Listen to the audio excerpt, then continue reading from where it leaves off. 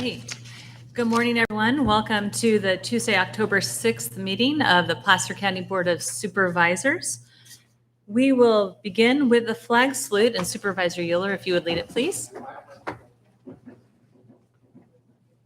Pledge allegiance to the flag of the United States of America and to the republic for which it stands, one nation under God, indivisible, with liberty and justice for all.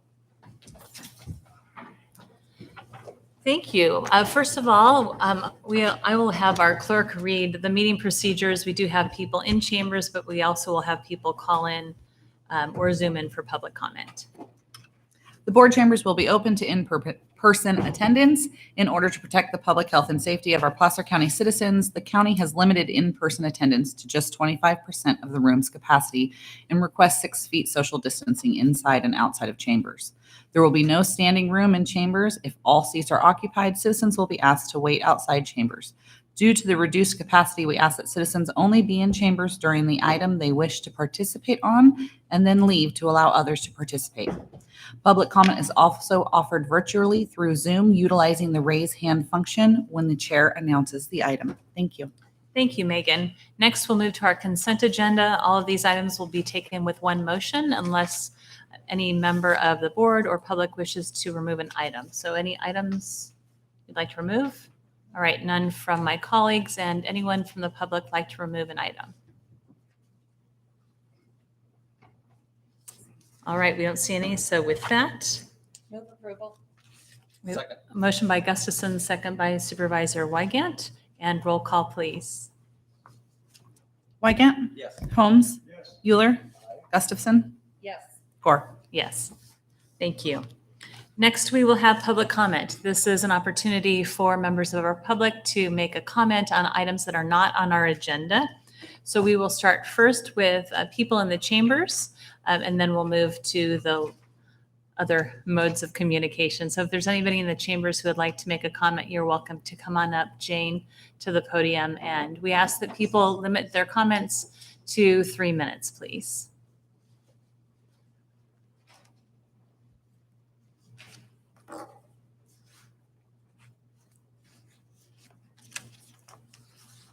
Good morning. My name is Jane Wurst, and I am part of Protect Rural Placer. A year ago, you might not have blinked at the cost of the Hidden Falls expansion project, but our county and state are now in a much different place economically due to the pandemic and the explosive cost of fighting our California wildfires. Economic hardships for families and businesses are also uppermost on everyone's mind. People look to me for information and have asked, how much will Hidden Falls cost? And so I need to ask all of you, do you, the supervisors, know what the annual line item costs are to staff, maintain, and run the current Hidden Falls? Do you know the projected line item costs for the proposed Hidden Falls expansion project? Do you know what the ongoing line item costs will be to staff, maintain, and run the proposed expanded Hidden Falls Park? I have compiled a list of line item costs straight from the SEIR. Yes, it's a very long list. I think it'll be a pretty expensive project. In 2019, county documents revealed that since the 2008 recession, there had been cutbacks and inadequate funding for fuel load reduction, hazardous and dead tree removal, and trail maintenance. What will happen to funding now? Is there guaranteed funding to staff and maintain the county parks and properties we have? Because as you know, the well at Hidden Falls has been dry since 2015. There are also 20 approved recreation and trail projects on the 5-year plan that need $40 million in funding for construction and then funding for staffing and maintenance. In our families and in our government, we can't always get our wants, especially when it is critical to prioritize and fund the essential services and necessities. We know that you take fiscal responsibility very seriously. And so we hope you believe, as we do, that it is critical to know the cost of Hidden Falls. Protect Rural Placer is asking that you request all the line item costs for Hidden Falls before you take a vote. And since it is a county project, we ask that you be transparent and that these costs are made public through county newsletters and the Gold Country media papers. I'd be happy to email you this list. It took quite a while to compile, and I'd like to make this part of the public record. Thank you, Jane. Appreciate it. Is there anybody else in the public who'd like to make a comment? Yes, ma'am.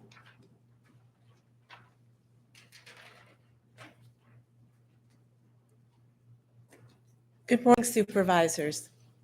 Where have all our Macs gone? Could you share your name, please? Oh, Judy Eisman, North Auburn. Thank you, Judy. In a world where the word transparency is tossed around like juggling pins, all show but no substance, I wonder why an initiative to increase a park by 2,700 acres is referred to as essential business during a pandemic, while our local municipal advisory council meetings have been canceled since we began sheltering in place. Municipal advisory councilors, or MACs, were established by the Board of Supervisors to advise them on matters of concern which relate to the areas served. It is a forum where information about land use, transportation, and general county information is shared, discussed, and where the MAC members may make recommendations on those topics and more. It is a great venue where residents can attend these meetings in their own community and talk about issues that are important to them. This statement was taken directly from our county's website.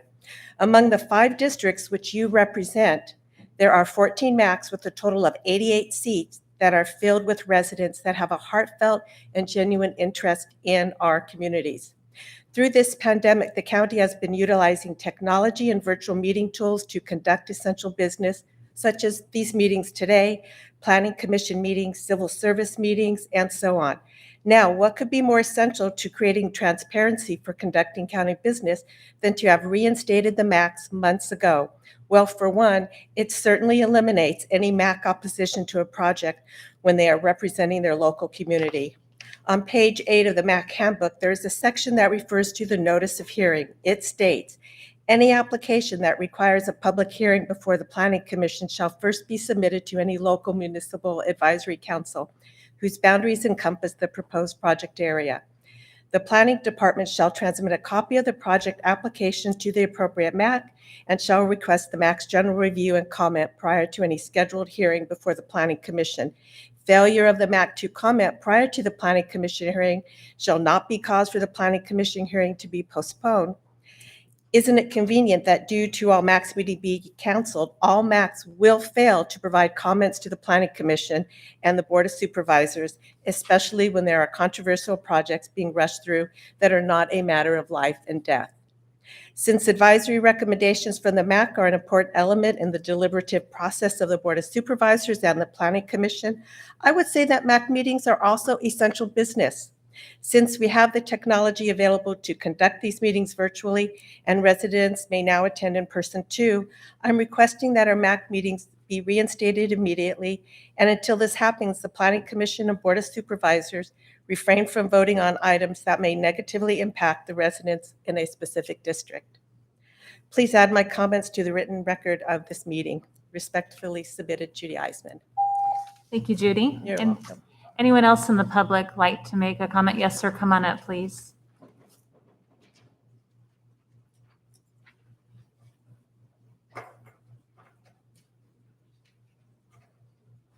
My name is Louis Fenn, and I live in North Auburn, and I'm here to address a couple of the issues regarding the Hidden Falls, more from a macro-logical perspective. And what we see here is Jane outlined significant expenditures for a project that's going before the Board of Supervisors. And she's alluded to that there's no financial statements done. It's hard to imagine that we're looking at spending money right now under the financial condition of the state of California without having seen one pro forma financial statement.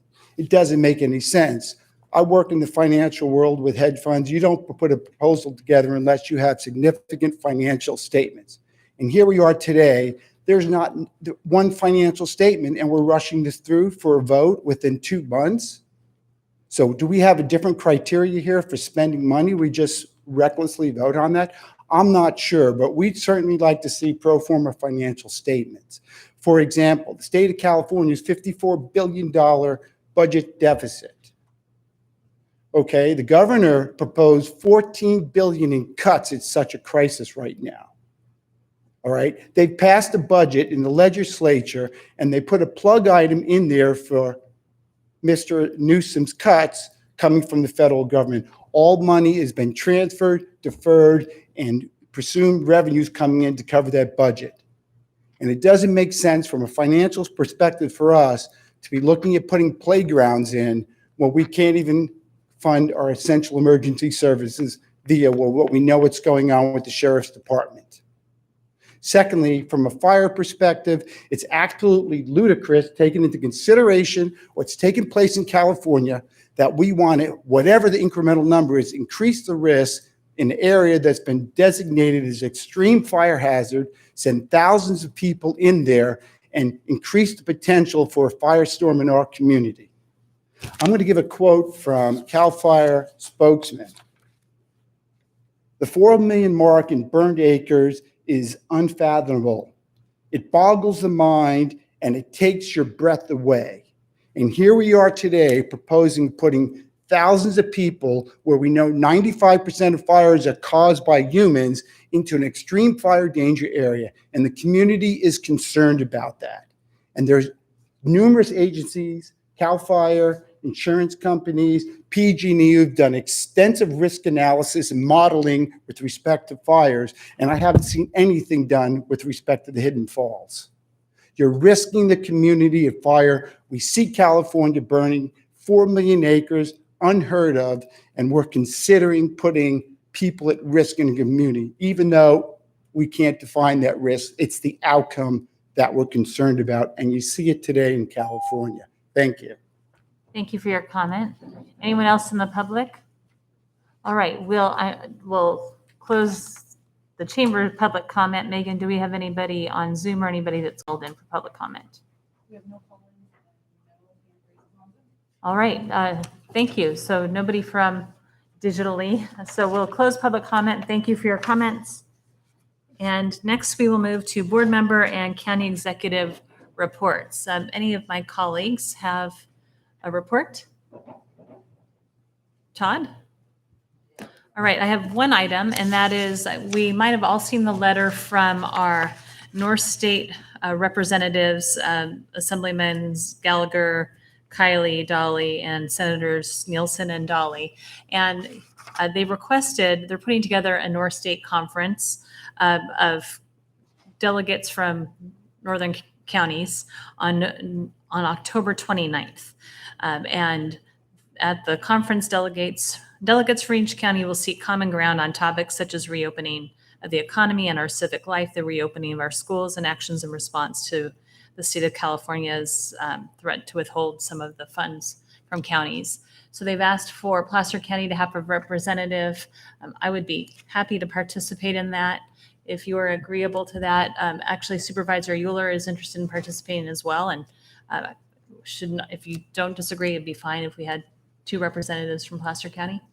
That work for you guys? Great, thank you. So we'll plan to do that. Appreciate that. All right, if there is nothing else, then we will move forward with our, look at that, 9-10 timed item. And it is a proclamation of Breast Cancer Awareness Month. Megan, do we actually have anybody on the line from Health and Human Services? Yes, I believe Rob's. Okay. Good morning, Dr. Oldham. So I'll let you present this item and then I will read the proclamation. Good morning. Good morning. Thank you, Chair Gore, members of the board. Rob Oldham with Health and Human Services. I'm here this morning asking for your approval of a proclamation declaring October 2020 as Breast Cancer Awareness Month in Placer County. The American Cancer Society estimates there will be over 270,000 new cases of breast cancer in the United States in 2020. These new cases will include approximately 12,000 women under the age of 40, more than 2,500 men, and an estimated 26,000 Californians. This year, approximately 40,000 Americans and 4,500 Californians will die from breast cancer. It's a serious illness, but there is hope. We probably all know a breast cancer survivor. I have two friends who were both diagnosed with breast cancer in their early 30s and are now healthy and cancer-free in their 40s. The 5-year survival rate approaches over 95% when breast cancer is diagnosed and treated early. The American Cancer Society recommends that women should have an opportunity to make an informed decision about whether to undergo a mammogram and additional testing for breast cancer based on their informed knowledge, personal values, and preferences. By raising awareness about breast cancer in Placer County, we hope to improve rates of breast cancer detection, particularly at earlier stages where there may be more treatment options. I ask you to approve this proclamation declaring October 2020 as Breast Cancer Awareness Month in Placer County. Thank you. Thank you, Dr. Oldham. Let's see. Need to open it up to the public for any comment. Any comments? I'm going to invite somebody up when we're finished. So we'll close public comment, and may I have a motion to second? All right, a motion by Supervisor Holmes and second by Supervisor Gustafson. All those in favor? Opposed? Motion carries. Thank you. And what I'd like to do right now is actually invite a member of our community, a breast cancer survivor herself. She is the former mayor of the city of Roseville and trustee of the Sierra College. Carol Garcia is the founder of the Placer County Breast Foundation, and she and her organization have worked for a number of years to promote awareness about breast cancer, raise funds for breast cancer research, and really they've done an amazing job of making this topic something that making sure our community is informed about this topic, which is really so very important. So I'm going to invite Carol Garcia up. We have given her the proclamation and taken a photo earlier, but Carol, I'd like to invite you to say a few words. Thank you. Thank you for inviting me today to speak on breast cancer awareness. And it's always good that the county is so supportive of the Placer Breast Cancer Foundation and recognizing October as Breast Cancer Awareness Month. I was diagnosed at the young age of 39 and been a survivor for over 20 years. So Dr. Oldham is right. Early detection is everything with breast cancer and to prevent death. Our Placer Breast Cancer Foundation, like many other nonprofits in the area, have experienced a downfall in our fundraising efforts, and we've had to cancel 3 events this year. It's unbelievable. But for the month of October, we have created a campaign called Paint Placer Pink, and in that effort, we've got a number of businesses who are going to be giving us proceeds from their sales during the month of October. Restaurants, businesses, salons, just all over the board in the county of Placer. We are just so excited about it. We've also been supported by the Placer County Sheriff's Department, as well as Roseville Police and Roseville Fire. And so we just want to thank you on behalf of the Placer Breast Cancer Foundation Board and our volunteers for recognizing October as Breast Cancer Awareness Month. Thank you so much. Thank you, Carol, for being here. And we are wearing our pink in solidarity with you today. We really appreciate your efforts. Thank you so much. Okay. And next, we will move on to item 2, which is a presentation from our Agriculture Marketing and Placer Grown Month. So good morning, Josh.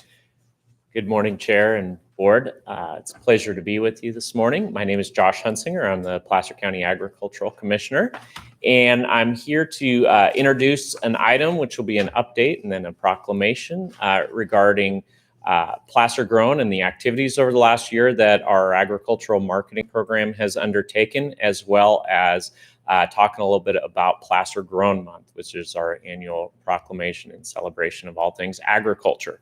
So with me today is Carol Arnold, okay, who is the Executive Director of Placer Grown and our marketing partner for agriculture. And so a little bit of what we'll talk about today is, and what Carol will highlight for you, is just obviously COVID has changed our agricultural marketing program, just like it's changed so many things over the last 9 months or however many now, so 6 months. And so we'll talk a little bit about that. One thing I wanted to personally highlight before Carol comes up is one of the requirements regarding smoke and protection of farm workers. That's been a really hot topic statewide. And as you may be aware, when the air quality index gets above, I think, 151, outdoor workers are required to be provided with N95 masks, which have been in really, really short supply, hard to get. So we, as ag commissioners, have actually worked with the state Food and Ag Department as well as OES to procure N95 masks. And then that's one of the partnerships and one of the kind of COVID-related kind of transition on the fly kind of things that Placer Grown has really partnered well with us in getting those masks out to farmers so that their farm workers are protected and then they continue to harvest their crops. So we've distributed several thousand masks with Placer Grown's help and gotten those out to the farmers who need them to protect their workers. So I'm really proud of that and pleased with that aspect of the partnership as well. So at this time, I want to invite Carol up to give you some highlights of the last year, as well as I believe we have a short video presentation to show you. Thank you.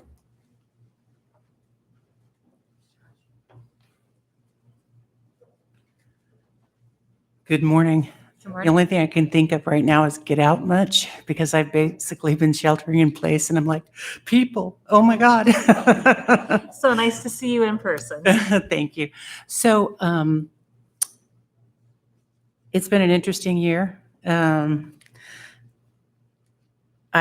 first thing I want to do is thank some people for their support. And I think this is important for you guys to hear.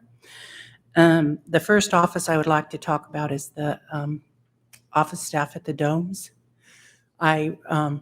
Before Placer County, I don't know what the document's called, but farmers markets were called out as essential. That first week in March or whenever that was, I had Jim Holmes call me from Southern California and tell me that the farmers markets were included because I believe that happened on a Thursday and we had a market on a Saturday.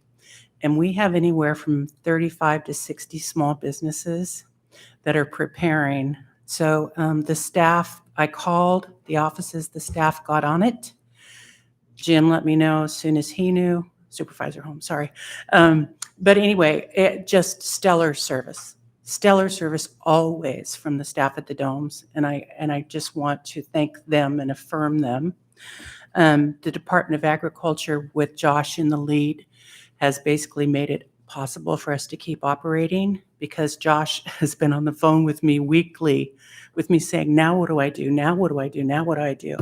And from everything from the CDFA regulatory side to we've got people standing in the middle of the market fighting. Now what do I do? You know, just everything. So Josh has just been a huge help and support.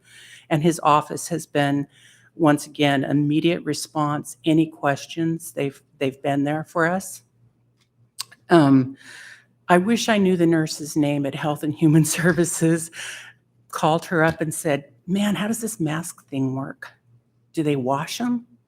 Do they wear them? And she was so great. She goes, oh, I can send you this sheet, this information sheet. It was like a key piece of information that I knew nothing about because we were at ground zero.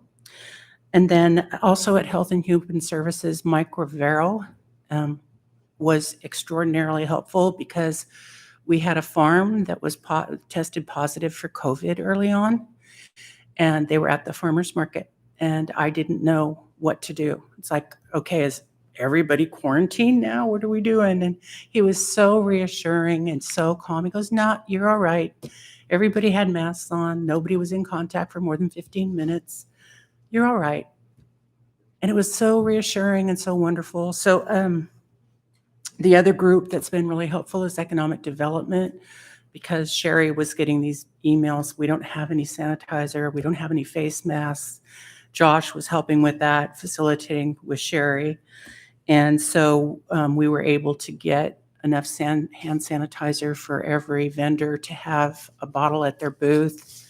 And that was key for safety. And we were also able to get face masks, which was also key and also for the public to feel safe, because no matter how you feel about all this, the majority of feedback I got that people took the time to write me an email was complaining about people not wearing masks at the market because it was sort of viewed as a safe alternative to shopping at the grocery store. So, we're apolitical. It doesn't, it's no skin off my back, but CDFA recommendation was people need to wear face masks, and we adopted it right away, and we'll continue to do so.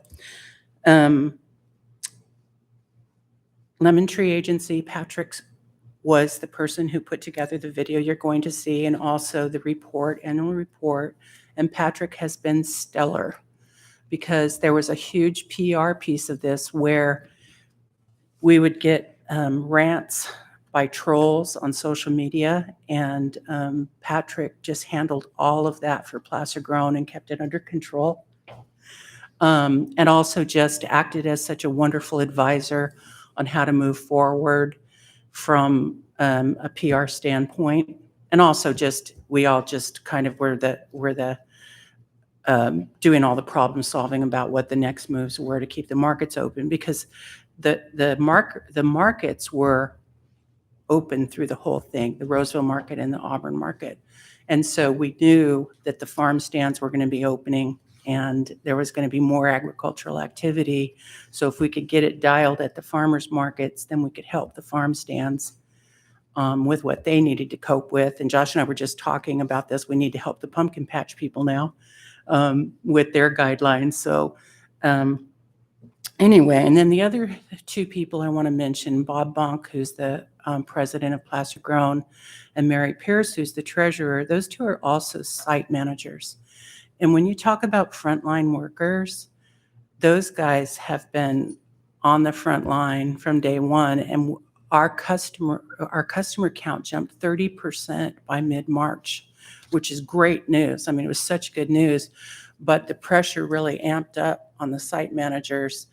There's bickering in the markets, and there was confusion, and the regulations changed every week for 6 weeks.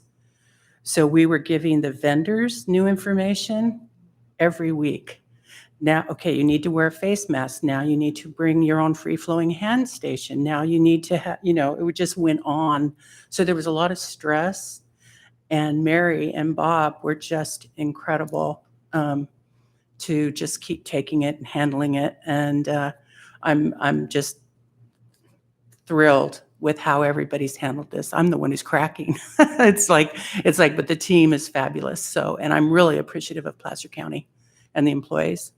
So that being said, the highlights of my report, the video says just about it all, but there's 3 key metrics or markers, I think, to pick up on that give an indication of where the brand is going. And one of those is that Lisa Thibodeau, a small flower grower from Loomis, Happy Road Farm, was chosen to do all the flowers for the bridge dinner down in Sacramento. Oh, wow. And that's a really big deal. That's a little farm on off of Horseshoe Bar, right? And out of everybody they could have chosen, they chose her. And that's an indicator that the brand is permeating, that people are hearing about Placer agriculture.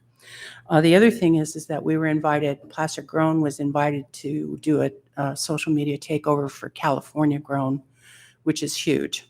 That's because of the amount of followers they have and how they're regarded, that they would invite us.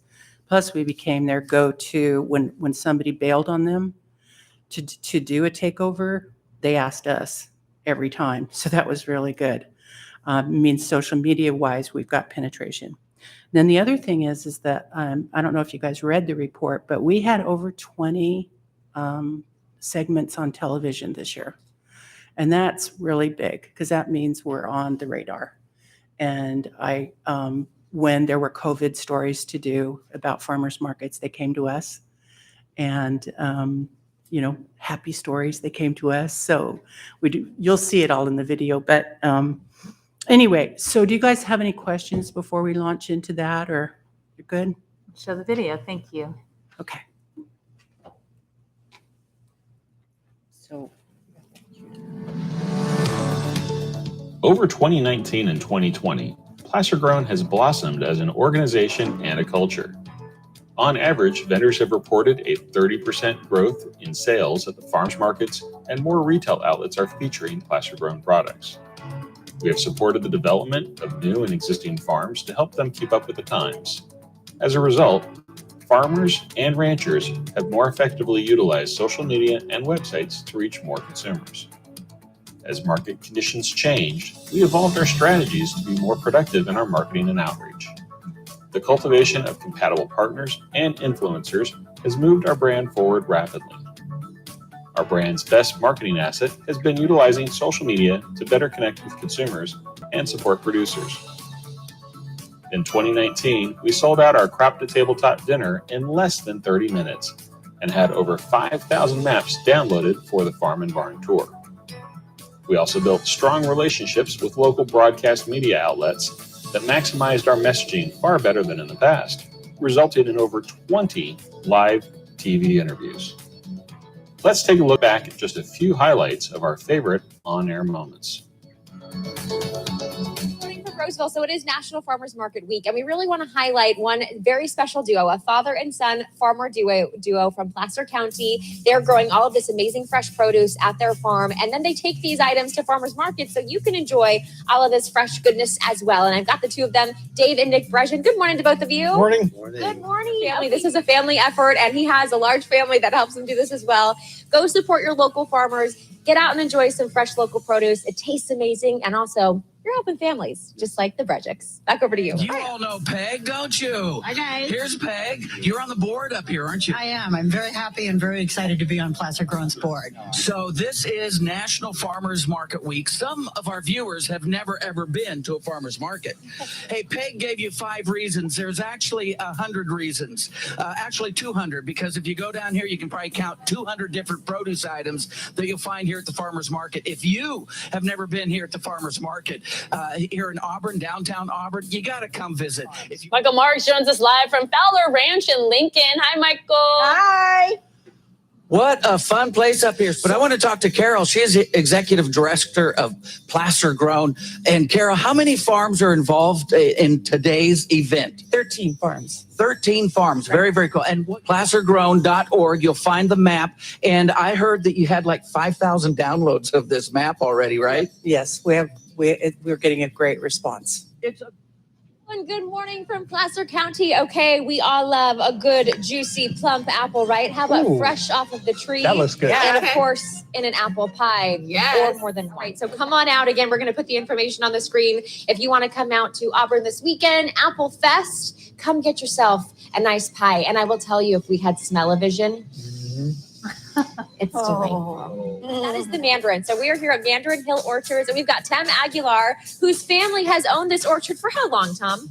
Since the mid-40s. Mid-40s. The Mandarin Festival is awesome. It's a cool festival. 80 different orchards, by the way, represented here in just Placer County alone. So I know it looks a little bit like Christmas behind me, but I think that Santa's favorite fruit just might have to be the mandarin, because that is what we're talking about here in Auburn. We're at the Gold Country Fairgrounds this morning. It's the 26th annual Mandarin Festival, and it kicks off today. That's for sure. Okay, yes, I'm at Mickey's here in Auburn, also participating in the Citrus Restaurant Week that we've been talking about today, starting at the bar this time. And don't worry, this is a mocktail.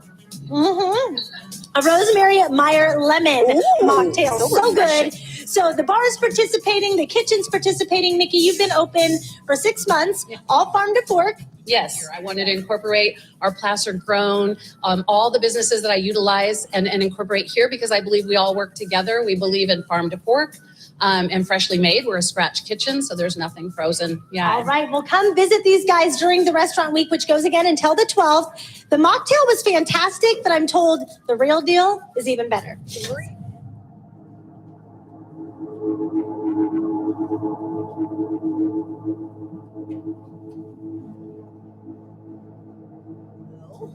Yes, good morning to all of you. So many people have been writing into us asking, if farmers markets are considered essential businesses, and they are by the state and per Governor Gavin Newsom, but they are certainly doing things to make sure that everyone is staying safe while they're out shopping for that very essential produce that you need. So we have Bob Bonk with us, who's the president of placergrown.org, also the owner of Snow Citrus, who is there at the fountains at Roseville. Your farmers market is actually happening right now, Bob. So how are you guys still practicing social distancing and keeping everyone safe right now? One thing that has remained open throughout the crisis is farmers markets. And while some may be concerned about these public gatherings, many have actually been thriving during the pandemic. KCRA 3's Brian Hickey's following this story for us. At the Placer Grown Market at the Fountains Mall in Roseville, managers have offered more space between vendors. They've mandated face coverings or masks for all vendors and are strongly encouraging their customers to do the same. Farmers markets have gotten overall kind of crazy. We've actually seen an uptick in business. We've seen a lot of people that we've never seen before who maybe haven't necessarily shopped with us, and that's a good thing. I'm right here in Old Town Auburn at the Auburn Farmers Market, Placer County. Now, one thing you might notice, you can't touch the produce. That's right. Oh. You cannot touch the produce. Here, the farmer actually picks out your produce. It's like having your produce man at every single vendor because they know what's good. They know what looks good. They know what's going to taste great. So Sweetness. What do you think? Oh, Connor gives it. All right, Josh. After that, I'm hungry. I want to eat mandarins, apple pie. I even want to eat zucchini. We're only weeks away from mandarins, so it's pretty exciting. So yeah, so thank you so much for all your support of our ag marketing program, and it's really an honor to be able to perform that. Thank you, Josh. We do have a proclamation here proclaiming that October 2020 is Celebrate Placer Grown Month. And so I will make sure I give this to you. Any other comments from our board members? Supervisor Holmes. Sure. Carol and Josh, I go to those farmers markets, and during these times, it's just so refreshing to go out and be among people, friendly people. You know, they're not arguing about whatever's going on. So it was really, really a good thing that we're able to do that, get those folks out so they can enjoy the bounty of Placer County. I also want to thank you for the junior livestock auction. That was a tremendous success, although a lot of it was virtual, but those young children and older children that raise those animals were just so pleased to be able to go through that process. That's a year-long process for them, and for them to come to have that realization that they were able to go through that meant the world to them. So I just want to thank you for that as well. Supervisor Wygant. Just want to verbally add my thanks and congratulations. Great story under the circumstances, particularly. Thanks. Yes. Supervisor Gustafson. Ditto all that. You just didn't have any footage of the most beautiful farmers market at Commons Beach in Tahoe City, which also operated and had just a stellar year, I think. So thank you. Yeah. We really do appreciate all of your very hard work in a challenging 6 months, but thank you very much. We need to open it up to the public for any public comment. All right, so we'll bring it back to our board to make a motion to approve the proclamation. Motion by Supervisor Holmes and second by Supervisor Wygant. All those in favor? Aye.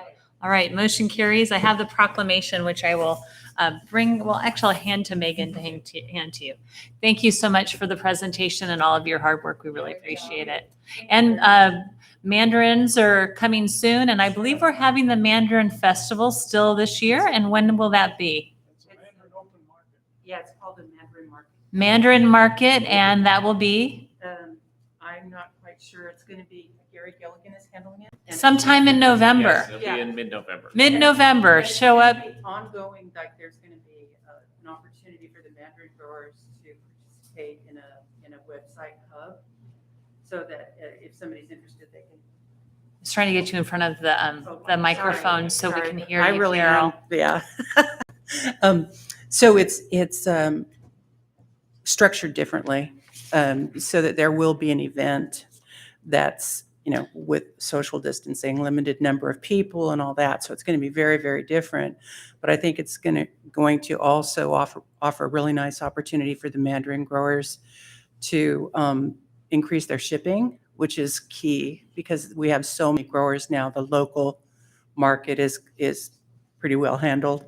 And so I think Gary's doing a really good job on the word of 2020 pivoting. Great, Right? thank you. Yeah. Thanks so much. Yeah. All right, we'll see you again soon. Thank you. It is now time to move to item 3, which is an urgency ordinance for a 1-year extension of interim ordinance 6020-B, reducing certain outdoor retail regulations and sign requirements. Good morning, Alex. Good morning, Chair and members of the board. My name is Alex Fish. I'm a supervising planner with the Planning Services Division. And as you said, the item before the board is a 1-year extension of urgency ordinance 6020B, which pertains to relaxation of certain zoning provisions pertaining to signage and outdoor retail regulations. By way of background, your board approved this ordinance initially for 45 days on May 26th and extended it on July 7th for an additional 90 days out to October 8th of this year. If this extension is approved, it would run until October 8th, 2021, unless rescinded. As I mentioned, the ordinance does provide beneficial zoning relief targeted to help out businesses during the ongoing COVID-19 pandemic. And it does so in 3 primary areas. The first is signage. And so there are provisions that we have in our code allowing temporary decorations and banners for up to a maximum of 45 days annually, typically to advertise special sales events, things like that. So that has been suspended during the term of this ordinance, or is proposed to be continued to be suspended. And then there are other provisions that relax standards pertaining to signs like sandwich boards that you might see out in front of a restaurant advertising daily specials. The second main provision is pertaining to retail businesses, where presently they're allowed to have up to 10% of their indoor floor area display outdoors. We are now allowing up to 100% of outdoor display area, and a portion of their parking may be utilized for that display area. And then I think the main focus of this ordinance is really pertaining to restaurants to provide ongoing beneficial relief since those folks are having significant restrictions on their indoor operations. And so the code similarly allows for establishment of outdoor dining areas with approval of an administrative review permit. That permit is reviewed free of charge and turned around very quickly by our staff.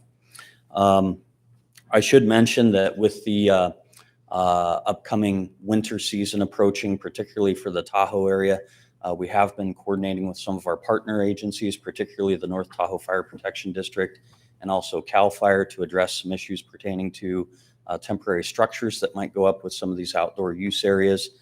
There are instances where if structures are over a certain size or have roll down sides, heaters inside of them, things like that, they may trigger a permit review from the serving fire agency. The North Tahoe Fire Protection District, their board has taken action to waive any fees associated with these permits.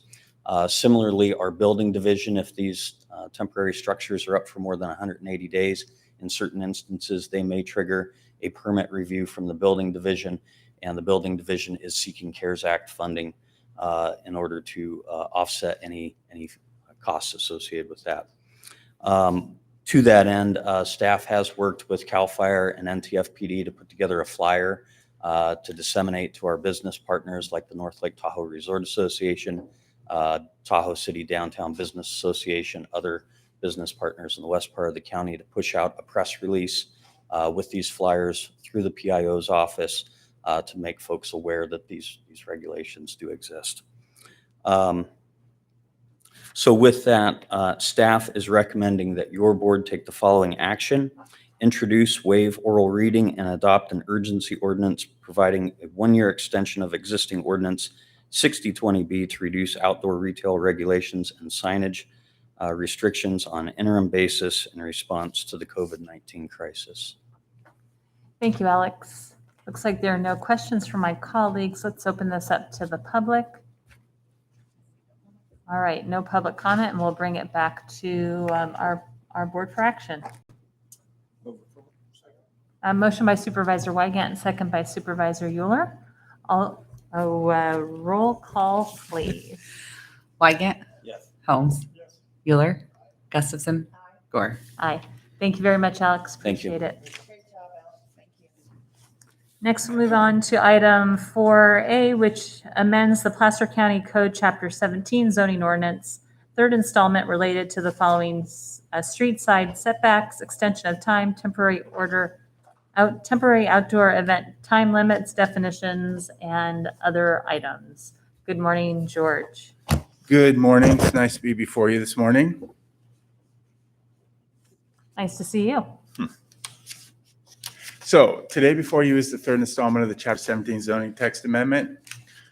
Timeline, we started in 2006, went into a slowdown, picked it back up in 2017. And now we're at the last section. It's already been to all the max. I think I probably went to the max, all 13 of them, at least 3 times. So 40 times, I guess. So there should be no secrets here.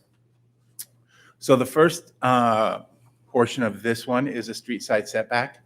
A street side setback would allow for a front, a street side, another side, and a rear. Right now, the way we assess frontages is if you abut an access easement, that's considered a frontage, so you get a front setback. Hence, if you have 2 or 3 roads running around your property, you get 2 or 3 fronts, it becomes problematic, it creates a lot of variances.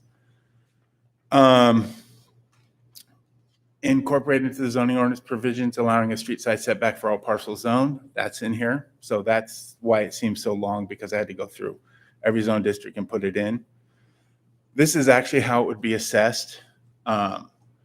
A diagram so you can see, like if you take on the cul-de-sac, the corner lot, you would have the purple would be a street side, the blue would be a front, and the red would be a side setback and a rear. Although it doesn't show a rear, there would definitely be a rear on that one.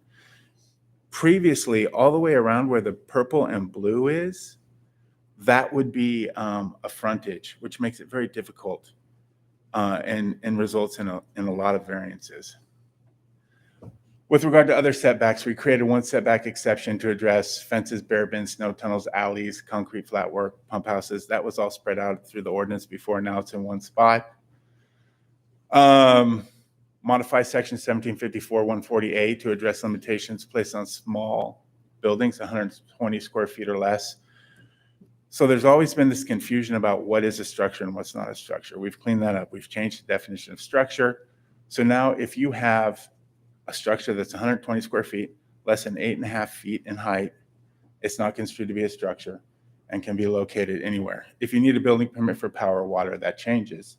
But just a straight garden shed, no building permit needed. It can encroach into setbacks. I did put one limitation that you could have 3 of these at this point in time, because I had visions of someone possibly buying 40 because they had a disagreement with their neighbor and stacking these 8.5-foot high sheds along, a 100-yard property line. So if we need to revisit the 3, we can the next time I come back with regard to some other accessory structures, ETAs I'm working on right now. Create a section to clarify requirements placed on structures that reduce setbacks. We've always done this. We just codified it. Change the interior setback definition to reference current Placer County building codes. This is something that we've always done. We're just moving it around in the ordinance so it makes more sense. It was in an odd place before. We already did this in the first ZTA, where we required administrative review permits for all towers, which requires noticing, all cellular towers. We inadvertently took away the ability for a cell tower company or a cell phone company to co-locate on existing towers antennas without going through the administrative review permit. So we're putting it back in so we can do co-locations through administrative review, which is a much quicker, much more streamlined process. So we're putting that back in. We're asking that extension of time section be changed to allow administrative review permits, minor use permits, conditional use permits, and variances, the possibility of 6 years worth of extensions. That would make them consistent with subdivision maps. Subdivision maps have 3 years upfront approval, and then the possibility of 6 years extension. we would like all of our entitlements to run concurrently. So we're asking that that happen. Additionally, this would also be a change to allow administrative review permits, minor use permits, conditional use permits to be extended by the zoning administrator, even though they may have originally been approved by the Planning Commission. So we're asking that that happen. From a practical standpoint, some of these things are very, very minor, and it doesn't rise to the level of the Planning Commission on the first go-round. We're asking that the temporary outdoor event section be changed to allow for 6 days of events instead of the current 2-3-day events. So you could use those 6 days in any way you would like. And we're recommending approval. I do have to put one other thing into the record. One section in 1754 140E is slated to be removed. And the section below, F, will be moved to E. And the reason for that is it deals with watercourse setbacks. And there was confusion with the brand new PCCP ZTA. They had covered that section, and I put that section in because I didn't think it was covered by the PCCP. So you have two sections saying the same thing. And since the PCCP ZTA has been adopted, we're going to take this out of this ZTA and let the PCCP ZTA address it. So if you choose to approve it, I would ask that you make a recommendation based on that change. And I believe that change, is that change? Yep. I believe that change, I made that change yesterday in the actual paperwork, so you guys have that. I don't have anything unless you have any questions. Thank you, George. Thank you. Looks like there are no questions from my colleagues. We will open this up to the public. See if there's any comments via Zoom or telephonic. All right, there are none. So we'll bring it back to, oh wait, yes, I would.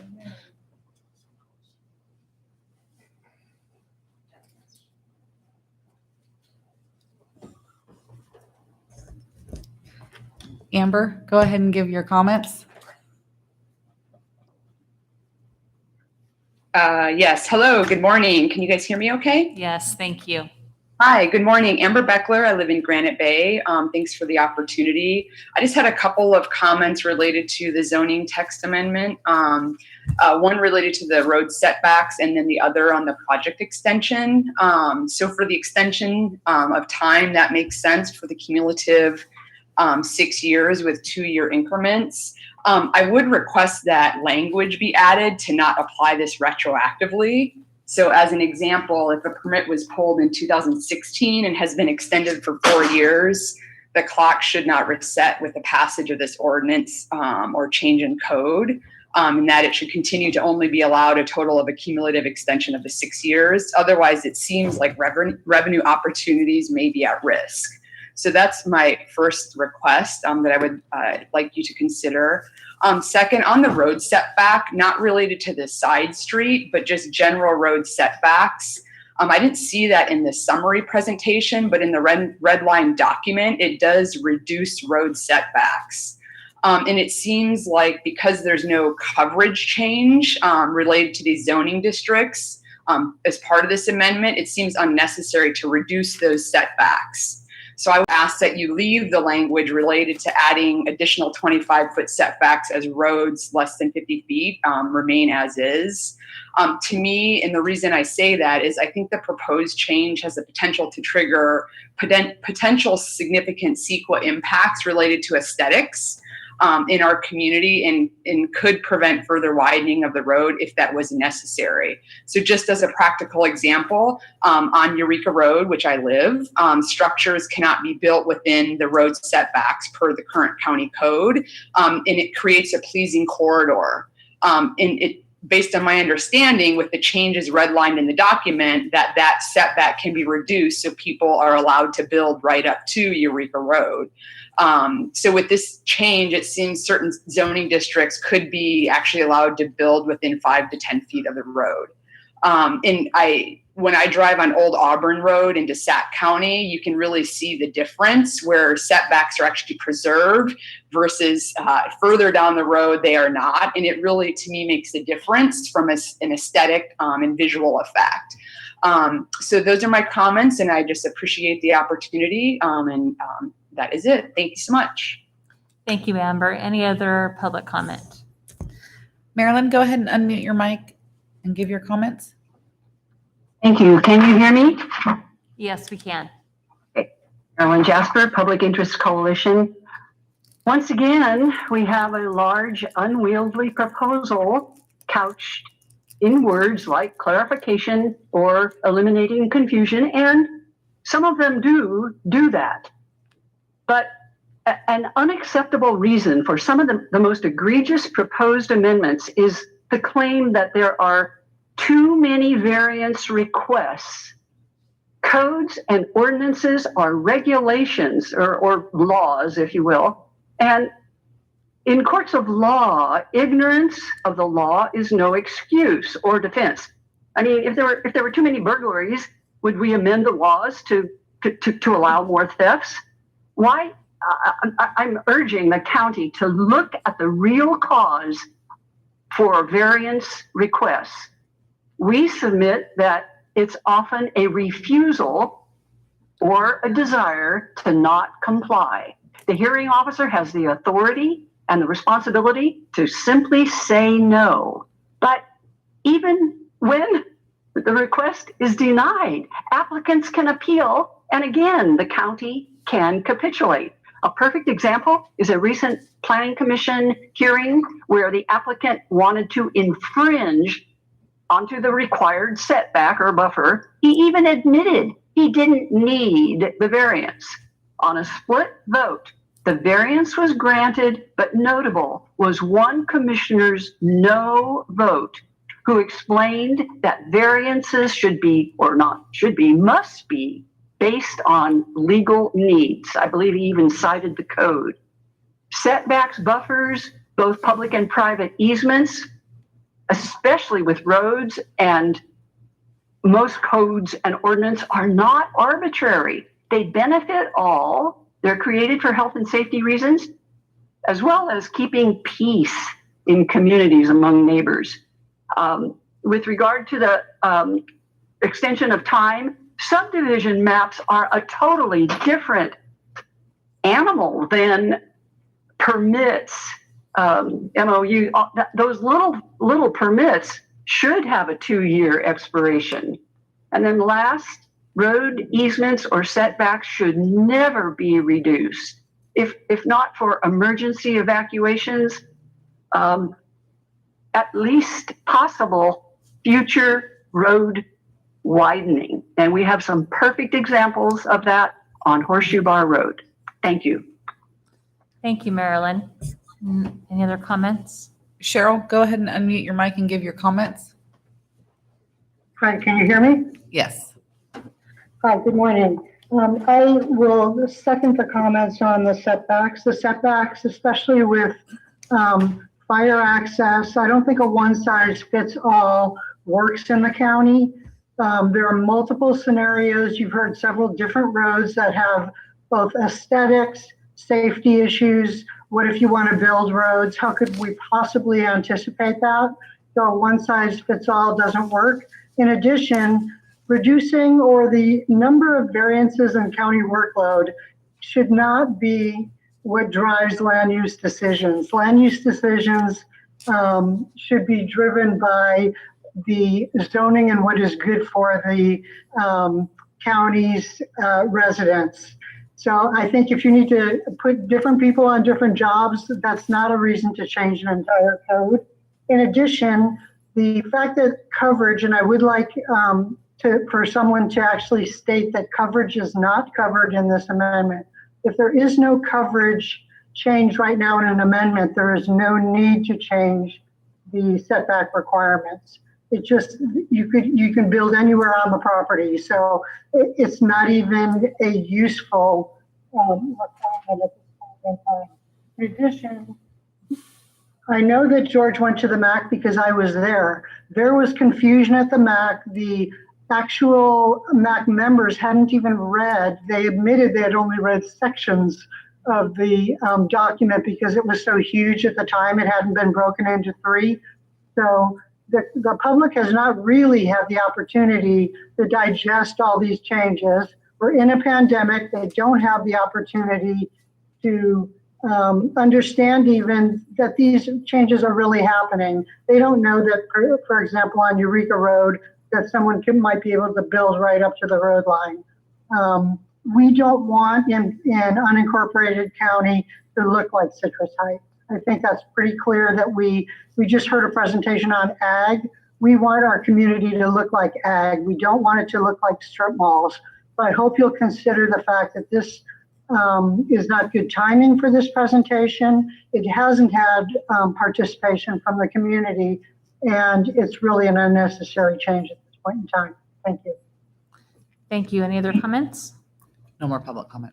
All right, we'll close public comment, bring it back. George, are there any questions that were raised that you would like to address that you can address, please? No, unless you'd like me to address them. I can address them all, but I mean, it's at your discretion. Would you like me to talk about those? I think it's appropriate. Yes, please. Okay, so here's the thing. You will not be able to build right up to a roadway. Even if you're on a roadway and you have a street side, you have to stay outside of the 12.5-foot public utility easement. And then let's say you're on a parcel that's an acre. Then you're back another 30 feet. So 42 feet would be where you might get to build next to a road, as opposed to instead of going to the center line and going 75 feet. There's a change, but it's not as big a change as is being represented. You're not going to be able to build right next to the pavement. More like 42 feet from the pavement, if at all, maybe even a little bit further. Secondly, we do a lot of variances with regard to multiple frontage on properties. Somewhere between 26 to 30% of the variances we do deal with this. We've even had planning commissioners say to us, planning commissioners who are, I won't name, but was a planner, if you're doing that many variances based on setbacks, you have a problem. Your setbacks are incorrect. I tend to agree. The setbacks that we're using today have been the setbacks that I've dealt with since I've been here 31 years. Those setbacks were put in place for a very different county, a very rural county. Very small percentage had higher density. So things need to change. I'll give you an example. Every jurisdiction around us has a street side setback.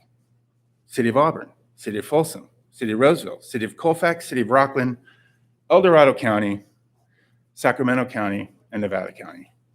Everyone has a street side setback. We don't. We're behind the times. Secondly, I would say that this has been well vetted. I went to the MACs for over a year. I went to the Granite Bay MAC at least 3 times to discuss this. There's no misunderstanding. There's only disagreement. I mean, it is well understood exactly what's happening here. Is there anything else I need to address? There was one question about not making something retroactive. Oh, I think what her concern is if you were approved for 2 and 3 years, let's say on a use permit, she's concerned that you would be able to get an additional 6 years, which would maybe make you have extensions of 9 years. That's simply not how this works. If you're approved at 2 and 3 years, what this change in the ordinance would allow you to do is to try to get a total of 6, 3 of which you have already used. Okay, so there's no retroactive of getting 6 on top of 3. That's how this would work. The concern is when the state gives extensions because of economic slowdown, COVID-19, they stack them right on top of what we've already given. So sometimes in the past, maps were good for 3 and 3 years, and with state extensions, they'd go to all the way to 10. So that won't happen with this. So that's not really a concern. All right, let's see. Supervisor Wygant, questions, No, just comments? great answers, George. Appreciate it. Yeah. And one comment I do want to make is I appreciate the catch by staff as it relates to the PCCP component. Oh, yeah. PCCP offers up the hope for significant deregulation, but also better planning. Right. But it's a new component to the county because of decentralization to the county from the state and federal government. So trying to find these places where we can even make it more simple is going to help us a lot in the long run as we go through implementation. So thanks on that also. Yep. Supervisor Euler. Yeah, George, thanks for coming to the Granite Bay MAC as many times as you did. I know that was one of the areas where there were a lot of comments from folks who were worried about this. And just an observation from my colleagues, the folks who spoke against these are the people who are concerned that this is nothing other than making it easier on an applicant to process something. Right. It has nothing to do with quality of life. In fact, I'll never forget one of the comments from one of the people from whom we just heard this morning when Mr. McKenzie made his last trip to the Granite Bay MAC to talk about the PCCP before our board took action on it. And he indicated that part of the goal of the PCCP was to make the development process more manageable and easier and less expensive, to which that individual from whom we just heard replied, well, that's not what we want. So really that's, it's fairly obvious what the agenda is that's at play by some of the commenters. And clearly, if we are hearing from the average mom and pop folks who are trying to get things done on parcels that are already mapped, that they are continuously having to go through a variance process, maybe we need to look at what that impediment is in the first place. And I believe that you have done that well over this rather lengthy process in which you've been engaged over the past 13, 14 years. So I just want to thank you for your stick-to-itiveness in addressing these issues. Yeah, I would add one more thing about the setback issue, just briefly. There were some MACs that voiced concern that maybe in rural areas that this wasn't appropriate. And we took a step back and said, okay, yeah. So what we did is the street side setback will apply to parcels on 2.3 acres or smaller. And then larger pieces, which are usually in farm zones and res ag zones, which are 4.6, 5, 10, 20, will assess setbacks the same way we do now. Don't see very many variances in that area with regard to side setbacks and streets and that sort of thing. It's mostly 2.3 and less. So that's where we're going to apply that. Well, and George, with the increased development, especially in West Placer, right, this makes sense because you've got residential neighborhoods and expensive land that you're building on. And so when you're having large setbacks on corner lots, it makes it it's expensive. It makes it even more expensive to build. So this is just really bringing those setbacks in line with the city of Roseville and other local cities to have some consistency and make it a little bit easier to build those developments. Yeah, on a small corner lot, you can push it down to a very small building envelope, like sometimes between 30 and 35, 40 feet wide. I don't know about you, but it's been a long time, other than mobile homes, that I've seen anything that fits in a 35-foot wide building site. People just simply don't build houses like that anymore, at least not here. Right. Thank you. All right, so if there is no further discussion. Yes, Karen. I just want to make sure it's clear for the record, for the public listening, that the change that George is referencing is on page 63 of the board packet. It's page 41 of the ordinance. This is the subsection E that is being deleted. The board has a revised ordinance at the dais, which is the one that is proposed to be adopted, where you can find the change, basically the deletion of the old E on page 42 of that ordinance. Your motion should include adoption of an ordinance as amended. Thank you. All right, thank you, Karen. Move approval of the ordinance as amended. Second. All right, we have a motion by Supervisor Euler, second by Supervisor Gustafson, and Wygant. Holmes? Euler? Hi. Gustafson? Gore? Yes, thank you. Motion carries. Thank you, George. Oh, yeah, thank you. Oh, microphone. One of the comments I should have made earlier is thank you for your thoughtfulness about what kind of workload you're under and so many of the issues that I hear from constituents about how long it's taking. Well, if we can, really streamline these processes and really focus on the key issues to some of the points that were being made earlier by the public, that's critical too. So thank you Right. for your efforts. Absolutely. It's an ongoing revision. So I'll be back. Thank you, George. Thank you. Famous last words. Yeah, All I'll right. be back. Look at that. It is 10:10 and we have a 10:10 timed item, which is our tobacco securitization refunding. And we are going to hear from our treasurer tax collector, Janine Windenhausen. It's very nice to see you, Janine. Good morning. Good to see you too, especially in person these days. Yes. So thank you. Good morning to all of you. So you have a number of actions before you, and trying to put them up. There we go. First of all, as an update about tobacco securitization, the county has done this twice before. And then to get approval to move forward with a proposed tobacco securitization 2020, and to use the proceeds, which we're estimating currently to be between $3.5 and $5 million, on infrastructure improvements out at DeWitt, the HHS building, and other projects approved by the board. So probably, depending upon the amount of proceeds, we could accomplish getting a large contribution for the DeWitt infrastructure improvements, but we like to make the list long because we don't want to run out of things, or if plans change, we don't want to have to put it in the bond redemption fund and give it back to bondholders. So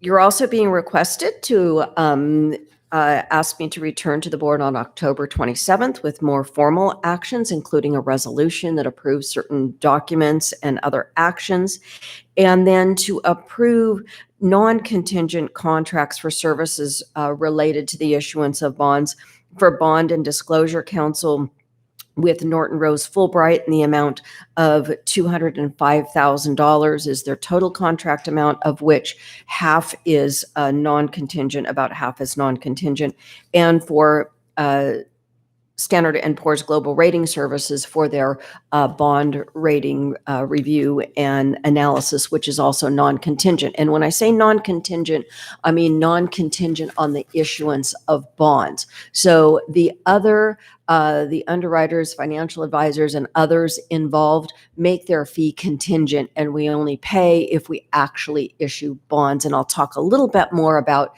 at what point we fish or cut bait on the issuance of bonds.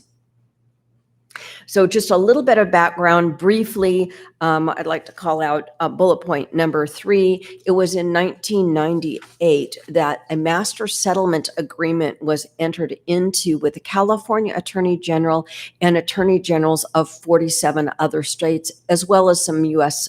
territories and other agencies. And the settlement had to do with recovering costs associated with health care from tobacco-caused, cigarette smoking specifically, caused illnesses, and to recover public health costs that had been spent over the years related to that. The settlement called for the tobacco companies to do a number of things, for example, not advertise in a way that targets youth, things like that. But as far as we're concerned today, the portion of the MSA that we're dealing with is that they were required to make payments into perpetuity to the settling states. And because California counties provide health services, as well as a number of cities in California, the state attorney general's share of the settlement then is distributed to all 58 counties and 4 cities in the state of California. So Placer County gets a share and has been getting a share since the settlement. Since 2002, we have been notifying the Attorney General to not send the payments to the county, but to send them to the bond trustee for payment on debt service on our tobacco securitization. So what is tobacco securitization? It is the sale of a future stream of revenues in exchange for a lump sum. Think about that lottery winner that realizes they just won $10 million, and then the lottery says, oh, but we're not giving you $10 million. We're giving you a series of payments over an extended period of time, and they want a lump sum. So they sell that stream of payments, and in exchange, the buyer of that stream of payments gives them a lump sum that is typically discounted. So there's a number of factors that go into a tobacco securitization. The first of all, according to the settlement agreement, the amount of the payment is dependent on a percentage share of revenues from the sale of cigarettes. It's not all types of tobacco products, it's specifically cigarettes. So over the years, cigarette consumption has declined. There's also other offsetting adjustments, for example, for inflation. All those factors get put into determining forecasts for what Placer's long-term annual revenues are in order to come up with a discounted amount in exchange for a lump sum. Interest rates also come into play. And so in order to, when we do a tobacco securitization, if that isn't simple enough, how we do the securitization calculations, we layer in there how we structure the deal to make sure that elements of the master settlement agreement are adhered to, and also that federal tax law is adhered to. So as a result, as I've pointed out here, we have to utilize three different entities. One is the county itself as part of the issuing group. Another is the California Tobacco Securitization Agency, which is a statewide agency for the single purpose of working with counties to do tobacco securitizations. There are 9 member counties. And then here in Placer County, we have the Gold Country Settlement Funding Corporation, which is a county-formed single-purpose nonprofit entity. And so I have a flow chart on how all of these entities are connected and the agreements that connect them, that if your board, subject to your board's approval today, I will provide at the next meeting to go into a little further detail. So as I mentioned before, the county has been deferring these revenues for debt service payments since 2002. So there is not a further general fund contribution towards debt service that needs to be paid. In 2002, the county received $41.5 million in proceeds and used it to help pay for the construction of the Community Development and Resource Agency building.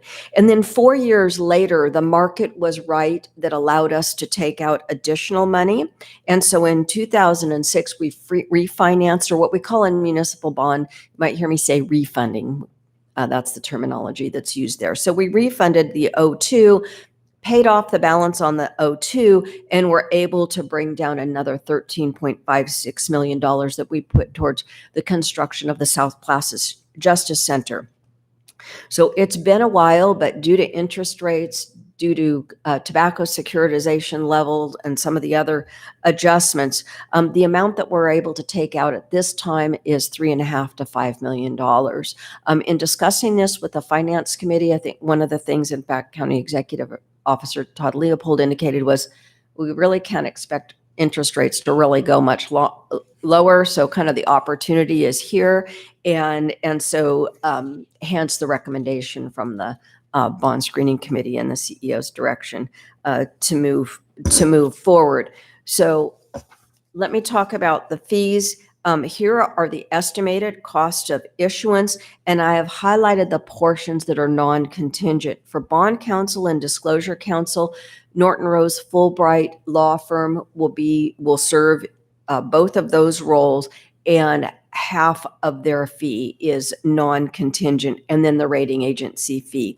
All other fees are contingent upon the sale of the bonds. So we will move through this. We're working on the legal documents for the structuring. We're working on the financial analytics to determine the sizing. And at any point up until the time that we ask prospective bond buyers to bid on pricing the bonds, we can stop. If suddenly the proceeds went to a level that just did not make sense. And let me call out that the 3.5 to 5 million in proceeds are net of these costs. And so if we ask the prospective bond buyers for pricing and the pricing just means that we're going to have really diminished proceeds, we can decide not to award bids. However, once we award bids during that process, we're bound to consummate the issuance and close the sale of the bonds. So in terms of next steps, particular to the board, if your board approves the actions in front of you today, then I will return to the board with a resolution approving documents and other actions, a little more in-depth discussion about the mechanics of the transaction. And then if your board approves the resolution on the 27th, then in mid-November, we'll be looking at bond pricing. We know that historically 1 week after an election, the markets can be disruptive. So that date we'll just watch what happens, and if we have to move it out a little bit, we do. But typically the market settles down within about a week, and then we would close the deal in early December. So with that, I'm prepared to answer any questions that you may have. Thank you very much, Janine. Supervisor Euler. Janine, just it's largely semantics. So a lot of bonds are debt instruments. This is actually a revenue bond, correct? When it's offset against even though we don't actually have that as a lockdown revenue stream, when you're offset against something like tobacco funds, future tobacco funds, is it considered a revenue bond? Yeah, technically it's considered, if you want to categorize it, as a securitization. Right. Stream of payments, but it is based on a specific source of revenues. Right. And to your point, bondholders don't have rights beyond those revenues. Right. And that's part of what plays into the structure, is we don't know exactly what those future revenues are. So we determine a debt service amount and a bond sizing that have a high degree of certainty we'll have the revenue to make those payments. Right. And then if it comes in higher, because finance is not really very sexy, we try to find sexy terms. So we put it in what's called a turbo redemption, which means that we can call bonds if we have additional revenues to do that. I guess the reason I'm asking the question is very often when we look at our ballot or all the rest, we see bonds, and they're creating future debt obligations. They're hanging debt on, whether we see it in finance for subdivision development, what have you. They're hanging debt on future residents or what have you, as opposed to something like this, where we're simply saying we acknowledge that over time we would otherwise be receiving these future revenues. We are willing to discount the receipt of those future revenues from the money up front and move forward with certain infrastructure improvements or whatever we want to do with it at this point. So that's really the distinction I'm trying to make, is we're not creating debt in the sense that bond is typically issued or looked at as debt. Yes, the debt is based on a specific dedicated source of revenues. Right. Can't go beyond that. Right. And you really raise another point, and that is that we get a lump sum that we can do something with. Otherwise, we have to accumulate it over time. And actually, according to federal tax regulations, if we didn't have capital projects ready to do, we would actually have to take the proceeds and put them in an endowment, and we could only take out a little bit every year. So this allows us to really do something, particularly in the way of capital projects, or if you wanted to spend it just as general fund revenue, again, you would be limited on what you could take out in order to comply with federal tax laws. The other thing is, when we first issued the bonds, they were downgraded quite a number of times. And the reason that they were downgraded, I think 4 times. The reason they were downgraded is the projections for tobacco consumption went down, which really meant that our bonds were priced and we received greater proceeds on an expectation of larger revenues. So there's a little bit of risk shifting here from the county on that future revenue stream to bondholders. And part of the expense in doing a tobacco securitization is a study that we will pay for. I think the price tag on that, I think, is $125,000 on tobacco consumption that will drill down specific to Placer County and what we think our share will be. Okay. So- And thank you for delving in deeper, because that was actually where I was going with the reason that I asked the question on the revenue instrument as opposed to a debt instrument. And it's only because this board and our staff have done the work that we've done at the DeWitt Center over years and years to understand what is our future need, what is the for us as a government entity, what's our future footprint, as opposed to what is the economic development opportunity associated with the land that we hold out at DeWitt. And now we are capturing these revenues up front in order to help expand that economic development opportunity that this board has previously identified.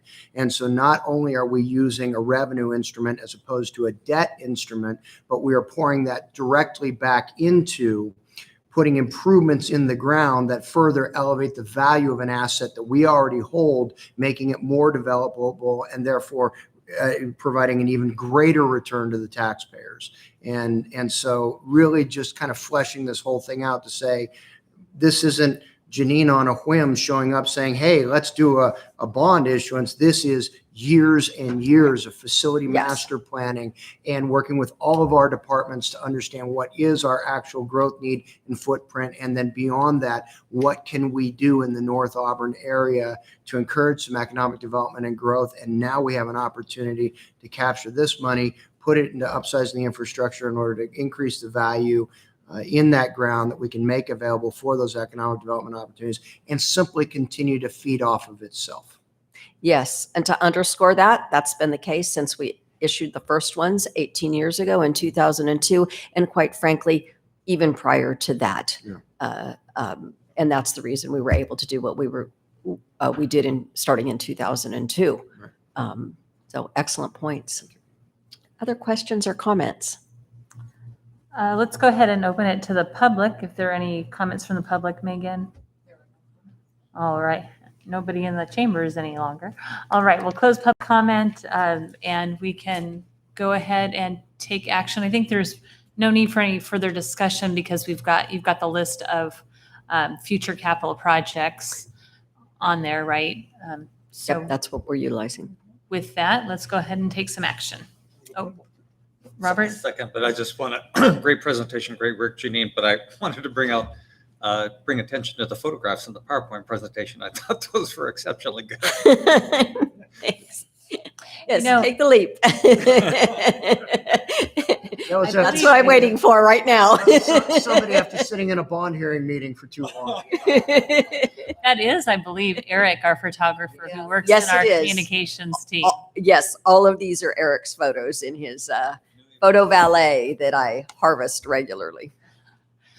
Okay, so who made the motion? Jim. Supervisor Holmes and second by Supervisor Wygant. All right, all those in favor? Aye. Opposed, motion carries. Thank you, Janine, for Thank you, and have a making good your way day. over here. Appreciate it. All right, it is 10:30, so we have 5 more minutes before our next time item. So we are going to take our department items, item 13A, if we've got our facilities team on here. That's Bill Lardner. And this is the proposed tenant improvement at Atherton Road consultant services agreement. Let's see if we can get him on Zoom. Scrambling, trying to get on because we aren't usually ahead of schedule. Here he comes. Good morning, Bill. Good morning, Chair and members of the board. I am Bill Lardner. I'm an architect with County Facilities Management. And hopefully you can see me and hear me. Yes, we can. Thank you. Great.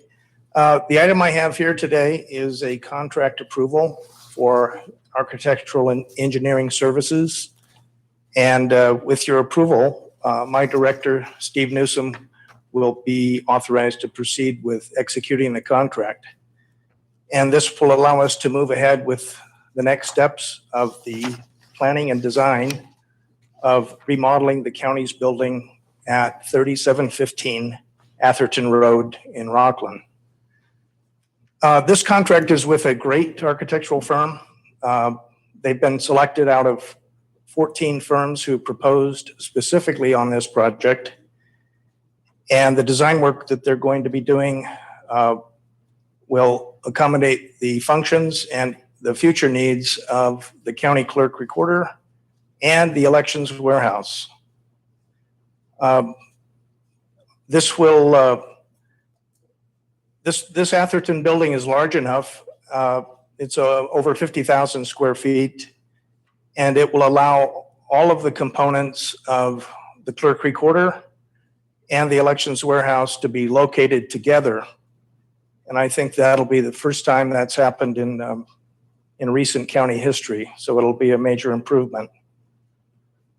Also, as we know from earlier this year in March, Atherton facility has already provided a functional elections warehouse. And our design work is going to be improving on that. And when it's finished, it will also provide a large meeting space, which initially is going to serve as training during the election season for all of the election workers and volunteers.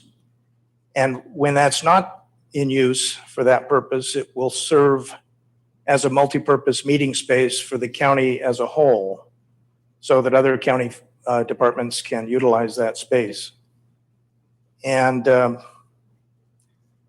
schedule is that in approximately 6 months, I'll be returning to the board to request approval of plans and specs and to go out to bid with this project. And once we obtain a bid and have a contractor signed, I estimate the construction of the project will take it 9 to 12 months. So by the midpoint of 2022, that is the summer of 22, I should be returning again with a notice of completion. So with that, if there are any questions from the board, I'd be happy to answer them. Thank you very much, Bill. It looks like there are no questions from my colleagues. We will move to the public and see if we have any public comments. All right, no public comments. All right, then we can bring this back to our board for action. All right, we have a motion by Supervisor Holmes and second by Supervisor Wygant. All those in favor? Aye. Opposed? Motion carries. Thank you very much, Bill. Appreciate it. Look forward to seeing those specs. All right. And we have a 10:35 timed item, but by the time we get the sheriff's office on Zoom, it'll be 10:35, and we'll be able to take that item, which is the amendment to the sheriff's office booking fee, jail access fee, criminal justice administration fee, and the incarceration fees. See, it almost took me a minute to read those. And I believe we've got a Katie Orsino on the line. And yes, good morning. Can you hear me? Yes, and it is 10:35. So go ahead Wonderful. And take it away, Katie. Thank you. Thank you. Good morning, Madam Chair, members of the board. My name is Katie Orsino. I'm Administrative and Fiscal Officer with the Placer County Sheriff's Office. I'm here before you this morning to request your board conduct a public hearing to introduce and adopt an ordinance amending Chapter 2, Articles 2.116 and 2.124 of the Placer County Code, adjusting the Sheriff's Office booking fee, jail access fee, criminal justice administration fee, and the incarceration fees. Annually, the Sheriff's Office contracts with the firm MGT of America to conduct an annual study of these fees. The calculation utilizes Sheriff's Office financial data from the most recently closed fiscal year. At the time the study commenced, that was fiscal year 18-19. The first fee we're going to discuss is the booking fee. A little background on this fee. In 1990, the California legislature granted counties the authority to charge cities and other districts a fee to recover costs related to booking into county jails. In statute, this is referred to as a booking fee. In 2007, the state committed to appropriating $35 million directly to counties for booking and determined that counties may no longer charge cities directly for booking when the full $35 million in funding is in place. However, the California Government Code also states that counties must continue to calculate the booking fee each year in case the state reduces or eliminates that $35 million funding.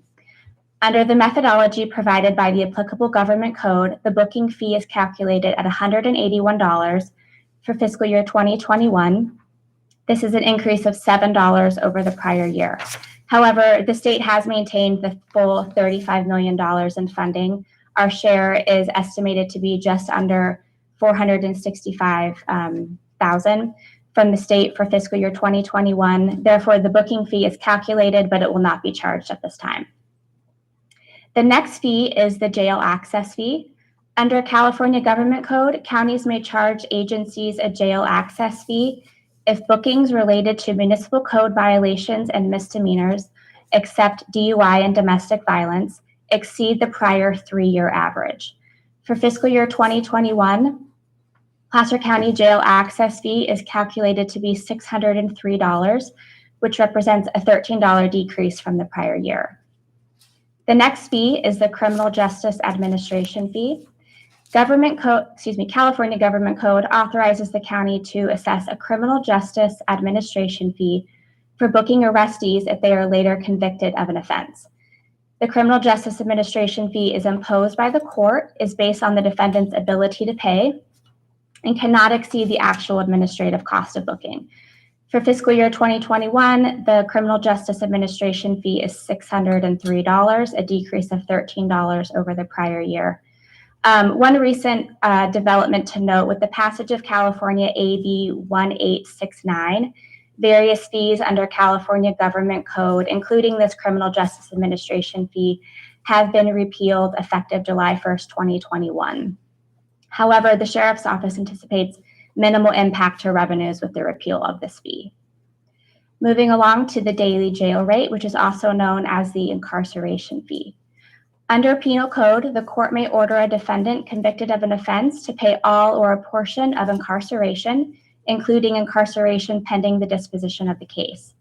The fee cannot exceed the actual average per day basis cost, is imposed by the court, and is based on the defendant's ability to pay. For fiscal year 2021, the maximum medium security incarceration fee is $250, which is an increase of $25 over the prior year. For minimum security, the new rate is $98, an increase of $1 from the prior year. Subject to review and comments, and based on the findings of the study, we request your board approve the fee adjustments as submitted. Thank you. Thank you very much, Katie. Appreciate that report. And it looks like I have no questions from my colleagues. We will open this up to the public for any comments from the public. All right, so we'll bring it back to the board to take action. Second. A motion by Supervisor Gustafson, second by Supervisor Wygant, and roll call, please. Wygant? Yes. Holmes? Yes. Euler? Gustafson? Aye. Gore? Aye. And I didn't actually, I don't know if we opened the public hearing, but in case I didn't, I'm opening public hearing. Nobody from the public spoke. I'm closing public hearing, and now we took action. There you go. I covered my bases in retroactive. And we have a 1045 item, but we're not at 1045, so we'll move to our next department item, which I believe is item, it's either 13 or 14, 13B, which is the HVAC system maintenance and repair services, ACCO Engineered Systems of Sacramento. And Dennis Hughes, I believe, is on the line. Good morning, Dennis. Good morning. Good morning, Chairman Gore and both supervisors. Dennis Hughes, Building Maintenance Superintendent with Facilities Management. Thank you for allowing me to come before you today to request the following actions.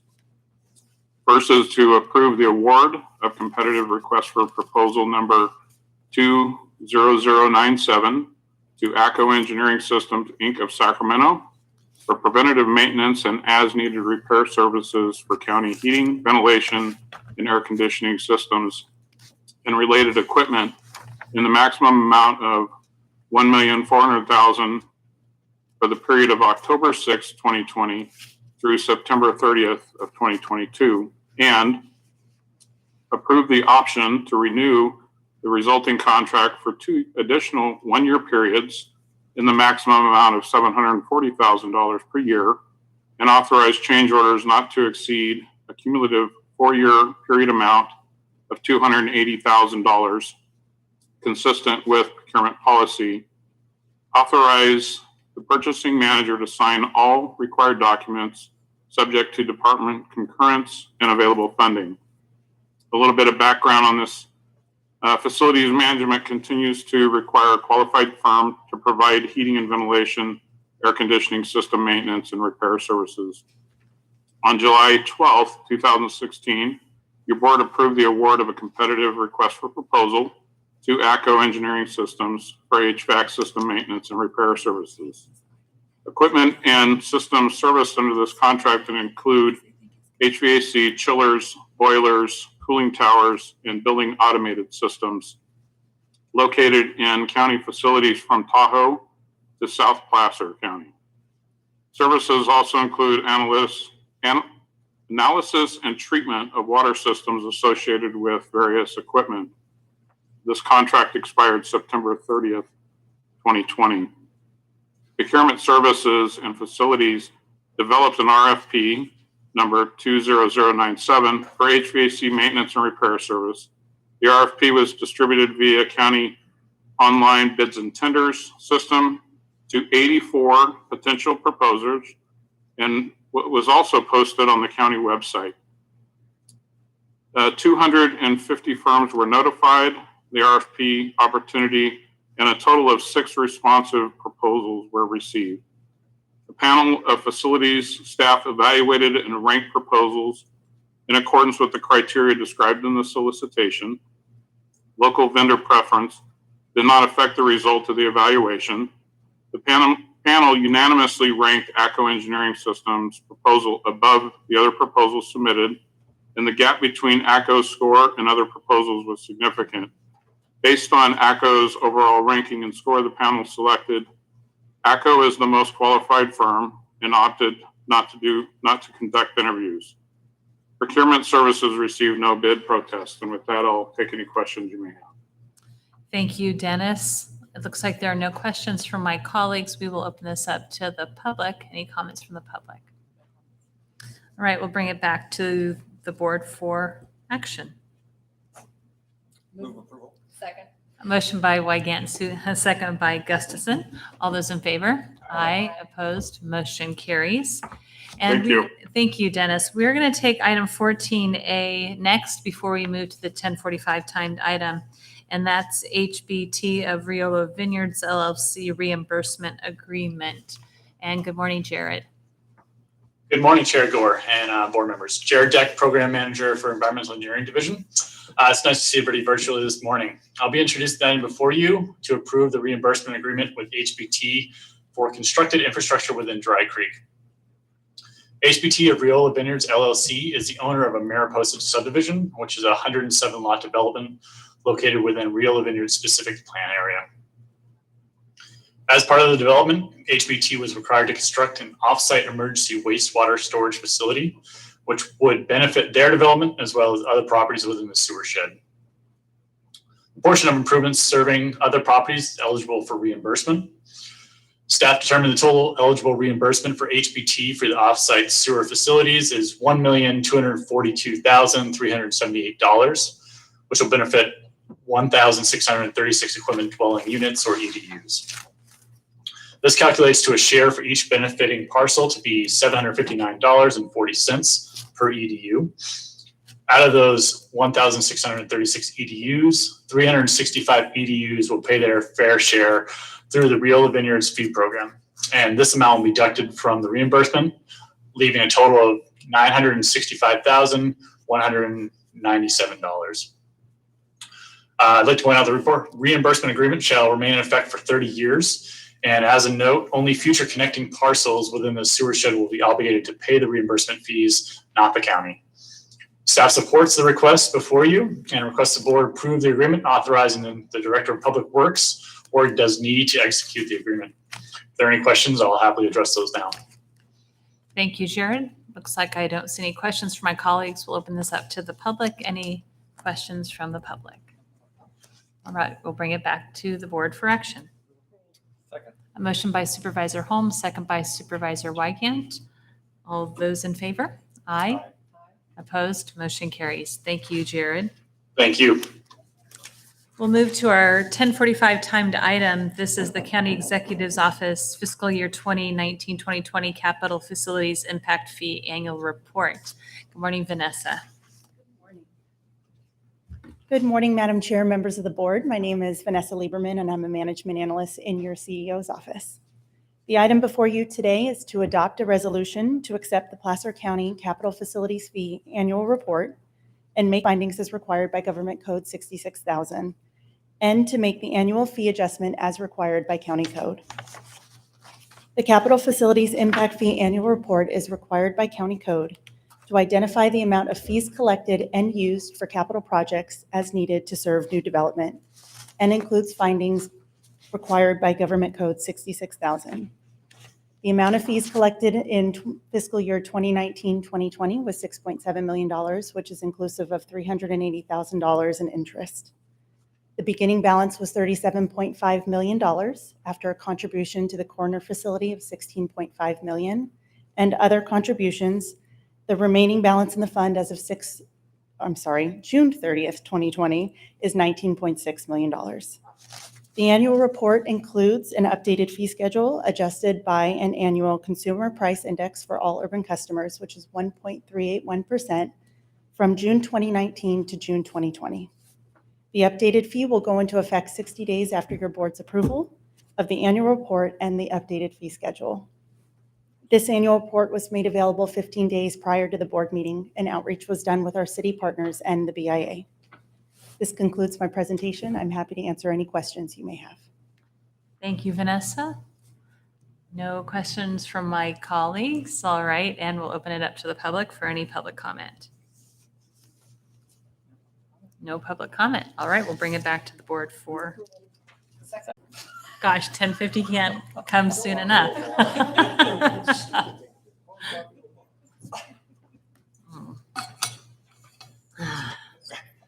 10:50. All right. I won't even try to top that.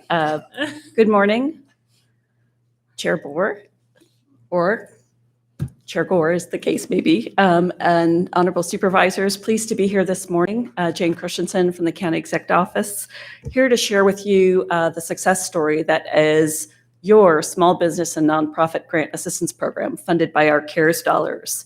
Here with me today are also representatives from our community partners who helped us administer the program, Kristen York and Jess Carr of the Sierra Business Council, Veronica Blake of the Placer Community Foundation, and Stacy Caldwell and Phyllis McCann of the Tahoe Truckee Community Foundation. As the board is aware, as you've lived this history along with all of us, the CARES Act was passed by Congress on March 27th of 2020, granting $150 billion to state, local, and tribal governments. Placer County was due to receive $41.1 million. We have received approximately half of that money to date, but are expecting the last tranche of funding in late October to complete our full $41.1 million allotment. On July 28th, this board dedicated 20% of its CARES funding to a nonprofit small business grant assistance program, again, to put this money to work in our community.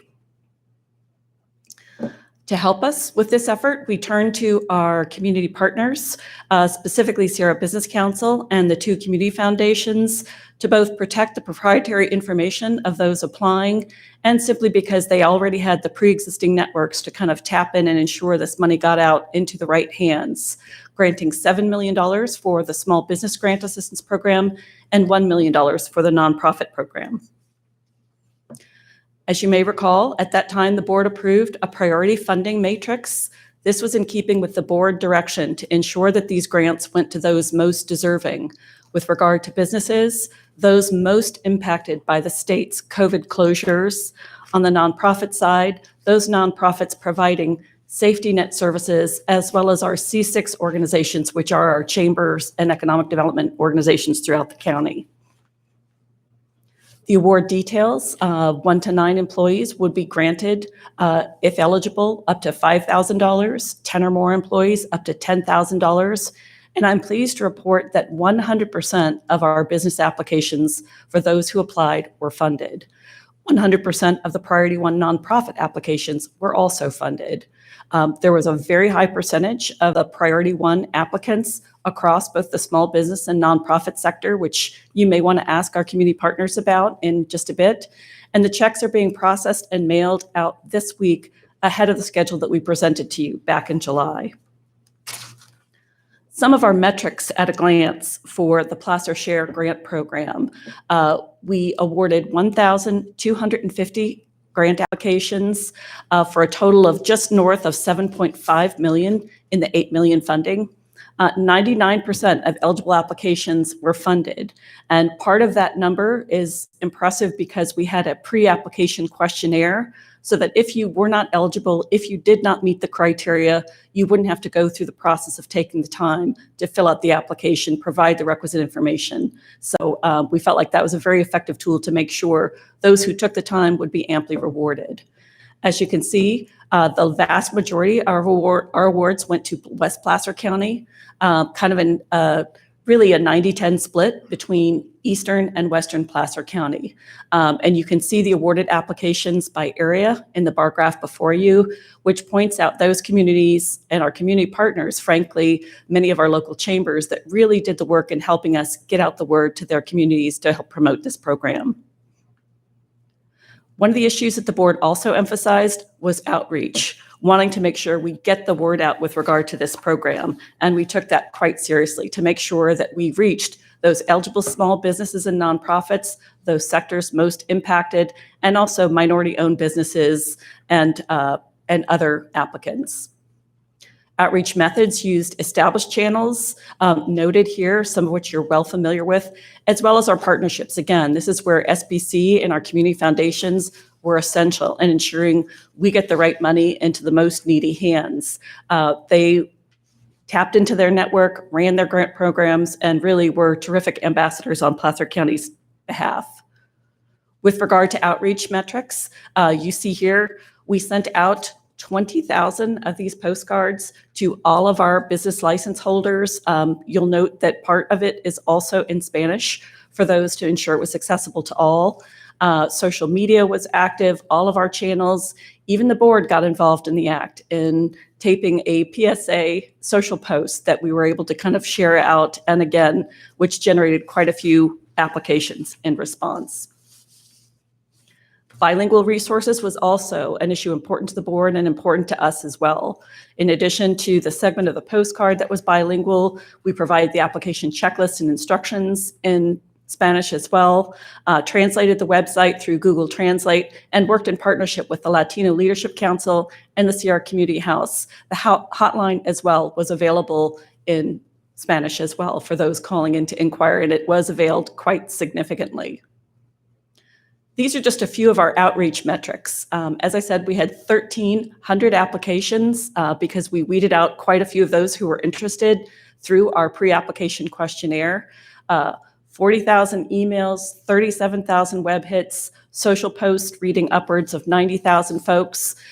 You can see here the most frequent web pages frequented, and the trajectory over time of the applications received, with great thanks to our marketing team from both Document Solutions and Communications, who really helped not only get the word out, but track the metrics that we were getting the word out effectively. Here too are just a few testimonials from the applications. Frankly, they were quite moving, from folks who were so grateful for this opportunity. This helped them keep their doors open, keep their people employed, keep them contributing to the community, which is really thanks in great part due to this board's action in dedicating this funding. Which brings us to today. As I noted in the staff report and at the beginning of this presentation, we have approximately 5% of the $8 million that the board granted for this program. So we have several proposals for your consideration. One, Placer Shares 2.0, initiate a brief second round of funding, continuing to focus on those #1 priority needs. We did hear, as I'm sure Supervisor Gustafson did, from several folks up in the Tahoe area who were significantly busy with what was a very hectic summer season. At the time we mapped out the plan for this program, I don't know that we realized that it closed on Labor Day weekend, the Monday of Labor Day weekend. And we got many calls Tuesday, September 8th saying, can we have an extension? And we thought, well, we need to honor the folks who complied with the deadline. We'll come back to the board as to whether or not a second round may well be possible. Another issue for your consideration is to shift an estimated $150,000 in remaining funds to priority 2 nonprofit needs, some of which went unfunded. And so our nonprofit community foundations outlined the number of priority 2 needs that they were not able to fund. Lastly, we could conclude Placer Shares and reallocate the remaining CARES funding to county needs. You may recall we still have yet to receive half of our funding. That half of our funding is for county needs, as outlined. And so that could also be an adjunct to that funding that we certainly hope to receive later this month, or some combination of the above. I'm happy to answer any questions, as I'm sure our community partners are, should you have questions, but I know they made a great point of sharing with me that they felt the grant program really hit the nail on the head in terms of the need metrics and the target audience the board was intending to. And kudos to them for administering the program so well on our behalf. Thank you, Jane, and thank you so much for the great work that you and our community partners did to get the word out about this program. And it's terrific to see that we have been able to help so many of our small businesses in Placer County. It's just terrific. Supervisor Gustafson. Thank you. And ditto her comments. Thanks to you, and staff did a great job, and our community partners. And I do appreciate the options you've given us for the remaining funding, because I did hear from quite a few that it was just too hectic those last few weeks in August and through Labor Day weekend for some to get the grants applied for. So I would certainly support your first 2 bullets here, and your third if not given out. So that is kind of where I sit. I did want to ask on the recommendation on 150,000 in remaining funds to priority 2 nonprofits. Do we believe that will meet the needs that of those priority 2 nonprofits? I mean, is that adequate funding for those to be met? Because I've received quite a few emails on that in the last. Yes, both, and I'll invite the Placer Community Foundation and TTCF to comment on this, but they did quantify the grants that they were either unable to fund and or unable to fully fund in the case of TTCF, which essentially tried to make its portion of the grant funding go further by awarding less than the $5,000, $10,000 amounts. But certainly they might have some perspective to add as well. Supervisor Wygant. Again, thanks, Jean. Ditto on all of that. It's, I think, great thing we were able to do, and I think very meaningful. But one detail I have, we have a constituent, Shanti will know the details better than me, but winery, and in essence, the person had a problem with the application, recognized that actually it wasn't that complicated, but so if there was some way we could potentially revisit, if there are folks like that out there, it would be helpful to me. Certainly. And to SBC's credit, and Kristen may want to speak to this, They did quite a lot of outreach and handholding, walking people through the application process. We thought it was straightforward, but as anyone can attest, you think it makes sense to you, you get it out in the world, and suddenly folks are having trouble with it. And kudos to them for all of the technical assistance they provided through the hotline and otherwise with their staff to help people through this process, understanding there are still challenges for some. Yeah, particularly under duress. Supervisor Euler? Yes, so help me kind of synthesize this down. On the $7 million for the small businesses, what percentage of the applicants were we able to meet at 100% of the request, do we know, versus a reduced amount of the request, versus were there applicants that met the criteria that we didn't end up funding? Kind of, if you can kind of parse that out for me. I'll invite Kristen to speak to that. Unlike I believe TTCF was the only entity that did not fully fund the grants as requested in the $5,000 or the $10,000 amounts. But I see Kristen's on the line, and she might be able to provide some more drill down metrics. That'd be great. Thank you. Sure. In terms of the eligible businesses that applied, 100% of the eligible businesses were funded with 100% of their request, what they were eligible for. So I could go into what would be deemed ineligible, or people that simply could not provide the proper documentation to prove they were a business in Placer County or a taxpaying entity. So those fell into the ineligible category, but they received 100% of the money they were eligible for. So that would either be $5,000 or $10,000. Okay, and what of those that were deemed ineligible, what were the most common reasons for ineligibility? The type of business. So we referred back to the priority matrix. So they may be in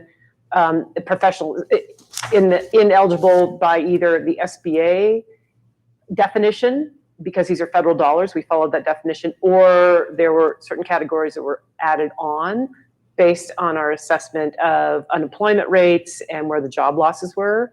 Certainly, we had a number of professional services, businesses that were not required to shut down or impacted in the same way that restaurants and those types of retail were, non-grocery retail. Okay. So the reason I'm asking these questions is we're being asked today to consider allocating some additional dollars over onto the nonprofit side to meet some needs over there. What I'm wondering is on the business side, knowing that we're looking at another approximately $20 million that we are expecting to receive in CARES Act funds, were there unmet needs, essentially, if you will, that if our board were to consider looking at some of those additional dollars that we have yet to receive, making those available to the business side? Were there unmet needs that we might be able to meet with additional dollars? And if so, what would we need to do to the criteria in order to meet those needs?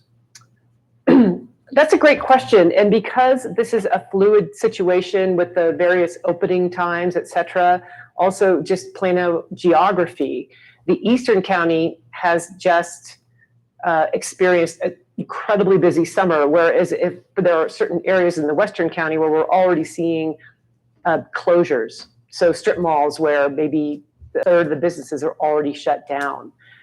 I think what we'll see is a trailer in the eastern side, meaning we're coming into a slow period, we're coming into winter, where businesses are not allowed to operate outside. Many businesses have, restaurants in particular, they're seating outside. That's going to be very difficult as we move forward. But then there's this cascading effect. When those businesses shut down, they tend to hit the safety net nonprofits harder, which we're also, I think the need is, just to summarize, the safety net nonprofits and these businesses that have experienced shutdown and will no longer be able to operate outside. With the addition of the timing of the Labor Day weekend, there were businesses that were simply too busy to apply, did not get in on time. So there is a need.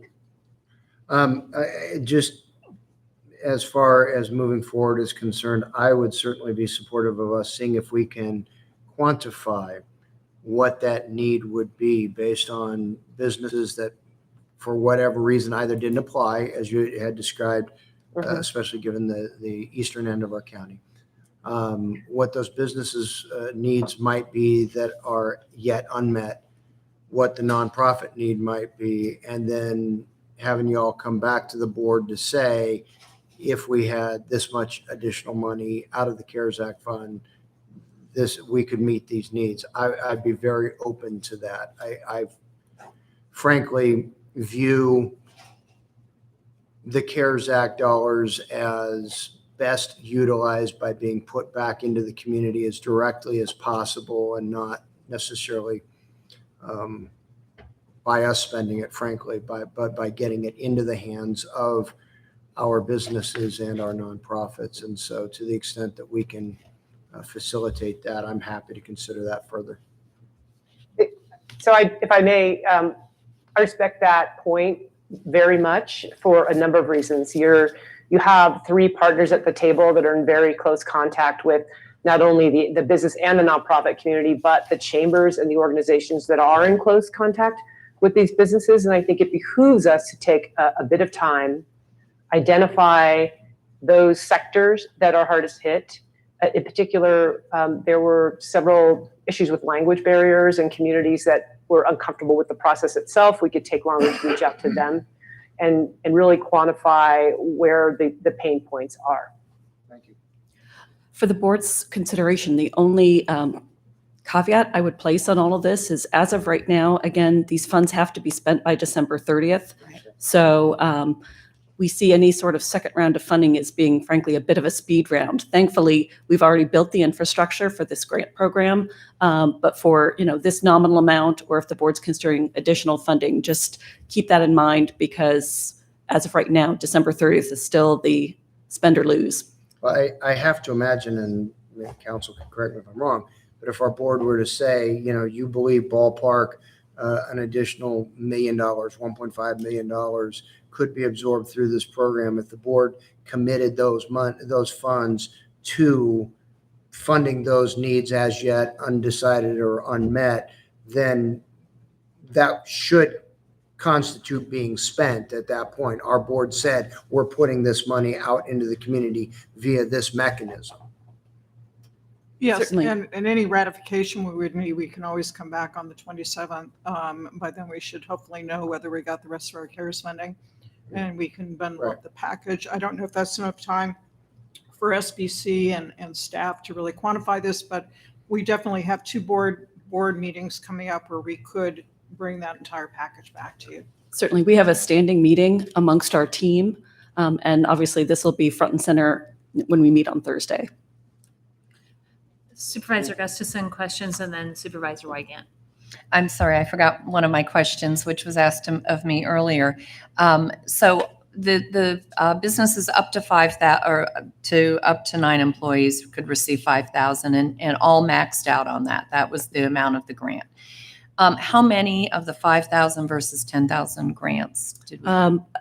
SBC can correct me, but I believe on the business front, it was 80% for the 1 to 9 employees, 20% 10 or greater. Again, zeroing in on the small businesses, that was the board's intent. Right.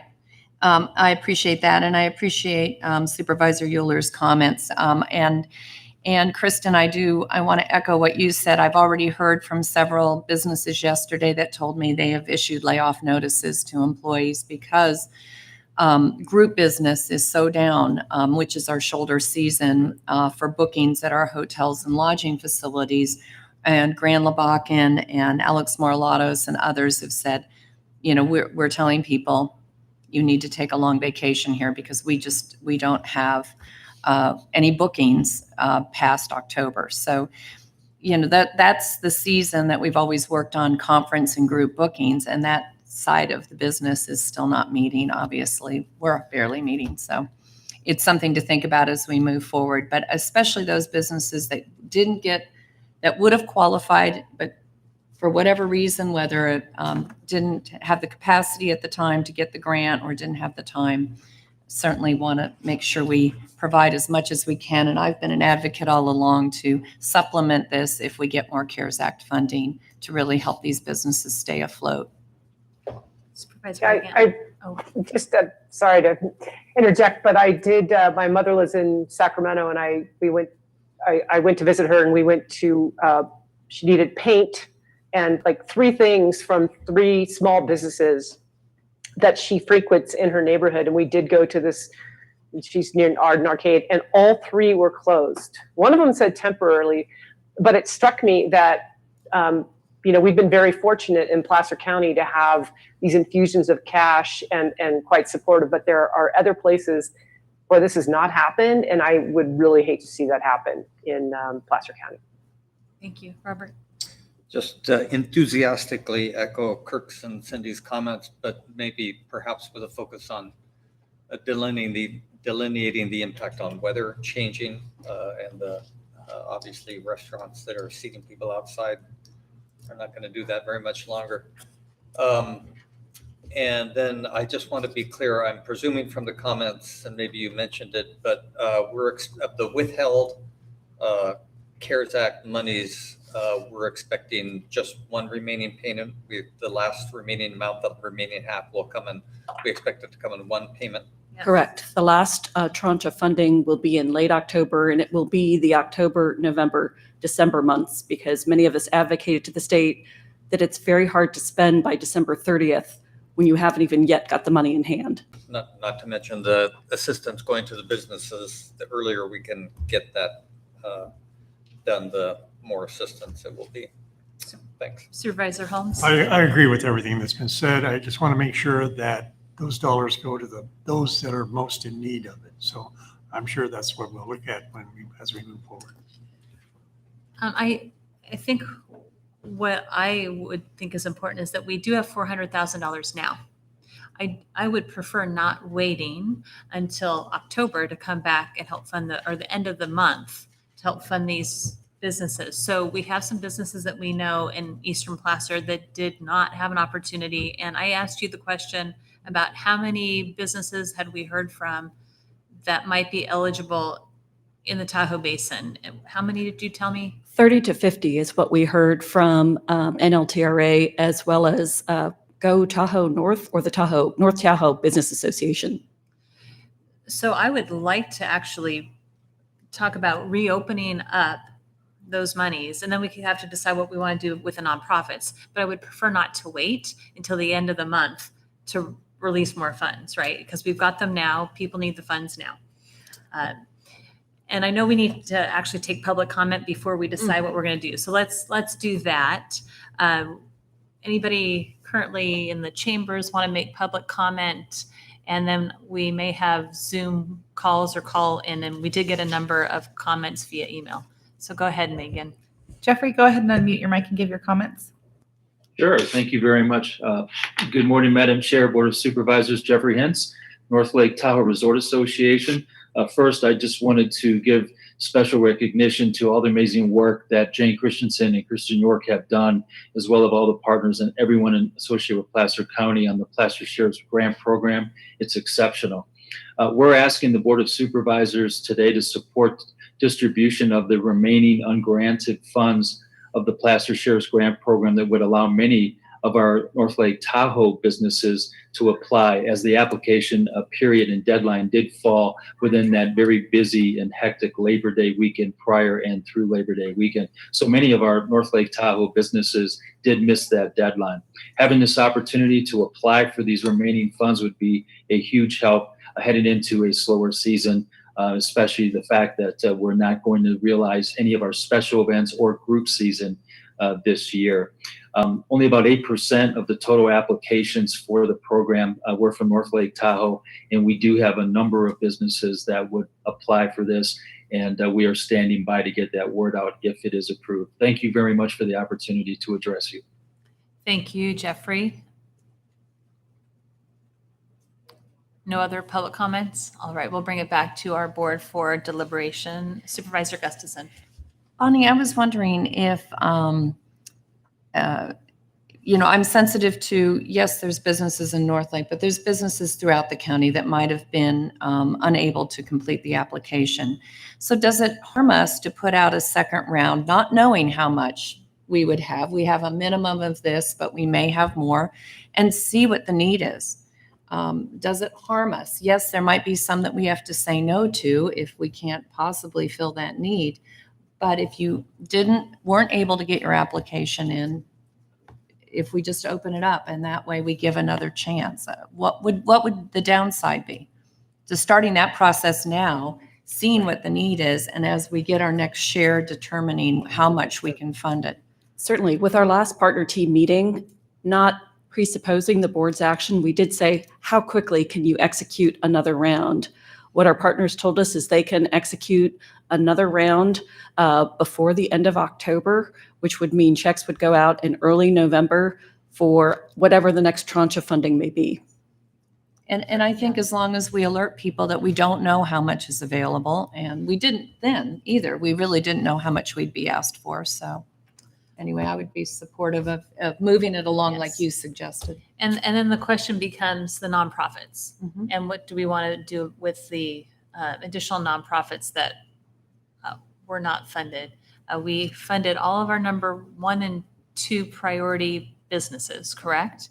We funded our number 1 priority nonprofits, didn't fund the priority 2 nonprofits. So thoughts about that? I'd just like to see it go to those that are in most need, businesses or nonprofits. So I think we should allocate some for the nonprofits.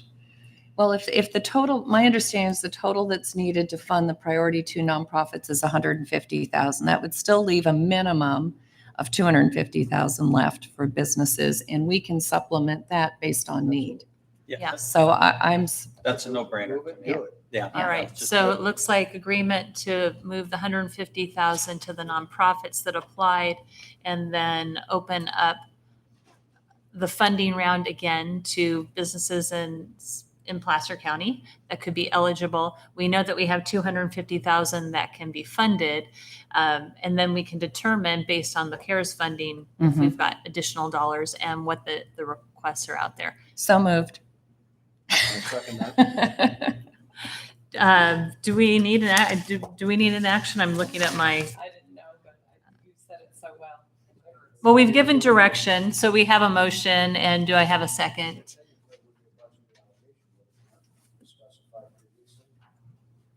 We specified previously that we had 1 million for nonprofits and 7 million for the businesses. Is this technically not a budget reallocation at this point?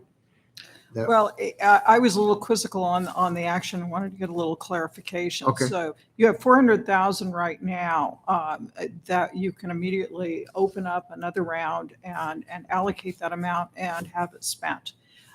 Then we have the issue of once we, thinking positively, once we get our next CARES fund check, if the board has some direction as to how much it wishes to allocate to this program, then we can bring back any potential budget amendments on the 27th, contingent on that money not being dispersed before then. And it doesn't sound like it would be. It sounds like the timing might work.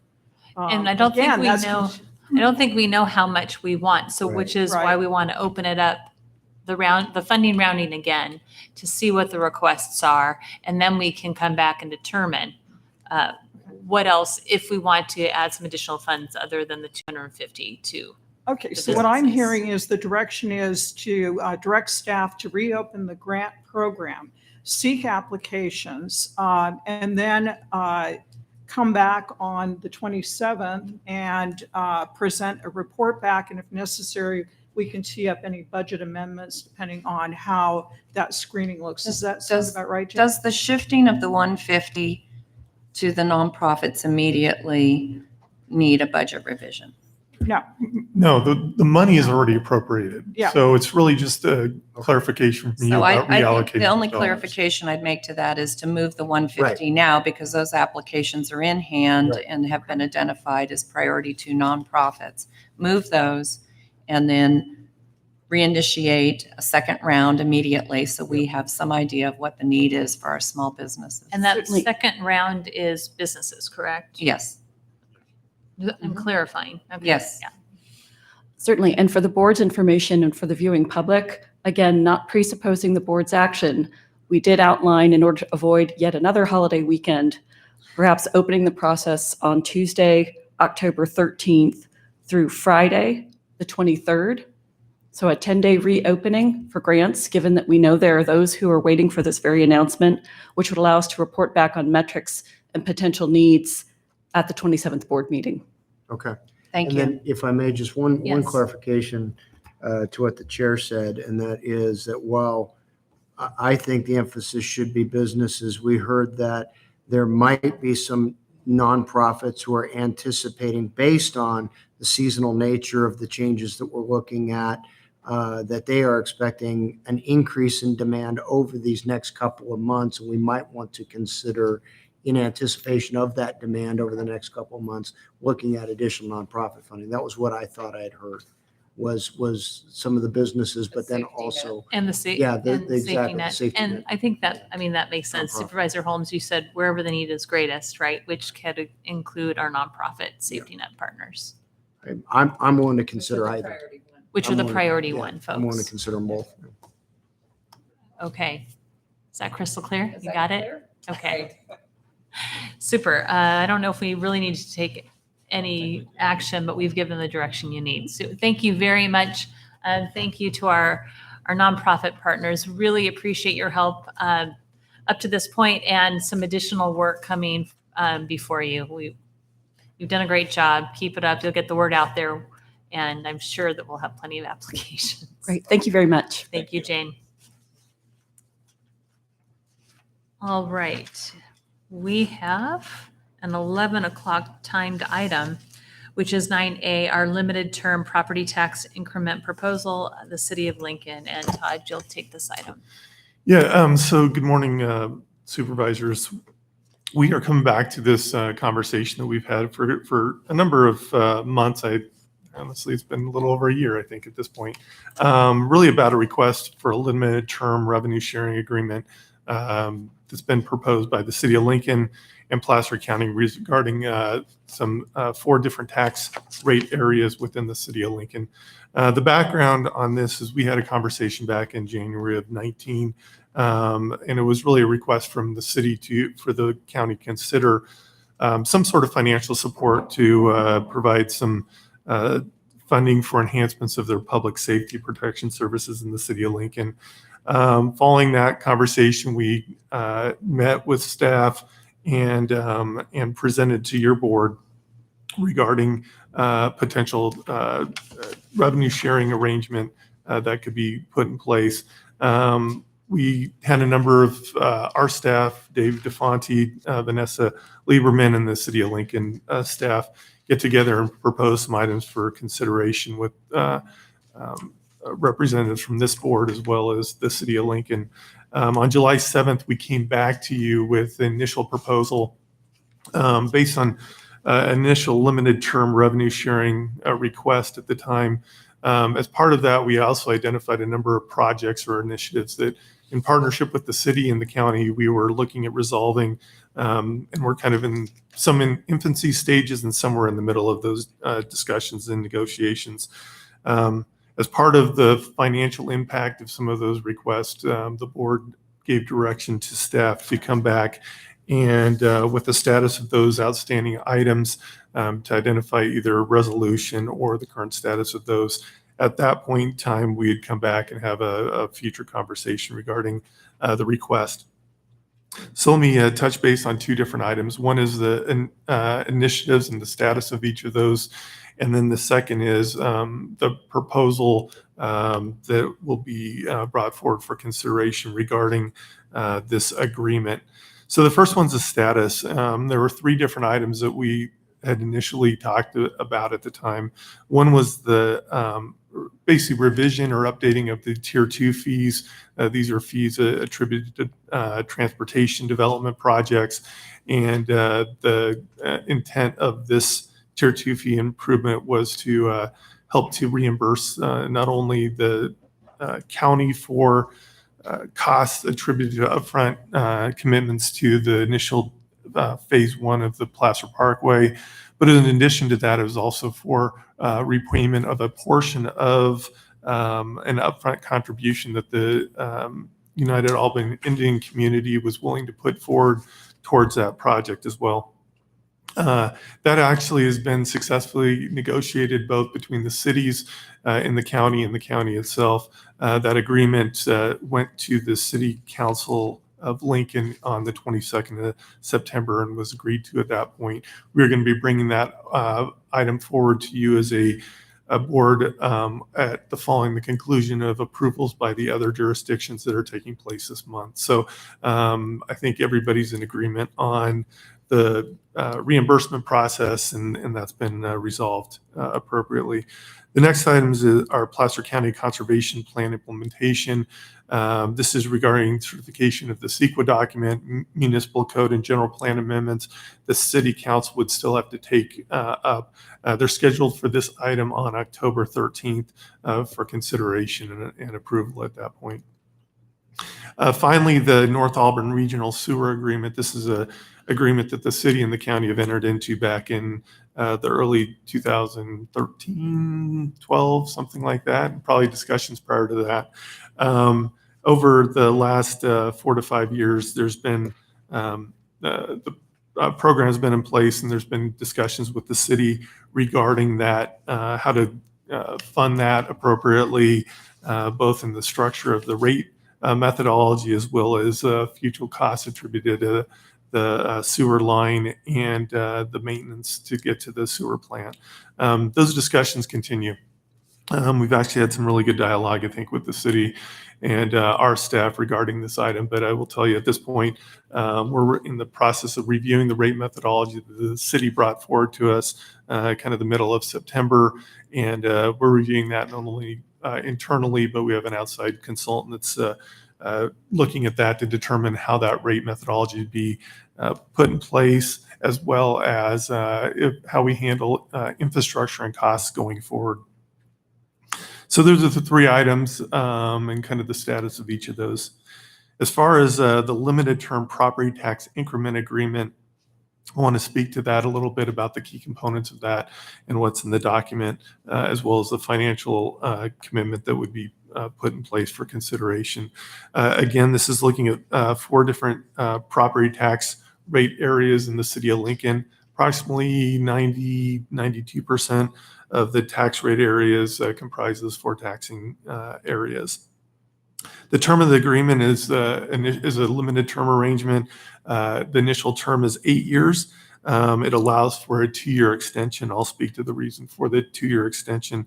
The 2-year extension would take place in the event that the city was successful with a tax measure, whether it's a sales tax or transaction tax, to help augment those city safety services and other associated city services by 2028. The agreement would start in 2020 and would expire in 2028 unless this approval of this tax measure would take place. This would be handled by the city of Lincoln, and they would be making that determination whether that's successful or not.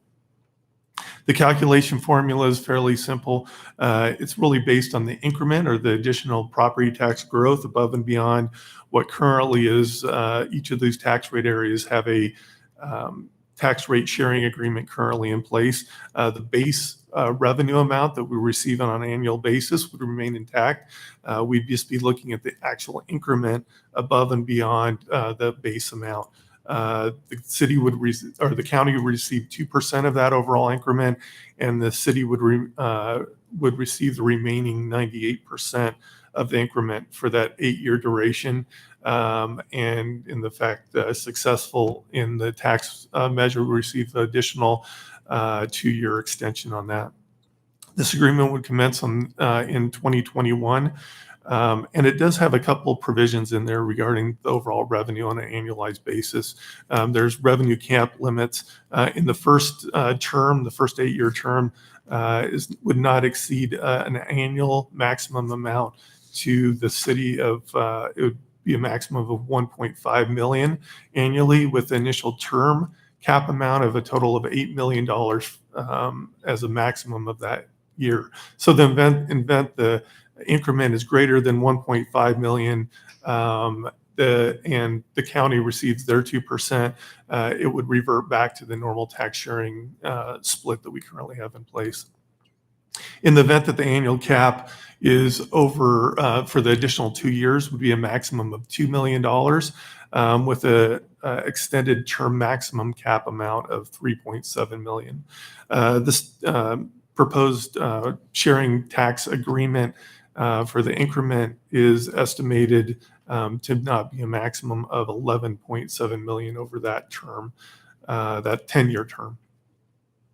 So those are the general provisions in the current agreement that's been drafted by council, and we'd be happy to answer any questions you might have. Thank you, Todd. Appreciate it very much. Questions, Supervisor Holmes? Thanks, Todd. I need some more clarification on this North Auburn Regional Sewer Agreement. The COJA, I don't remember what the COJA is. It's a construction operations joint agreement. So according to this, we're going to be looking at the sewer and wastewater fee structure for North Auburn residents into the Lincoln Regional Sewer Facility, estimated $10 million. Where does that $10 million going to come from? I think that is why we're working through this, is to determine that. And I think what we have talked about is we're looking at overall costs of the current infrastructure. This is about a 14-mile long sewer line that runs with some lift stations attributed to it. Currently, the county pays the city of Lincoln for the maintenance of that facility or that sewer line.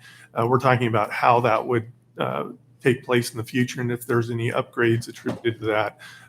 This cost obviously was an initial estimate. Could be less than that, could be a little more. But I think at this point, we're like trying to come to some sort of agreement on the maintenance long-term of that. Who in the county is paying that fee? Those North Auburn residents would be actually paying that. These are the same ones that in 2014, 3 board members that don't live in my district or Supervisor Gustafson's district had thought this was going to be a great idea to build this pipeline 14 miles from North Auburn to Lincoln in order to save money. But in order to save money, we had to raise the rates on our low-income senior citizens and retirees in North Auburn $14 a month. And now, 6 years later, they're coming back and saying, oh, now we need more money. You think the residents of North Auburn, the SMD1, are going to be pleased about this? We shoved it down their throats. They were opposed to it. And now it's coming back to haunt us again. So you're going to have some trouble trying to get that passed. Just want to let you know that's not going to happen. Thank you, Supervisor Holmes. Any other conversation with supervisors before we open up? Supervisor Gustafson. Yes, I agree with Supervisor Holmes that this is, that's the most challenging thing about this agreement is not having clarity on what's going to happen with that. I did talk with staff. I have a little bit of professional background in this matter of setting sewer rates and trying to make sure that, I have a lot of background with sewage, and making sure that we have a good understanding of what this is going to mean to our residents moving forward, that it's fair and equitable. So I welcome any comments on that we can hear today. And I do believe that Kevin Bell, who's been handling some of the agreements, if you'd like to ask any questions of him, he's been the one on the county side working on this agreement as well. Did you have another comment, Jim? No. Okay. All right. So let's do this. We will open it up. Actually, we'll open up to the public. But before we do that, we actually have Jennifer Hansen with the City of Lincoln in our chambers. And do you want to start with the mayor or with you, Jennifer? Mayor. All right. So we have Mayor Dan Carlskent on Zoom. And Mayor, we'd be happy to have you make a comment. And thank you. There you are. Great. Chairman Gore, board members and staff, thank you for the opportunity to address you on item 9A. I come before you today again to urge your support for this item. In the June 7th meeting of the Board of Supervisors, this item was presented as an information item. The majority of the members of the board at that time were supportive in general of the limited term property tax increment agreement. if 3 regional items were addressed by the City of Lincoln before the agreement would be signed. As can be seen by your staff report, these items have been resolved and or are in significant discussions. Actually, as an unintended consequence of these concentrated efforts, the collaboration required of both of our staffs have increased. It resulted in an increased collegiality and respect between the county and city staff members. I don't have to feel that I have to reiterate how important this agreement is to the City of Lincoln. It will allow us to bring our staffing levels for police and fire somewhat close to the level necessary to support the population that these tax areas were designed to support. The temporary design of this agreement simply allows us to recruit and increase our base at a faster rate than was possible by continuing the status quo. This agreement allows us to use unbudgeted future revenue, thus minimizing any impact on the county. I thank you for listening to me, and I really urge your yes vote on this item. Thank you, Mayor. Appreciate your comments. And let's go ahead and Jennifer Hansen, if you want to come up and make any comments, and then we'll continue with other public comment. Good morning. Good morning, Chairman Gore or Chairwoman Gore. Supervisors, thank you so much. I very much appreciate the opportunity to address the board regarding the agreement put forth before you today. If consideration of this agreement goes as the City of Lincoln desires, which is to obviously be approved, it would be probably the most important thing that will happen to improve public safety service levels within the City of Lincoln in the history of the city. Currently, the City of Lincoln has the lowest police officer ratio in the entire state of California on a per capita basis, as well as we have the lowest expenditures on a per capita basis for fire services. The intent of this agreement was solely to address these public safety service levels, but I did want to take a moment to express my appreciation to Supervisor Wygant. Without your leadership throughout these negotiations, I firmly believe we would not be here today, as well as with Chair Gore. Your leadership as well was very thoughtful and very much appreciated by the city. I'd also like to thank Todd and his team. I know that we have made great strides in our relationships since these discussions began, and I think that will very much benefit the entire county.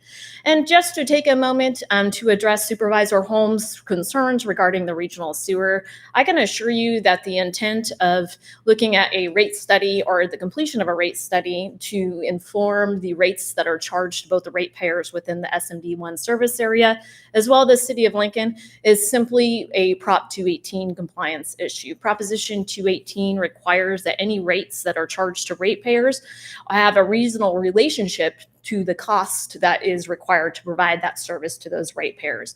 Unfortunately, the COJA agreement as written is not necessarily what we would consider to be Proposition 218 compliant. And so therefore, staff has put forward a process by which it would ensure that both sets of ratepayers are essentially paying substantiated rates. So for example, the SMD1 service area, they would only be paying their share of the SMD1 pump station costs, as well as the 14-mile force main. And then both City of Lincoln ratepayers and SMD1 ratepayers would then pay an equal cost for their portion of the sewer plant. And I think that this is of great benefit, not only to the city, but also to the county, just to make sure that nobody is paying more than their fair share, and also to ensure that all rates are Prop 218 compliant. And I'm more than happy to answer any questions that anybody may have, and I sincerely appreciate your time and consideration of this item. Thank you, Jennifer. Appreciate it. All right. Did you have a question for Jennifer? Yeah. Jennifer, why don't you come on back? First of all, this regional sewer project was no benefit to the ratepayers in North Auburn. So over the last several years, there's many municipalities have had the same challenges your municipality.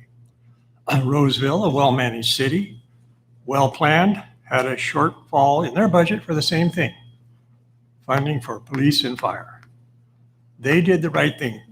Over a period of months, they went out to their citizens, held workshops, explained where their revenue came from and how it was spent and why they needed additional revenue. They put a measure on the ballot and that passed. Supervisor Gore was a part of that. Rockland did the same thing, was successful in renewing a special tax for their city parks. I signed on to that. The town of Loomis successfully passed a sales tax measure to support their library. The smaller fire protection districts, Loomis, Newcastle, Penryn, Placer Hills, and Forest Hills, came to this board and asking for county revenue. We said no. Each of those districts went back to their voters and passed by more than a 2/3 majority parcel taxes to save their fire districts. And I'm proud to say that I helped them with that. So what's different in your city? Why are you coming to us for revenue? Why don't you go to the voters and ask them for the additional revenue that is needed for proper police and fire protection district as the city of Roseville did? Can you answer that for me?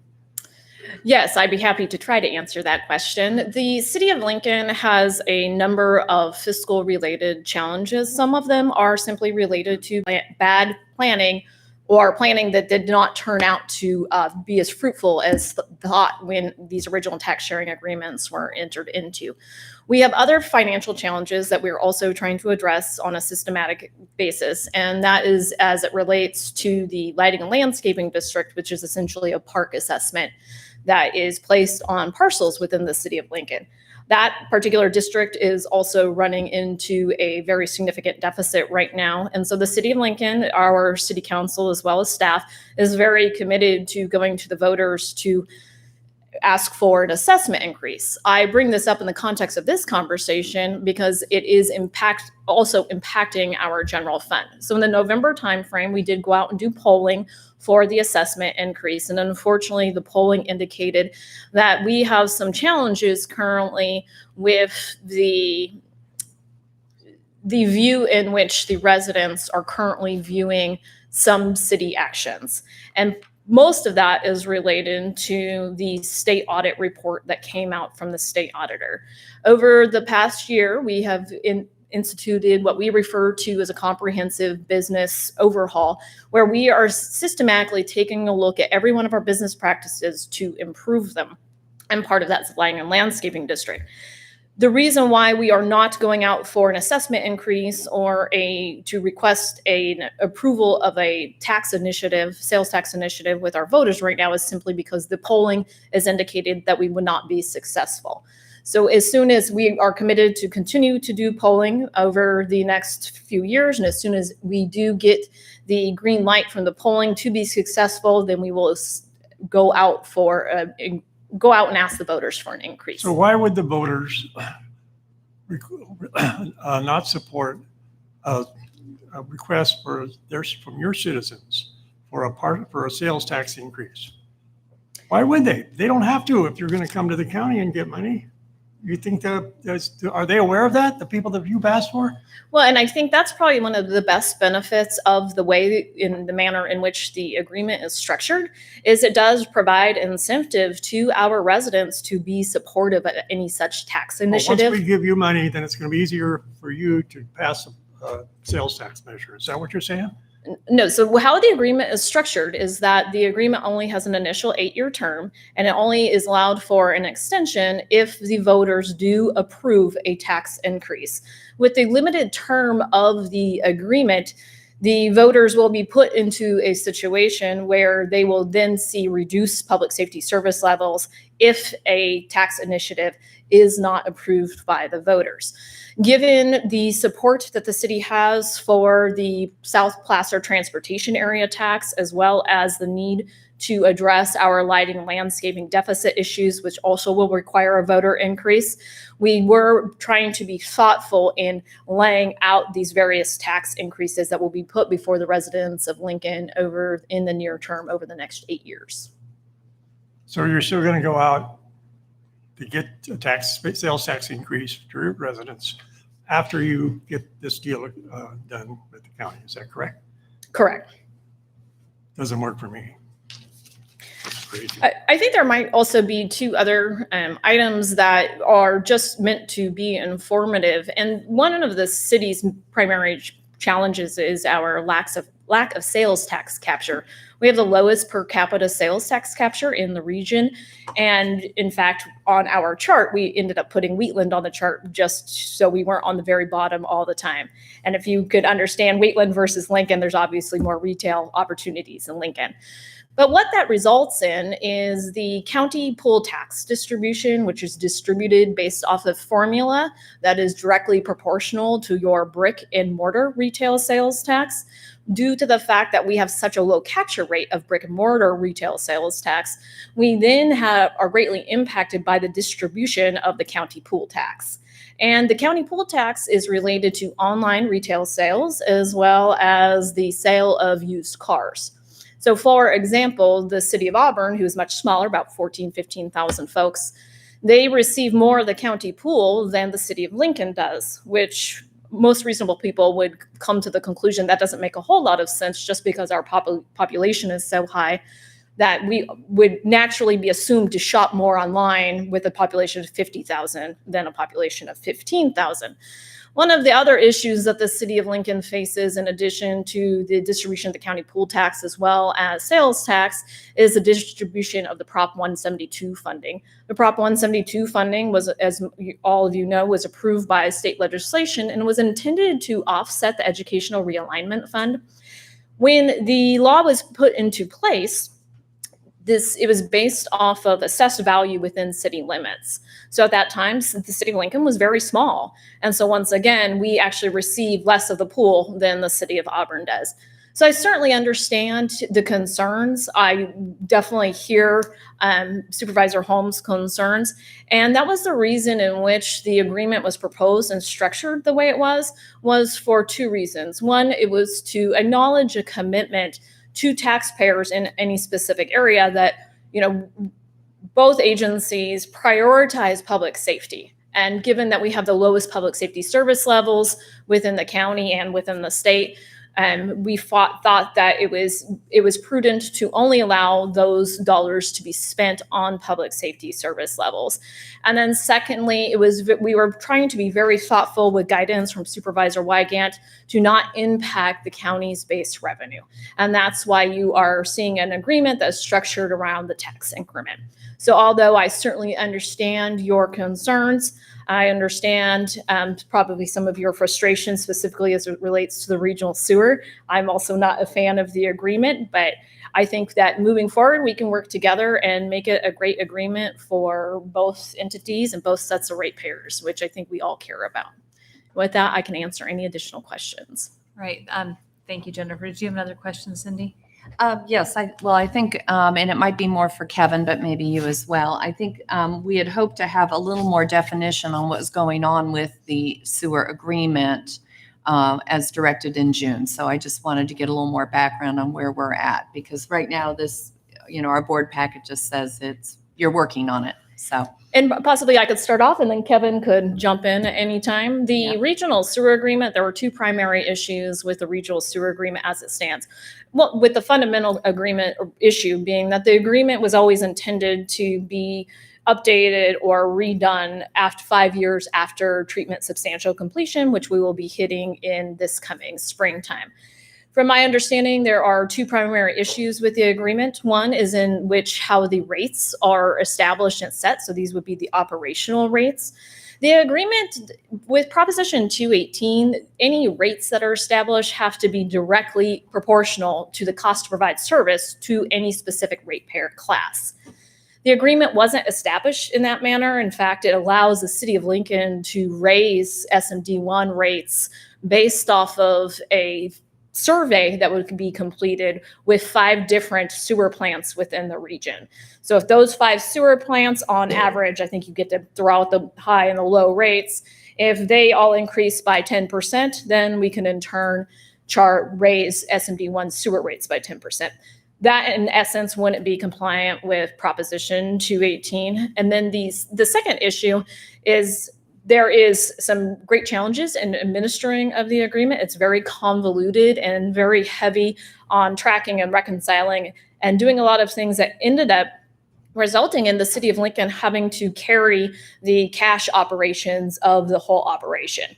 So because the city pays or the county pays in the arrears, the city of Lincoln has to front the cost of the operations and then get somewhat reimbursed as it goes on. And then thirdly, it is time to develop a new connection study. There were some concerns expressed by county staff related to the equivalent dwelling unit value that was assigned by the COJA agreement. And so that is one equivalent dwelling unit is 215 gallons per day of flow and half pound of BOD, or biological oxygen demand, which is the loading per day per EDU. The county's flows are coming in much lower, but the loading is coming in much higher. And so the plant is technically over capacity on paper because of some of these issues. So it's a prudent exercise to go through, whether you're talking about rates or with fees, to take a look at them, study them on a 5-year basis, and then update them as needed. And so the staff is in the process of trying to wrap our minds around doing the sampling for the connection study, which will then inform the updating of the fees. And we have done their preliminary legwork on the rate study, which is a separate study. So these would be the rates that are charged on a monthly basis to the ratepayers. And that is underway. And as Mr. Leopold mentioned, that draft rate study has been given to county staff. They're taking a look at it and providing any additional information or comments. And then we will collectively work through the rest of the rate study. And then that would be a rate study that would be utilized by the board to adopt new rates for SMD1. Rates, it's looking, from what I can tell, based off of the rate study, I don't see a huge increase coming forward in rates for the SMD1 service area, nor for the city of Lincoln for the wastewater treatment plant. Those look to be about right. Maybe a little bit of escalation just related to normal escalation in the CPI and related to inflation, but I don't see them skyrocketing at any point. So after that, we would then, each collective agency would come back, review the rate study, and then be required to go through the Prop 218 process to adopt the new rates. So I think we're making really good progress. Kevin, do you? Yeah, I think Jennifer hit on all of the main issues. And at this point in time, we're really trying to understand the information that's out there and making sure that we understand the numbers that Lincoln has for their finances and how it impacts, or how it could potentially impact our ratepayers. In addition to that, looking at the flow data, the loading data, and doing some additional sampling. And really, at this point, we're working together on all of that, trying to make sure we all understand and have the right facts before we come back to your board with any recommended changes, or to the city council. It's really, at this point in time, we're working very good together, cooperatively, trying to get that information. We even had a meeting this morning on the rate study that we got a couple weeks ago, and so it is going to take a little bit of time to work through that. But we are working cooperatively, and then at that point in time, when we have the facts, then we'll be able to come back to your board with a broader discussion. And if there are specific questions, I'm happy to answer anything specifically. Well, not seeing it, I can't ask specific questions, but the context of moving forward with this agreement was contingent on making progress, that we were working together, and staff is assuring me we are. So we are working together and trying to narrow in on the exact numbers and the right numbers. Prop 218 itself protects the ratepayers, so that, that as long as, and if we needed to, we could always bring in somebody else to review that rate study if we couldn't reach agreement between the two parties. Yeah, and we actually do have a consultant, an outside consultant who's done our rate studies in the past for us, is involved in the discussion, and actually was in the meeting this morning. Right. The county, in terms of our compliance with Prop 218, I think the county's perspective is a little bit different than the city's in terms of whether we are Prop 218 compliant or not. And I don't know if Karen wants to weigh in on that, but I think that's something that we can work through, and not necessarily. We don't necessarily have to agree whether we're Prop 218 compliant or not on this particular issue to continue the discussions on the facts and the numbers. Thank you. And it sounds like to me that this issue actually rose up to the top as a result of the conversations with the tax sharing agreement. I mean, this was not on anyone's radar screen, and it came about as a part of our conversations. Right. So it's actually a good thing that we're addressing this. It looks like they've made a lot of progress, but we wouldn't have even been having these conversations if we hadn't started. Right. I just wanted to make sure it was on the public record that we're working together, and we think that we'll have a resolution on this relatively soon. So thank you. Thank you, Kevin. So we have additional public comment to take, and if there are public comments via in Zoom land, Megan, go ahead, please. Jeff, go ahead and unmute your mic and give your comments, please. Good still morning, Chair Gore and members of the Board of Supervisors. Jeff Short, North State Building Industry Association. We'd like to ask you to approve of this temporary agreement. It will help provide stabilization within the city of Lincoln from both a financial and public safety endpoint, likely minimizing those impacts on the county, as was stated earlier. I really want to thank the staff, both of the county and the city, for their work on this. I also want to thank the staff, especially from the city of Lincoln, for the work that they've done so far in helping to right their financial ship. It's a long, slow process. We are committed to continuing to work with them to solve some of those issues that we're still dealing with relative to essentially the collapse of the housing industry in 2007 and 2008. And it's important, not only for our industry, but for the city that those issues get solved. To that end, we think that this agreement would go a long way to help solve those financial issues. Again, the temporary agreement that we think is in the benefit of both the city, the county, and the industry. Thank you very much. Thank you, Jeff. No other public comments? All right, thank you. We'll bring it back to the board for discussion. Supervisor Wygant. Thanks. I said it last time, I'll repeat it again. Obviously, this is a heavy lift for the board. It's difficult, it's unusual. I think what has been negotiated, though, is something that makes sense and is something that most of us could find acceptable, but I understand the concerns about it and the precedent and the history. But I want to highlight some of the things that I think make this potentially unique for consideration. One is that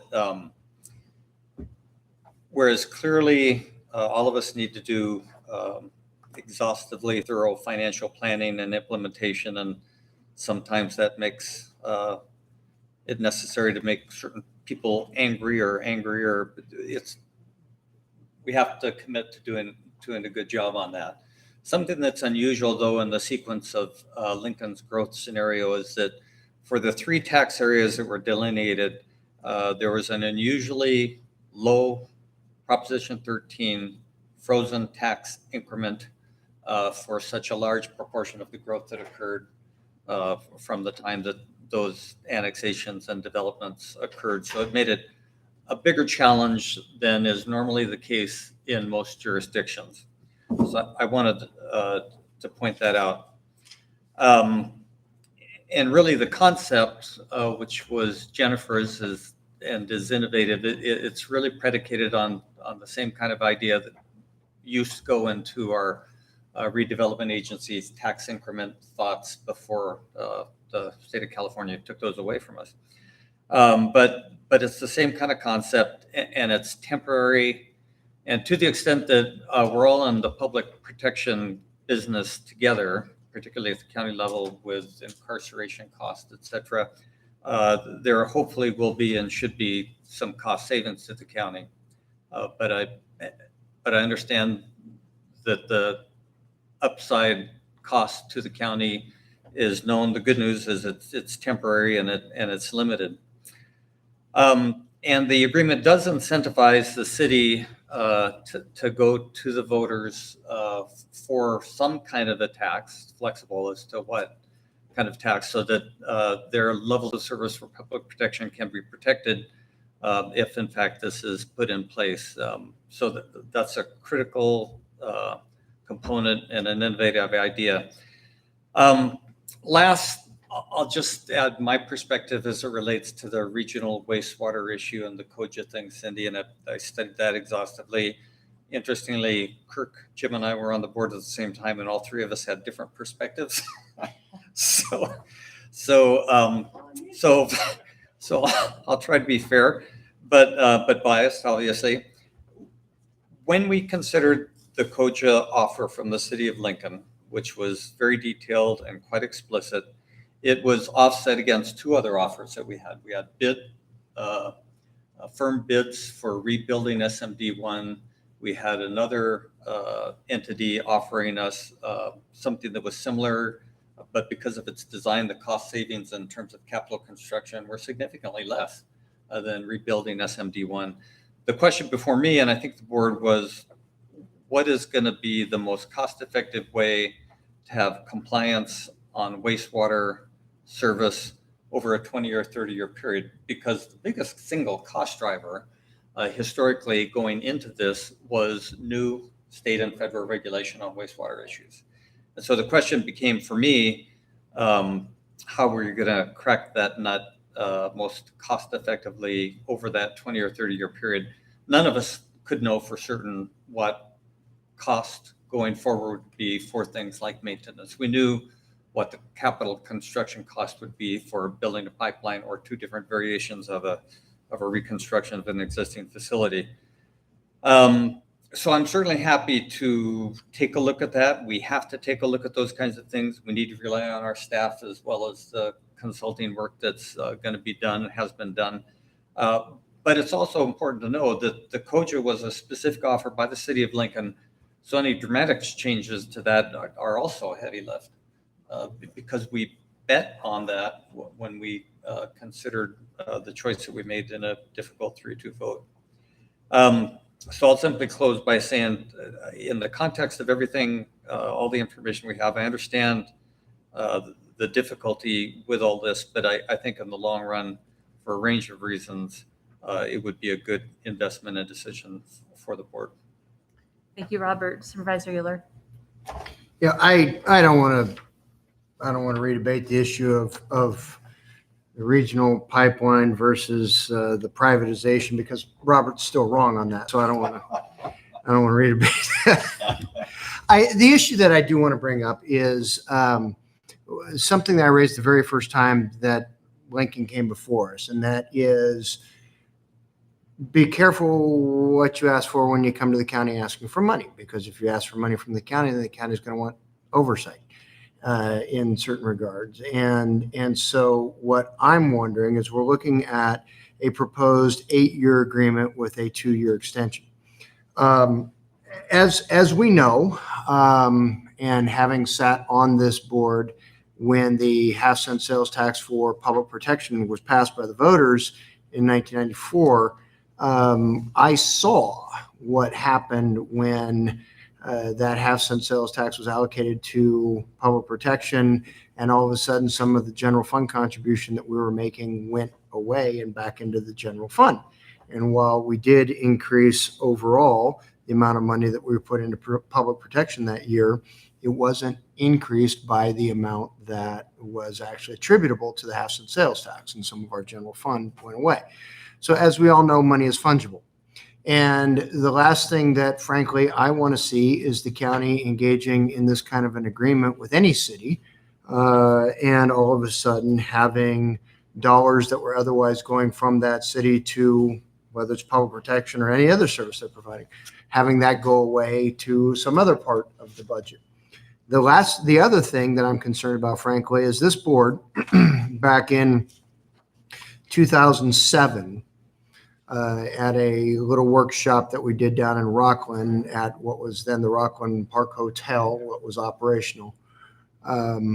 We bit the bullet pretty hard, and we provided some strong direction to staff back in 2007 as we were heading into the housing downturn, and we instituted a hiring freeze. That was when we instituted the OPEB, the advance payment, the OPEB requirement, And one of the other things that our board did was we put a priority on all future services being delivered through privatization to the extent possible that didn't trigger mate and confer obligations and those kinds of things.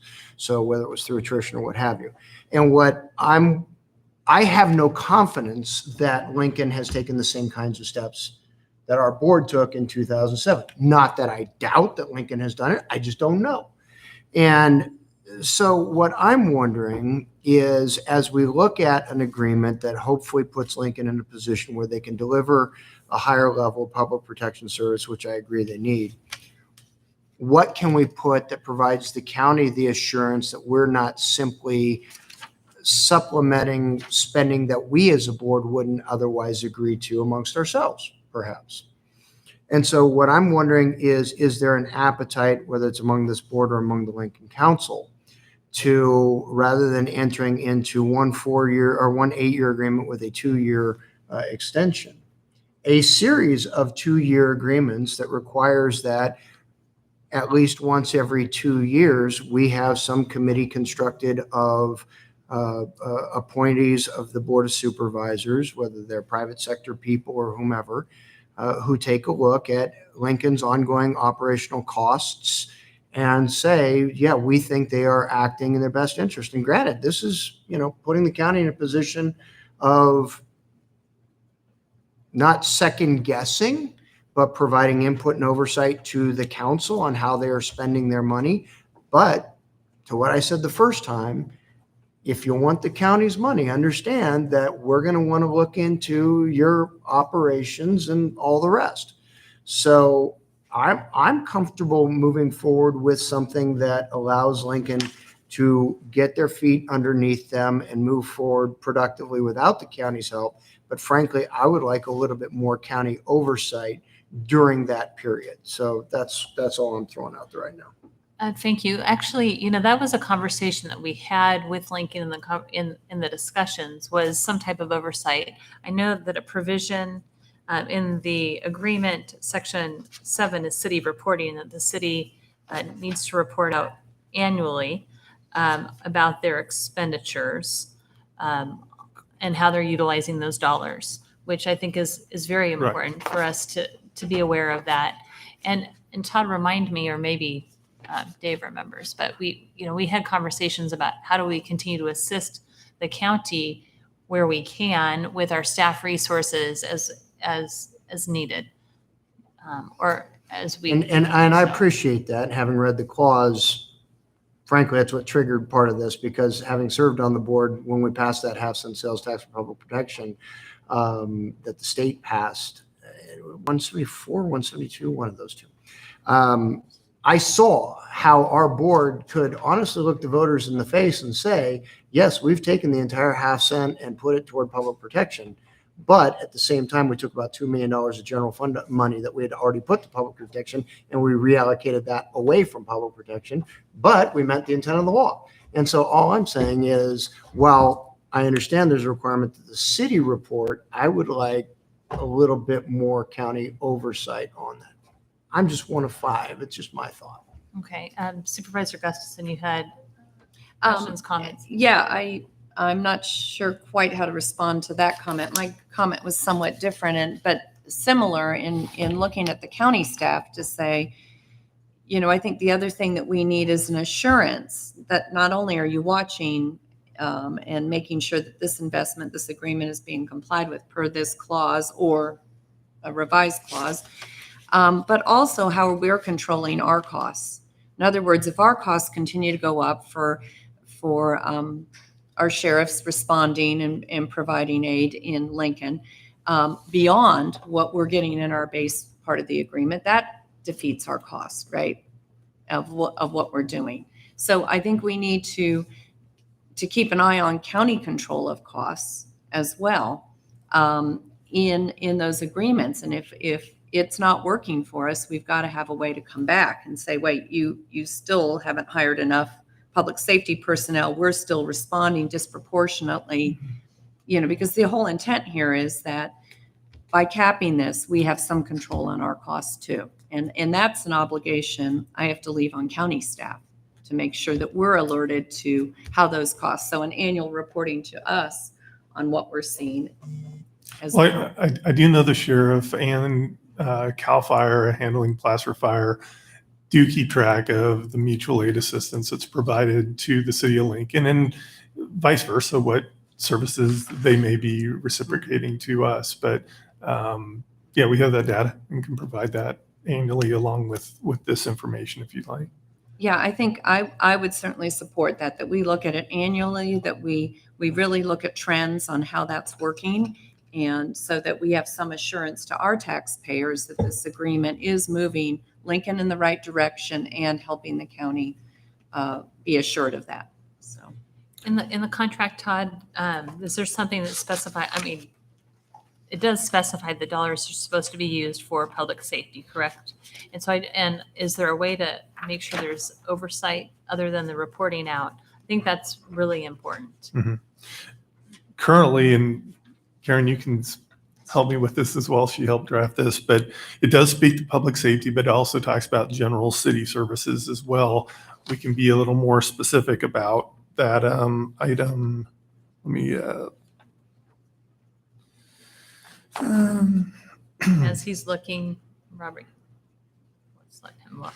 With as it relates to, I think, Kirk and Cindy's comments, I can see a pathway and would support something that in my mind looks like a beefing up of Section 7.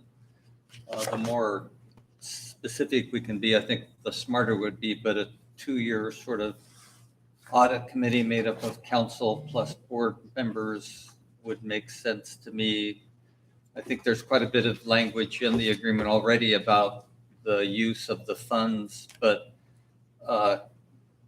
contrasting that or evaluating it, Cindy, as it relates to the cost of county, as it relates to public protection funding specific to our relationship to Lincoln, I think it could be a win-win for everybody if those kinds of things we can. And I'm sorry to be bringing this up so late, but I do think it is precedent setting and we need to have those protections in place as best we can. Well, let me touch on the two things. One is under section 6.5, it does speak to city agrees that limited term revenue shall be expended on city safety services. A little specific, but you know, it's a general statement. I would propose if you want to have some sort of 2-year look, 1 year is an annual report. The second year, you come together as a group and we review it in more detail if you want to have some oversight. And it's just kind of every other year arrangement. Because it'd be nice to have an annual update. I think you'd like to know how those dollars are spent annually. But I think if you want a more holistic or in-depth view of how those expenditures are happening and how it's happening in terms of our assistance, in terms of mutual aid, is that going down? Is that being minimized as a result of these dollars being invested? I think that we can craft up something. Karen, you want to? Yeah, if I could address the auditing or double checking. Part of the struggle with this agreement is we were given an agreement that Lincoln prepared. And we looked at that, and one of the clauses in it was that Lincoln would develop a matrix as to how to achieve their service levels. So we were left with an agreement where we don't know what those are going to be. Very hard to draft that, which is why we came up with the notion that they would have to provide us proof that they were spending this somehow on public services. So I'm not at all disputing the need for additional oversight, but the issue is oversight of what, when we don't know how Lincoln is actually tracking their own services. Now, maybe they have a way of articulating that they just haven't done so far, and we can certainly listen and provide a clause within the agreement that would achieve what I hear the board wanting. But at this point, it simply hasn't been articulated to us. Right. Well, and I think we can do that. And just to point out, because Todd, the term of city safety services is defined earlier on, which focuses on police and fire. Mm-hmm. So that, I mean, it's specific. It should be police and fire. So would we could do an annual update, and then we could do every 2 years a review by a committee of council, two council members, two supervisors to review the expenditures. I guess what I'm getting at is more so than just reviewing those specific expenditures. And forgive the analogy, Jennifer especially, but, my son has a job. And he comes to me and says, hey, Dad, even though I have a job, I need some additional money for this. First thing I'm going to be doing him is asking, well, what are you doing with the money you're already making? And if you're coming to me asking for more money, it puts me in a position to say, what if I don't like how you're spending the money you're already making? Why are you asking me to supplement your bad expenditures already? And so I'm looking at beyond just are these dollars going to this, whether it's public protection or whatever. What I'm looking at is kind of an overall review of, do we think that the dollars that are being spent in total are consistent with good government practices that our board has embraced for 13 years? We've put ourselves in the position that we're in right now to be even having this conversation with the city because of decisions that we made a number of years ago, which a couple of my colleagues will remember were very unpopular with some of our bargaining units. And frankly, some of our management wasn't really happy with the decisions that our board made 13 years ago. But because of it, we're sitting fully funded in OPEB and on our way to be fully funded in our pension obligations. We're talking about capital improvements and all kinds of good things that other counties wish they could talk about. And all I'm saying is, you come to us asking for money, that's fine. We want to help. But part of that helping is, how are you spending the rest of your budget? And so I'm looking at something a little more along the lines of an overall evaluation of, does this Board of Supervisors that's being asked to share revenue agree that the revenue that is already being received is being properly spent? That's all I'm looking at. And I think my comments were more directed at county staff as well, to really tracking those expenses and making sure that we're looking at cost controls, since we're giving up some of that tax increment growth in those areas.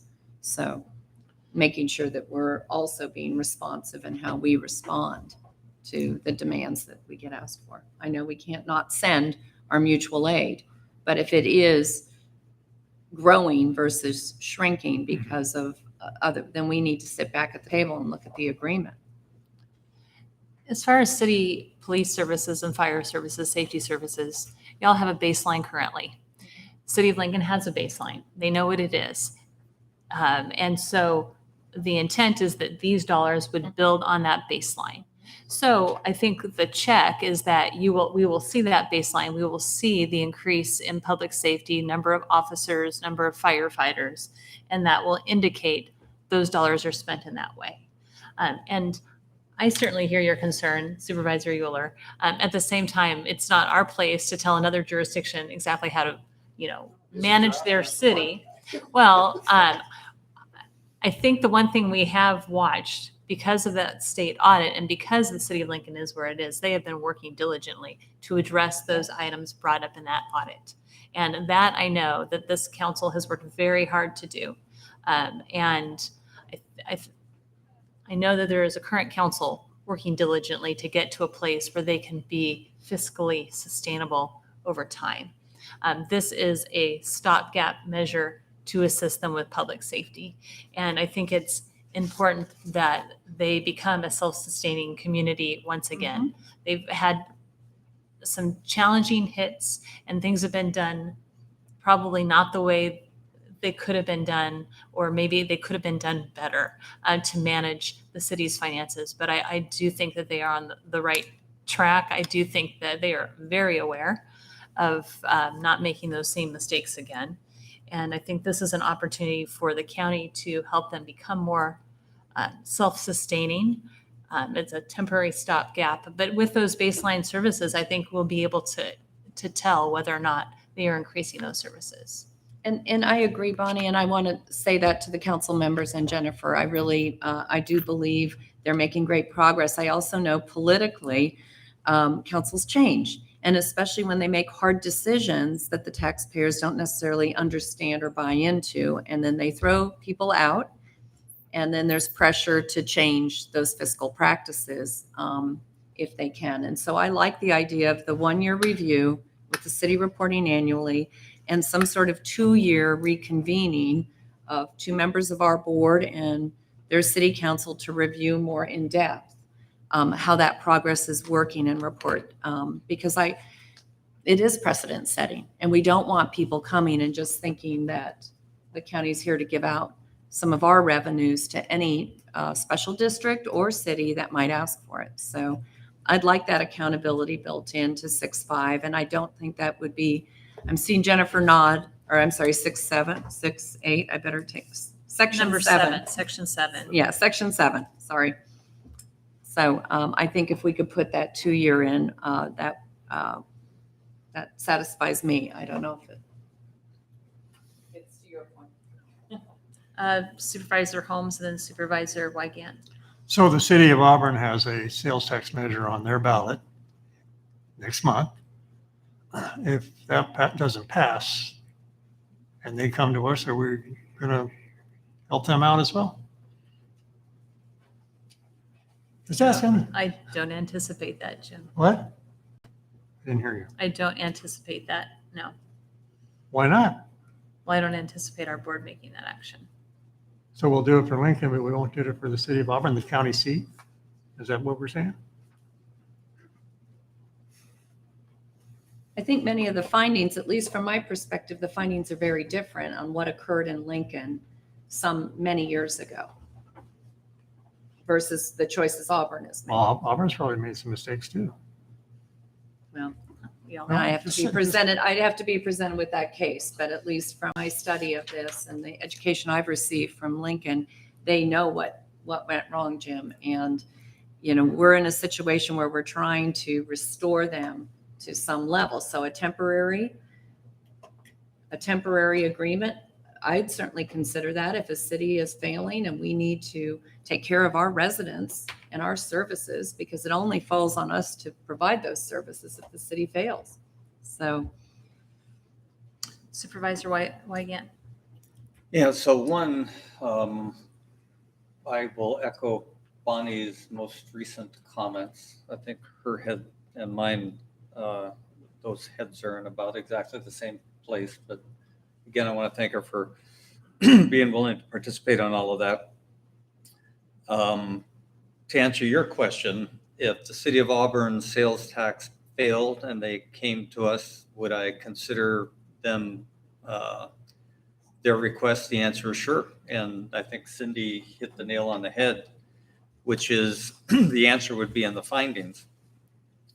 And again, the most unique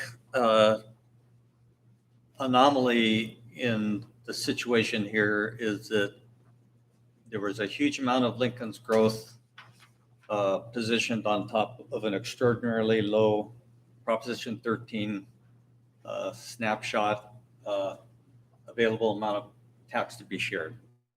So that was unfair to all of us, but it doesn't make any difference because we can't change it. Were there mistakes made? Sure, county makes mistakes, but Kirk is absolutely right as it relates to the Rockland workshop where we upset a lot of folks, including some department heads, by agreeing to do things like fund OPEB. That was probably the most glaring and obvious strategic decision that the board gave. And I concede that, though, in a modification to 7, we can, in fact, we don't want to put ourselves in the position of even thinking about how future city councils, I think, would be well positioned to have this biannual sort of audit review with a 2x2 to be able to ask Lincoln, how are you doing with OPEB? How are you doing with other services as it relates? General services, sure. And it could be, if it's approached constructively, it could be a win-win for both sides. And in the interim, for a fixed amount of time, And for an absolute known fixed amount of maximum exposure to the county, which we can afford, we're funneling some revenues towards public safety in a way that could save us monies as compared to what there might be otherwise. So it is unusual. It's an anomaly. It's something we don't want to take lightly, but I think with those kinds of modifications, it still could be a very constructive long-term partnering outcome for all of us. Thank you, Robert. So I think we have consensus on making some addition to section 7, which is every 2 years, a committee made up of 2 supervisors, 2 city council members to review the agreement and I don't know what it is, the way those dollars are being spent. I would say the agreement and the city budget. And the benefit of that is if there are council members that move off, supervisors that move off, we have some consistency, we have continued conversations about this agreement, and it allows for that work to continue. Yeah, and I do think it helps city council members make a difficult decision because we're the big bad guys up here. or gals, one way or the other. All right, so somebody able to capture what that wording is on section 7? Okay, with all due respect, I'm not even sure where this board is right now. I hear on one side, we're doing maybe a 2-year agreement with some extensions. No, what you are hearing. We're going to come back every 2 years to review. So No, somebody clarify that first. I think I believe we're keeping the agreement as it is, except that we are going to review every 2 years, an in-person conversation between 2 council members, 2 supervisors on the city's budget, their expenditures focused on public safety. Okay, now I also heard particularly Supervisor Gustins, and I think it's true, this is considered a stopgap. So you have a baseline that Lincoln has. If this is a stopgap, and I'm hearing that you want more oversight or at least more accountability built into this agreement, how do we structure that? I mean, is it going to be a certain percentage of the baseline that they've increased per year, or is it simply going to be that 2 and 2 will get together to see if this is working out? I'm not quite sure I'm clear on the I think where I was headed was that the county also track our expenses as it relates to our cap on that incremental growth. And so I think as part of the city reporting, maybe it's city and county reporting, because we should be sharing with them if we see disproportionate continuation of a trend in mutual aid, then we should be sitting down on section 7 and looking at both sides of the equation is my point. Does that make sense, Todd? Mm-hmm. Or? Yeah, we just really need to look at the revenue piece, because when it comes in, it's going into different funds. So Right. There's not just one area that's receiving that money from a county service standpoint. Right. It's kind of spread across. So we just need to look at this a little Yeah, bit. I don't know that I'm necessarily looking at our dollars and revenue, but tracking our costs. Sure. And is it growing the same as the rest of the county's costs that we understood going into this, or is it disproportionate to that? Does that make sense?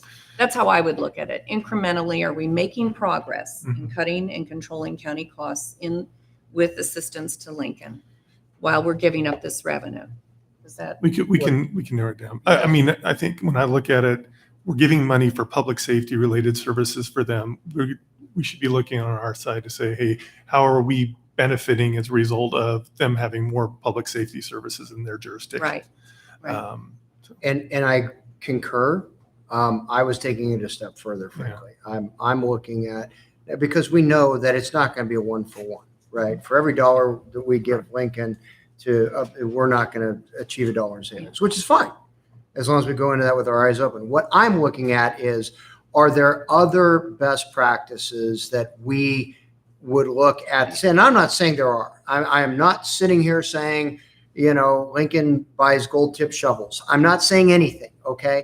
I'm just saying the way that our board took a good hard look at our practices 13 years ago, for me particularly as it regards not just the advanced funding of OPEB, but our policy which stands to this day of wherever possible contracting out, writing a check once and not incurring ongoing costs. So are there other areas where we can help the Lincoln Council look at best practices that achieve long-term savings and better efficiency because they have come to us to say, we need your help in funding this level of service? So that's what I'm actually looking for, is something that goes a little broader, a little deeper, to say, in addition to us helping you with this, we suggest you might want to look at this over here. And then it provides the board on a every couple of year basis an opportunity to have a conversation amongst this board to say, are we comfortable with the direction this is going? And if not, exercise whatever options might be available by virtue of the other clauses. That's all I'm looking at. Thank you for that. I think that helps greatly. So what I'm also hearing is we're going to stay with the annual reporting, but then there will be every 2 years, there will be a meeting to go into it further. And I'm also hearing by at least one board member the desire that if it's not, that I add in another early termination provision. Obviously, the early termination provision would go to both the board and the city council. It wouldn't be done by a 2 and 2, but it offers that ability at any time during that, every other year review that things aren't going well, that the parties can early terminate. It's already in here, 11.2. Well, it is, but it's based on a failure to comply. And what I'm hearing now is some nuance that I think is important to also address, that if it's simply not going and the numbers are not working, that there's the ability to early terminate based on that. Did I capture that correctly, Supervisor? That would be my personal preference. Okay. That's, Robert, you wanted to say something? That would not be my personal preference. So let's talk about this. Yeah. I think what I'm envisioning, Karen, Todd, is that obviously you've heard a lot of comments. So my focus would be on, again, beefing up Section 7. It would add, we have every other year a review of our budgetary impacts from this, as well as best management practices with regards to Lincoln's budget activities. And that the county would have the opportunity then to comment on those publicly. That would have some power. And it would, Cindy, as you mentioned, be easier for us than maybe for council members. But I think I appreciate your concern, Kirk, and your goal, but I think it's reaching too far beyond that to actually try to come up with some legal way to actually have a termination based on what could be differences of opinion. well, perhaps, and I concur. I wouldn't want group gets together, comes up with findings, and same year termination. What about something that says 2 years hence, we sit down, we meet, we find out that they're practicing. And again, I know nothing. I'm not saying I have any inside information about how Lincoln does their business right now. Let's say 2 years hence, we find out they're rotating out their fleet every 50,000 miles instead of every 125,000 miles like we do here in Placer County, right? And we say to them, you'd save a lot of money if you adjusted that and rotated your fleet differently, or whatever the finding might be. 2 years hence, after that, so we're now in year 4 of the review, we sit down and say, okay, it was our recommendations 2 years ago that you did the following things. Where do we sit on those? And at least give the board at that point the opportunity to take a look at, are they taking it seriously? Because I've had conversations with my son where my son says, I'll stop eating at Taco Bell every day. And keeps eating at Taco Bell every day. Why am I giving you my money? So again, not equating the city of Lincoln I hope not. eating at Taco Bell every day. John, I appreciate. All I'm trying to do is provide that level of protection to a future board to say, we we believe that our money is being well spent all in and we're seeing a return on investment, or we're facilitating behavior that we don't necessarily agree with and we need to end that. That's really all I'm looking for. Well, and I agree with the goal. The practicality, I think, could end up being too provocative. So let's say you agree on full funding of OPEB. We both did, but for the sake of argument, as an example, and I said, no, let's do half that rate. And then Lincoln does something in between or something different. I could just see that kind of a predication for termination becoming, I think it's adequate that we have that public opportunity to just, if the board so chose to say, we've got this 8-year agreement for sure, potentially with a 2-year renewal. And we are dissatisfied with Lincoln's budgetary practices and management approach. To me, that's strong enough. What if, can I maybe find a middle ground here, which is in the recitals? Because we are all saying this is really precedent setting for Placer County to do this. And not many counties probably in the state have done it. What if in the recitals we outline something that, because this is precedent setting with this tax increment sharing, that we encourage progress toward fiscal best practices or something along those lines, and want to, I don't know. But again, I'm looking at the recitals and we're not really talking about how precedent setting this is. And it seems like somewhere in there that might help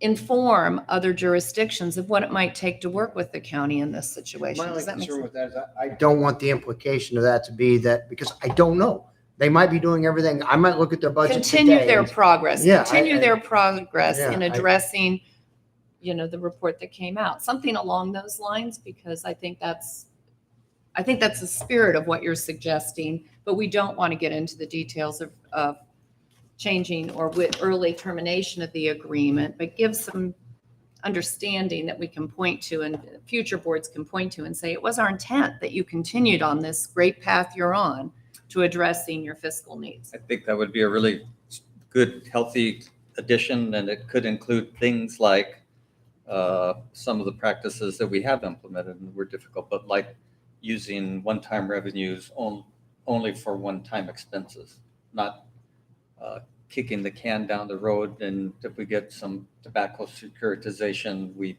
pay for building maintenance from it because it makes it easier for us. So we could even include some examples at the county of how we've implemented some best management practices with regards to budget in the recital.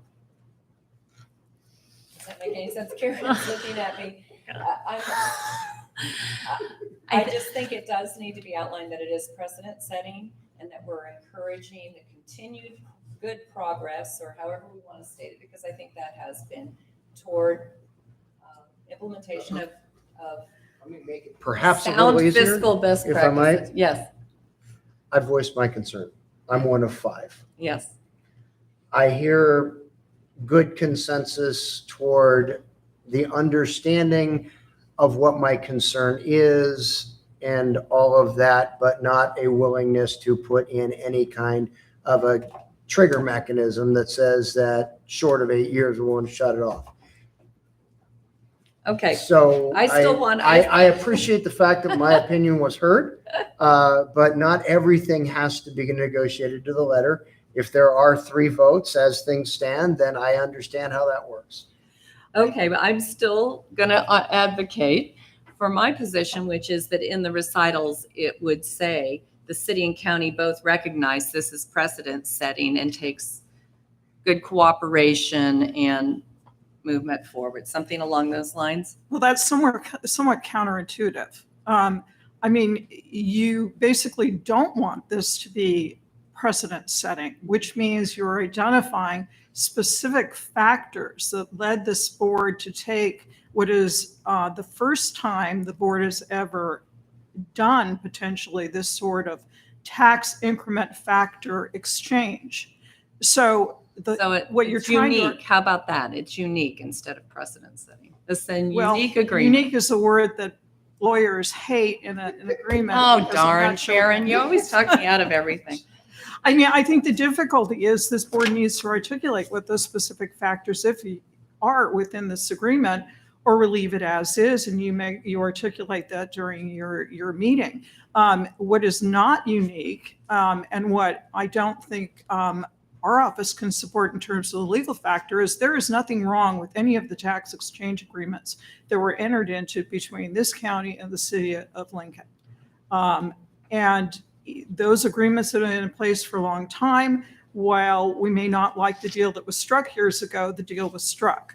And that is not what this is. This is not a renegotiate on those tax increment agreements. So I'm happy to add whatever the board wants to articulate. I'm just a little at a loss at this point. Okay, I'll respectfully withdraw my So then. my then we- addition. Thank you. Other than still the 2-year agreement. Then we want to add the 2-year meeting between city and county every 2 years to review the expenditure, the public safety expenditures on both sides. Yes.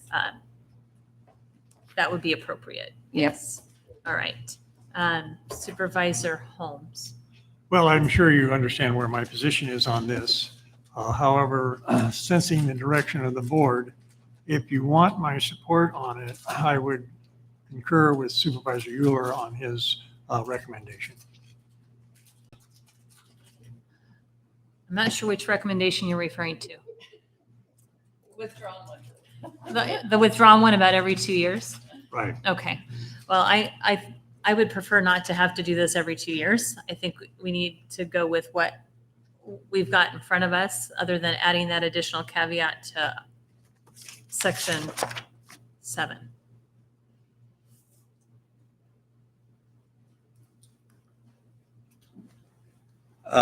I'll essentially make that motion that we approve the limited term property tax agreement. We're not there yet. This isn't notice to actually adopt the agreement. And you've now suggested changes to the agreement that we need to add into the agreement, run it by Lincoln, and bring it back. Well, I'll move that we do that with the addition that to this proposed agreement in section 7, we add audit committee collaborative made up of 2 members, board soups, 2 council members, and the focus of those audits will be to review both jurisdictions' public protection costs that are in any way related to this agreement. So, and I agree with that. So I'm a little concerned, Karen. So this is consideration of the request, meaning we're actually not approving this currently? No, you are not. Why was it not written that we were, my understanding is that we were approving this today. Is it just because it wasn't written that we were approving this today in the staff report? Well, I mean, we can, I guess the question is, is our intent to have the city sign it before the county, Well, or no, do we care? Frankly, well, this was noticed as a consideration of whether you wanted to do this agreement, because it's the first time that we have an agreement that we could present to the board to find out if the board had a consensus to move forward with this. This request does not say request to adopt the agreement. And that's why under the Brown Act, you couldn't adopt it. Now, this becomes moot today because now you've requested changes, which are terms in the agreement that Lincoln hasn't even had a chance to look at. We haven't drafted, they haven't looked at. So really, even if it had said adopt, I would be recommending that you continue, because I'm not good at drafting on the fly, and this really needs us to allow Lincoln to look at those changes and agree in concept with that. I'm sure they wouldn't mind. I can see them right there. All okay. So, do we even need to take a motion? Or is this, No, all you right. don't. I've So got the direction. you have direction. So can we have this brought back to our October 27th board meeting with changes so that we can adopt the agreement? This won't take me long to draft some from our office's standpoint. I'm fine. I can't speak for Lincoln as to whether there's time to review, but I mean, we've got a couple of good weeks. We want to review one portion and one Right. change. And if that's the case, I'm pretty sure there's not a problem with the city of Lincoln agreeing to that. And then I'd like to have it brought back so that we can actually adopt the agreement. All right. Thank you, everyone, for that very robust dialogue. I appreciate it. We need to move to closed session. And we have one item for closed session. We have two items for closed session that we will do prior to our 1 o'clock timed item. My anticipation is that we'll probably take a little bit longer for a break, so we'll come back at 1:15. So I will have County Council report out on the closed session items.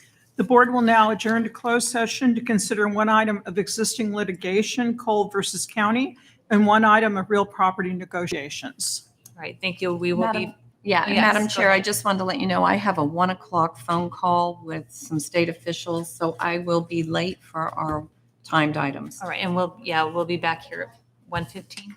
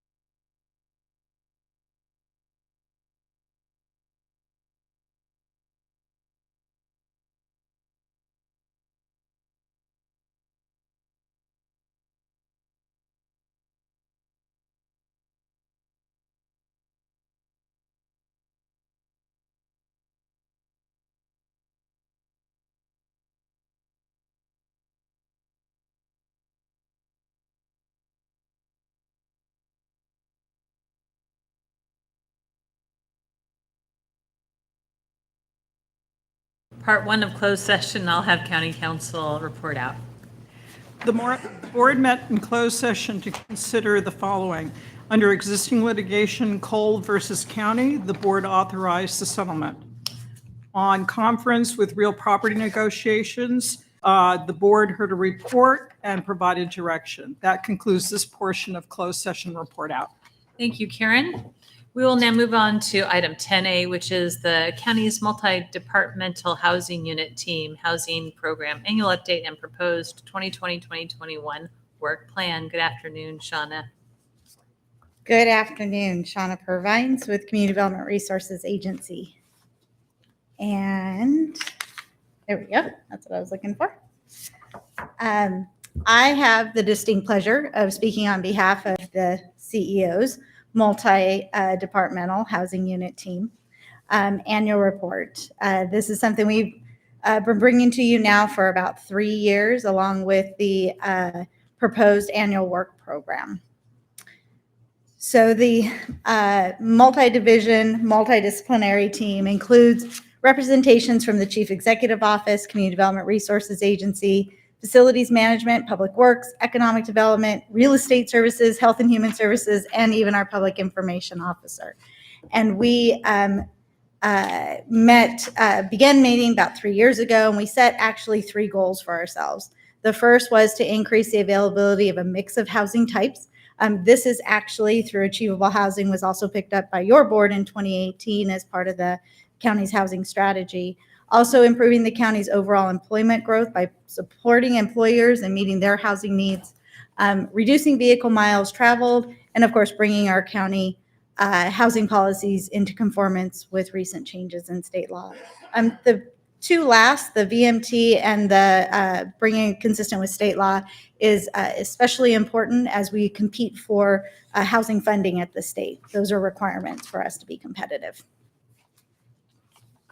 So as part of the report, we've talked a lot about some of the challenges Placer County has, and one of them being a rental shortfall, just an overall lack of actual rental projects in the county, in the unincorporated county, to meet that need. We also talk about our housing cost burdens. We do know that we have a substantial portion of our residents who are seeing a monthly or an annual cost burden as part of their housing. Generally, our goals sit around 30 to 35% of your monthly income. We're seeing a considerable amount of well over 50% of their income is going towards housing costs.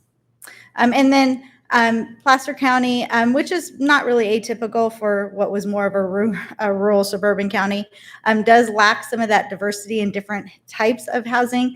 We tend to have much higher single family housing than we do, say, some of our duplexes or multifamily. And again, just a big focus of the multi-unit team. So just drilling down just a little bit further, we did receive some data out of the California Housing Partnership for some of our countywide impacts. They have reported that 79% of our extremely low income housing pay more than 50% of their income on housing costs. Renters need to earn roughly 2.3 times of the state minimum wage to afford an average monthly rent in the county.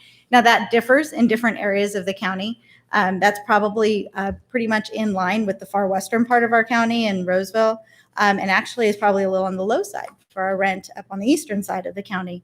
But right in the middle of the county, we do start to see rents a little more affordable to the residents. The issue is our cost of construction is actually the same. So it's making it harder to pencil rental projects in the middle part of the county. And then we have a substantial amount of lower income rental households that just simply don't have access to affordable housing. Looking more specifically on the east side, since 2000, we've lost about a third of our population in the east side to decreasing what we were reporting, decreasing availability of housing Only about 12% of homes are owner occupied on the east side. We actually just received more updated information that was shared with your board as part of the Indeed program that we'll be bringing forward to you.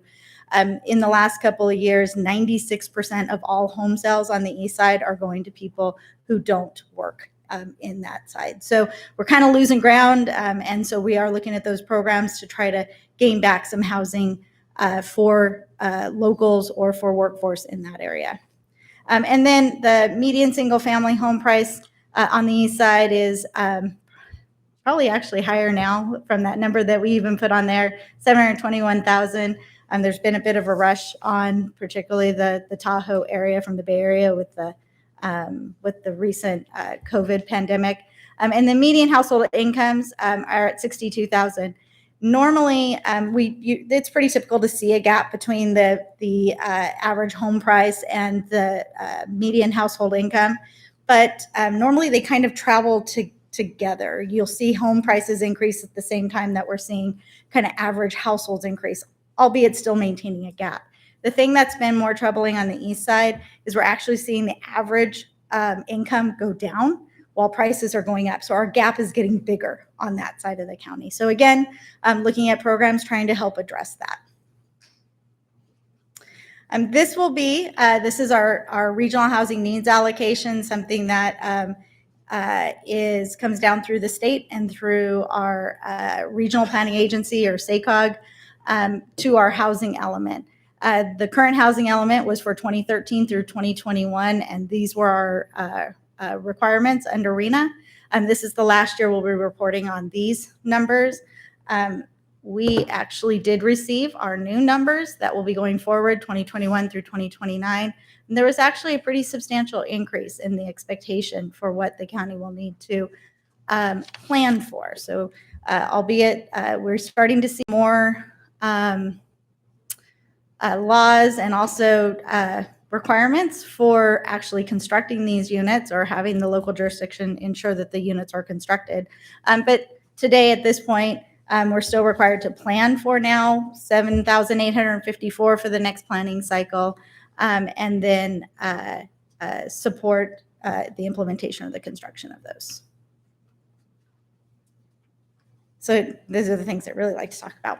Construction. So we actually are, we have two projects underway right now, both pretty deeply affordable housing. They're running 60% or below of AMI. We have, of course, the 79 units, which you all were able to participate in the groundbreaking over at the Placer County Government Center. And then also through a partnership with the county and the developer up in Schaefer's Mill, we were able to break ground at 87 today. We also have 37 permits that have been issued just this year. And our inquiries, actually, I just checked in, we have 109 inquiries. These are people that are in the process of putting their applications together to submit them for a building permit. So as we were, both our front counter staff who've been doing an amazing job of learning the new rules at the same time trying to implement them and get the applications through.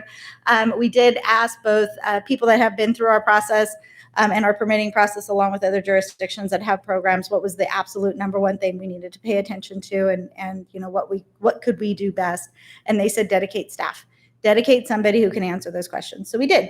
Megan Schwartz is our ADU guru, as we like to call her, and her name and her number is on our dedicated website. And she is the one person handling all of those inquiries and working them through our process. She's just been doing a really great job of that. And she just continues to get busier and busier. She's also the one facilitating our ADU Thursdays, which is a day dedicated to applicants who want to come in and make it through all of the various different departments to ask questions, whether it's planning, building, environmental services, or engineering. So it's been really great. We've also began launching ADU Tuesdays up in the Tahoe area. So also this past year, really it was about a year and a half ago, we launched Cedra's e-services program. It got fully tested this year with COVID. We did launch this originally with the intent of creating a virtual counter and being able for applicants or potential applicants to be able to reach us 24/7, including submitting applications electronically and even actually reviewing and having those approved. With the shutdown of the public counter to actual in-person meetings, we saw a heavy use of these e-services, and it was great. It really did allow us to stay open virtually and continue to service our customers. Even with our Ask Placer, which is our chatbot, these are just over in the last year, we've seen 9,000 interactions with our chatbot. We are, as far as we know, still the only jurisdiction that is running that on 2 separate platforms. It's Google Assist and Alexa. And we have had a number of calls from jurisdictions, including the state of California, asking how we did this. And we're happy to share with them how we did that and our fee and getting them hopefully to be able to utilize some of the similar services. So just real quickly, some of our other great accomplishments, the Sabre City property sold, and even just your last board meeting, you were able to approve that map. That was surplus land that the county had in the Sabre City mobile home park. The applicant is now working towards building an additional 24. If those are actually built by next year, we will have about 150 new affordable housing units that'll be on the ground. Add in those accessory dwelling units, we could be seeing over 200 units that will actually be constructed that would meet the affordable requirements. We completed the housing finance strategy. We supported the establishment of Housing Trust Placer, a private housing trust. They did receive their 501c3 just about 6 weeks ago now. So they are now ready to get up and get moving and start that public-private partnership that we hope will be successful. And we look forward to continue to work with them to ensure that success. Approved the Sunset Area Master Plan, which had its 10% affordable housing requirements. We received 20 additional HUD mainstream housing vouchers this past year, provided rental assistance to 55 lower income families, and collected full payment on housing loans. But the good news probably as part of that program is with the lowest interest rates, we've actually had a number of our older loans being paid off, which is now allowing us to go out and do a new fresh batch of first-time home buyers with new homeowners as part of that program. And then received a number of different grant funds this year. And in addition to that, we actually expect more coming in this next year. So now looking from back, we're going to look forward and talk a little bit about the annual work program that the housing unit team will be working on. And I'll go through these. I do want to point out we generally usually talk in 1 year. So would normally say 2021, 2020 to 2021 annual work plan. However, we know there will be things we'll start this coming year that won't get done for about 3 years. So we wanted to go ahead and capture those and capture the resources that are going to be needed for those. But again, we'll be back again next year to look to adopt that. So we put these kind of rearranged them from how we've done it in the past and looked at 4 areas in the program. One is advancing housing policy that supports adaptive regulations.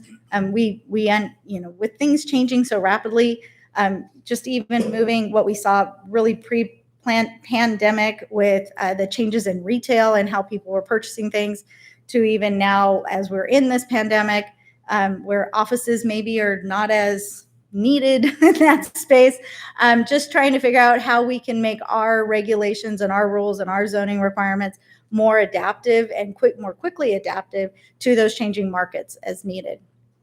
Creating more incentives to build affordable housing. This is where we talk about kind of going from the tool belt to the tool chest. Having more tools ready to go because every project is different. Every project requires different tools to be able to go from that concept to construction. Advocating for private, state, and federal housing development assistance, and then, of course, furthering our partnerships for meeting our regional housing needs. Funding for the program this year is about $3.1 million. At this point, we do anticipate about half of that or a little more than half of that probably coming in from grants. And then over the next couple of years, we actually expect that to actually grow as well. We are looking at about $5 million through grants for hotel and commercial conversion activities. And then probably with the big projects that I just spoke of, we've had about $60 million invested in Placer County through those grants, tax credits, and fee waivers to construct some of those affordable housing projects that we have seen. Over this next year, you'll probably hear me talk most about infill development. I think that's where we will be focusing a lot of our time. These are in areas where we've already invested in roads and transit, water and sewer, and but yet we still haven't seen the level of development in some of these smaller sites. That can be in the Kings Beach or Tahoe City area or in the North Auburn area. And then, of course, there's a few other areas that we may see that in, like the smaller sites and smaller amounts, but Newcastle and Granite Bay and those. This is going to probably require the adoption of an infill incentive ordinance. We also will want to take a look at our impact fees, looking at making those proportional to unit size. We do understand that, if you're building a 3,000 square foot home or a 1,600 square foot home and you have to pay the same amount in fees, you're more incentivized to build the 3,000 square foot home than you are the 1,600 square foot home. So looking where we can make those fees more proportional to the unit size will be part of our program this year. There will be some package of code amendments that will be coming before you this year. We will also be working on some additional ones as part of just getting to more adaptive rules and regulations going forward, and then also looking at applying a new mixed-use zone. And then allowing for more multifamily housing and additional commercial and office zones. And then a big focus on the housing opportunity sites. As part of the housing strategy and development plan, we did identify about 100 sites that we feel are probably our strongest competitive sites for grant programs. And so we would like to focus in on those closer, working with those property owners, being a mix of county, other public entities, and then private property owners, and see if we can get those sites developed. And then we have local affordable housing. This is really utilizing our existing built homes, launching the deed restriction program, partnering with our housing authority to implement a new tenant-based rental assistance program, and then continuing to funding and advancing our first-time home buyer and rehab programs. And then as we're starting to look forward to the to new projects coming down and through the pipeline, Dollar Creek Crossing, I'm working very closely. Let me see if Paul was here. He's not make it. So Paul Breckenridge and I have been working very closely to identify the appropriate development on the Dollar Creek site. Following some community meetings where the community asked some really great questions. We're now completing some of that analysis and also looking at what's going to take to get us through an environmental process for a project that really fits the site and fits the need of the community. And then for the government center, going beyond the Mercy site, we are in contract with the master developer, that's Griffin Swinnerton, who is doing some finance and feasibility studies to look at the other about 20 acres of the site on the private side. And the development that goes there will also support the county's efforts and the county housing or the county buildings that will be looked at on that site. And we're just getting started with accessory dwelling units. So as I mentioned earlier, we had kind of an explosion. We are still experiencing an explosion with permits coming in. We have a lot of great tools that we've already developed, and we actually haven't told anybody about them yet. We actually haven't gone out and marketed anything that we've done for ADUs. We do have coming an inspirational book that we're still working on. Pre-approved plans or stock plans are going through the review process right now, where people can just pull them off the shelf and use them in light of having to go get plans done themselves. And then we are developing a better web interface, actual ADU portal that will include things like a return on investment or a cost construction calculator, return on investment calculator, what kind of fees, what kind of permits you're going to need, all of that, so that they can do a lot of the work themselves on there. So that actually probably will get launched probably before the end of the year. And then as we've talked a little bit about policy and code updates this coming year, probably the big and number one thing is the county's housing element update. It is required to be done by May of next year, so as part of this fiscal year. And we'll actually be to your board here in December with a draft, asking for permission to submit that draft to the state of California, because the housing element is the only element of a county's general plan that is required to be signed off by the state. So we will need to work with them through this process to find an element, a housing element that we can all agree upon. And then housing code changes to reduce those constraints to development. We'll continue to look and try to batch those together as we go forward. So concept of construction, I know I tend to get a lot of comments or concerns about maybe we're focusing in on one area over another a little much. I wanted to share that, while we have actually a very deep and multi-layer approach to building a pipeline of housing. Some of those are going to happen faster than others, things that are quicker and easier, like accessory homes, acquisition or rehab. Those we're going to be able to see results from very quickly. But we're also actually working for things that are going to take a much longer time to act before we see results. And those are things like specific plans or new residential plan developments.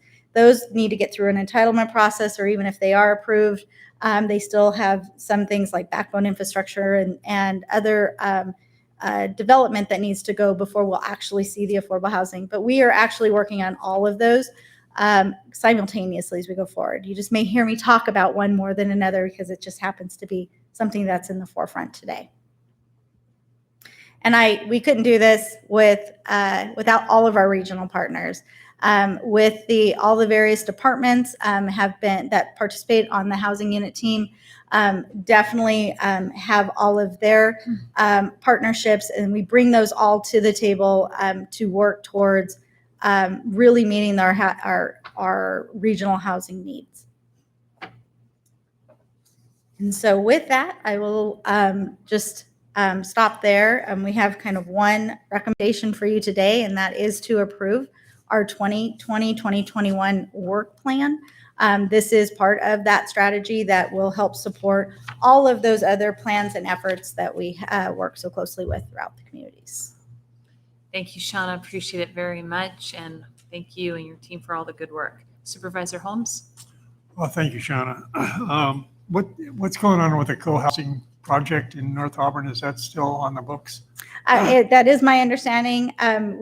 We are scheduling to bring an item to your board for work with the co-housing developer. And then they will from there start to determine, really, is there an interest? I think we've all seen it and we've heard it from lots of individuals locally, but I think there's some due diligence that still needs to be done. As soon as that's done, we should be able to move forward. But that is a project we're excited about. And then you had $5 million set aside for hotel commercial conversion. Is there any commercial properties that are available for that type of conversion? We're actually starting to look for those, and we don't have it set aside for it. Those are fundings that we're going to be competing for. Some of it we've already competed for, and we think we're going to be pretty successful on. But we are looking at projects primarily up in the Tahoe Basin area that does have some good sites that we might be able to convert. Albeit there's a few here locally too. I'd love to get my hands on some of the vacant retail that's over there and see if we couldn't get that converted as well. Yeah, I have a nice site in mind. Okay, well, we can talk. I'm not going to mention it though. Thank you. Supervisor Wygant. I just want to thank you and the team, Shauna, for bringing us so far. I think for a long time, we've wanted a comprehensive strategy that didn't place the burden of this all in one particular place. And I know that takes a lot of work and a lot of thought. So I'm just really pleased with where we are today, and just wanted to take the time to compliment you and identify that. Great, thank you. Sean, I have a quick question for the plans that are being developed for the ADUs, pre-approved plans. Can anyone from other jurisdictions utilize those as well? So City of Loomis, Rockland, or Town of Loomis, Roseville, Rockland, could those residents utilize those plans as well?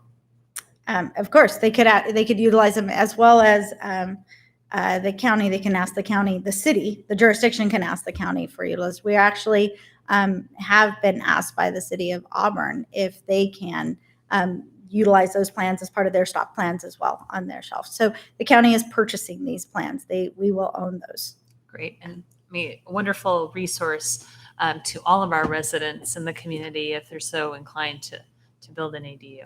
That's great. Thank you. Let's go ahead and open this up to the public. Do we have anyone in the public in person? I don't think so. And anybody on Zoom who would like to comment on this item?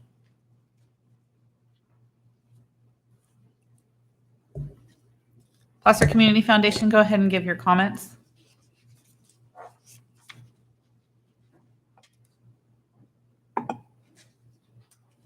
Hi, let's see. Good afternoon. Can you hear me? Yes, we can. Hi, Hi, Veronica. it's Veronica from Placer Community Foundation. First, I just want to commend Shauna and team for all the hard work they're doing. There is so much to getting affordable housing created in our community, and this championing on her part is greatly appreciated by all of us housing advocates. As we well know that housing is a basic human need, and it is one of our most important safety nets.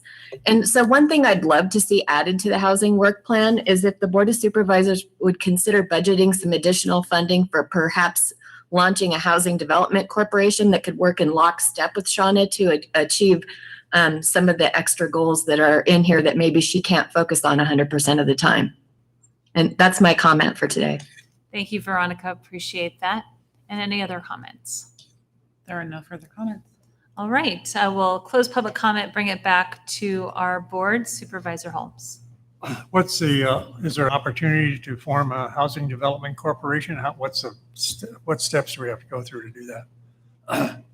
So a community development corporation or a housing development corporation works very similar to a bank, and it's an outside entity. It would be another public-private partnership.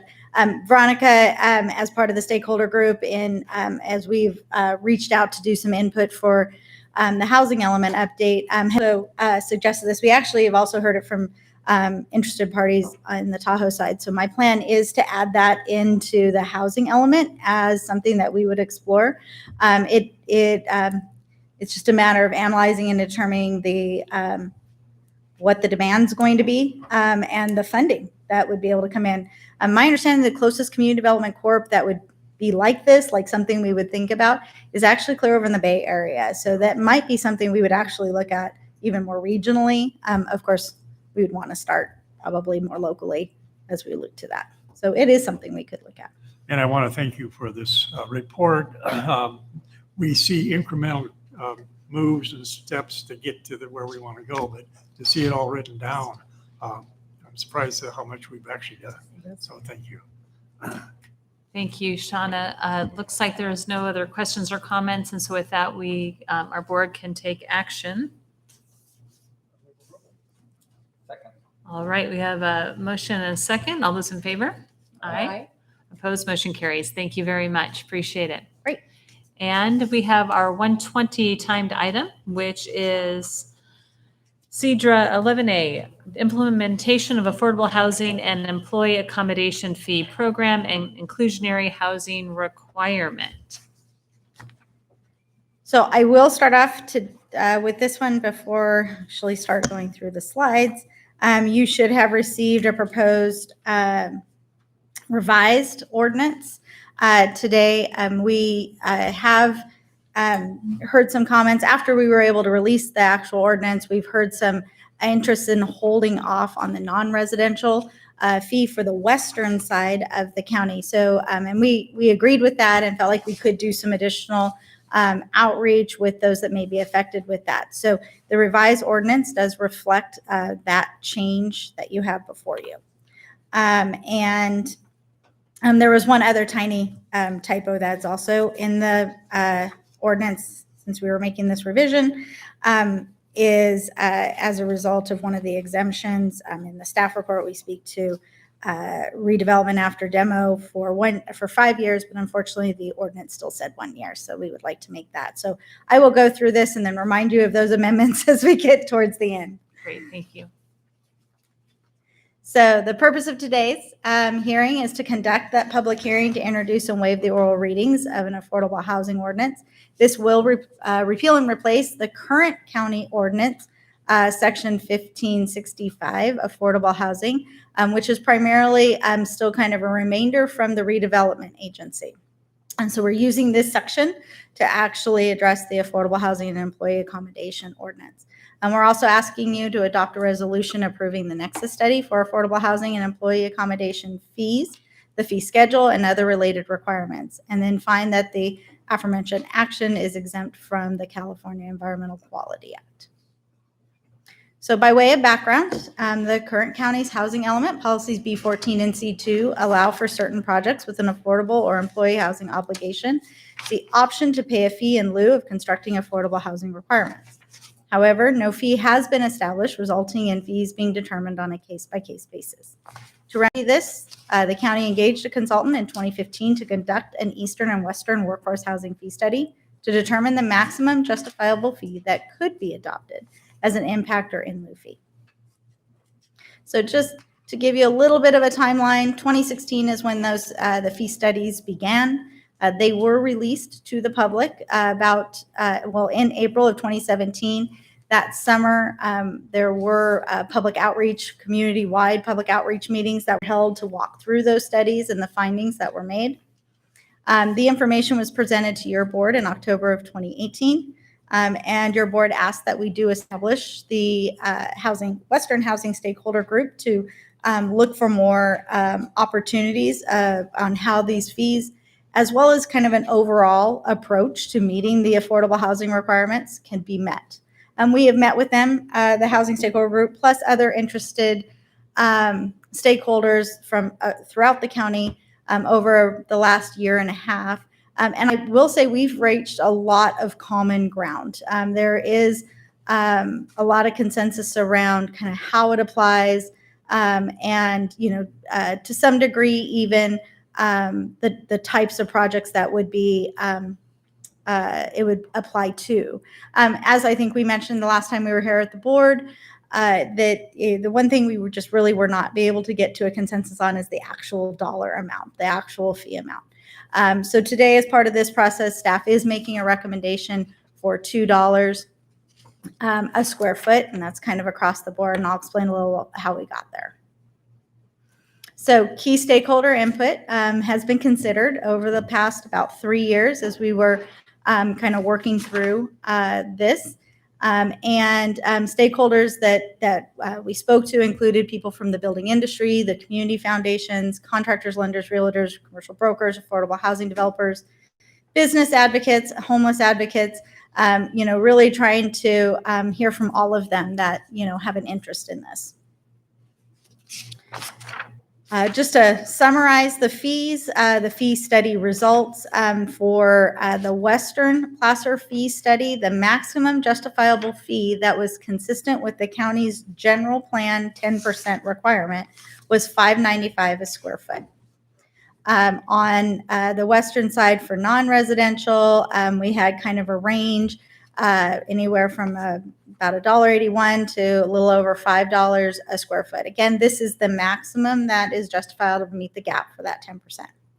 On the east, and this goes a little bit to what we talked about before, as the prices are significantly higher, and that's because you tend to have a lot more of a service industry, a lower wage, and you have a very high cost of housing, so those fees are definitely much higher on that side.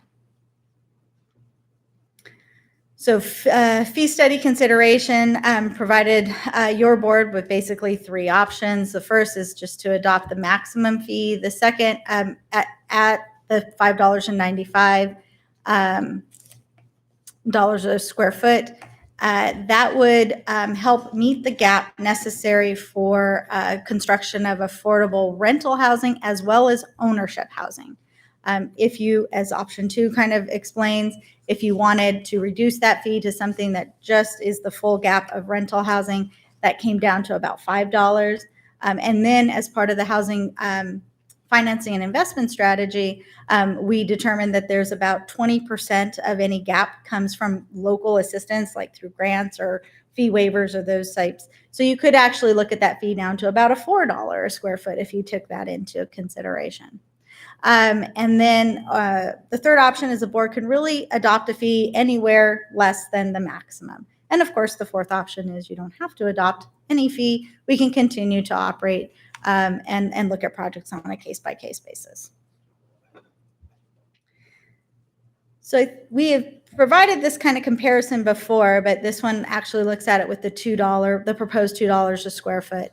It's probably no surprise getting real good apples to apples with different jurisdictions fees is a little bit difficult simply because everybody applies them a little differently.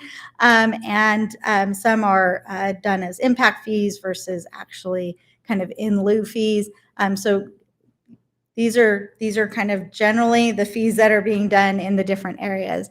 So you can look at through the fee study if you want to look at the maximum fee, the option 1 or option 2. You can see that applying the maximum of those is pretty high, kind of outside where the rest of the region really lies.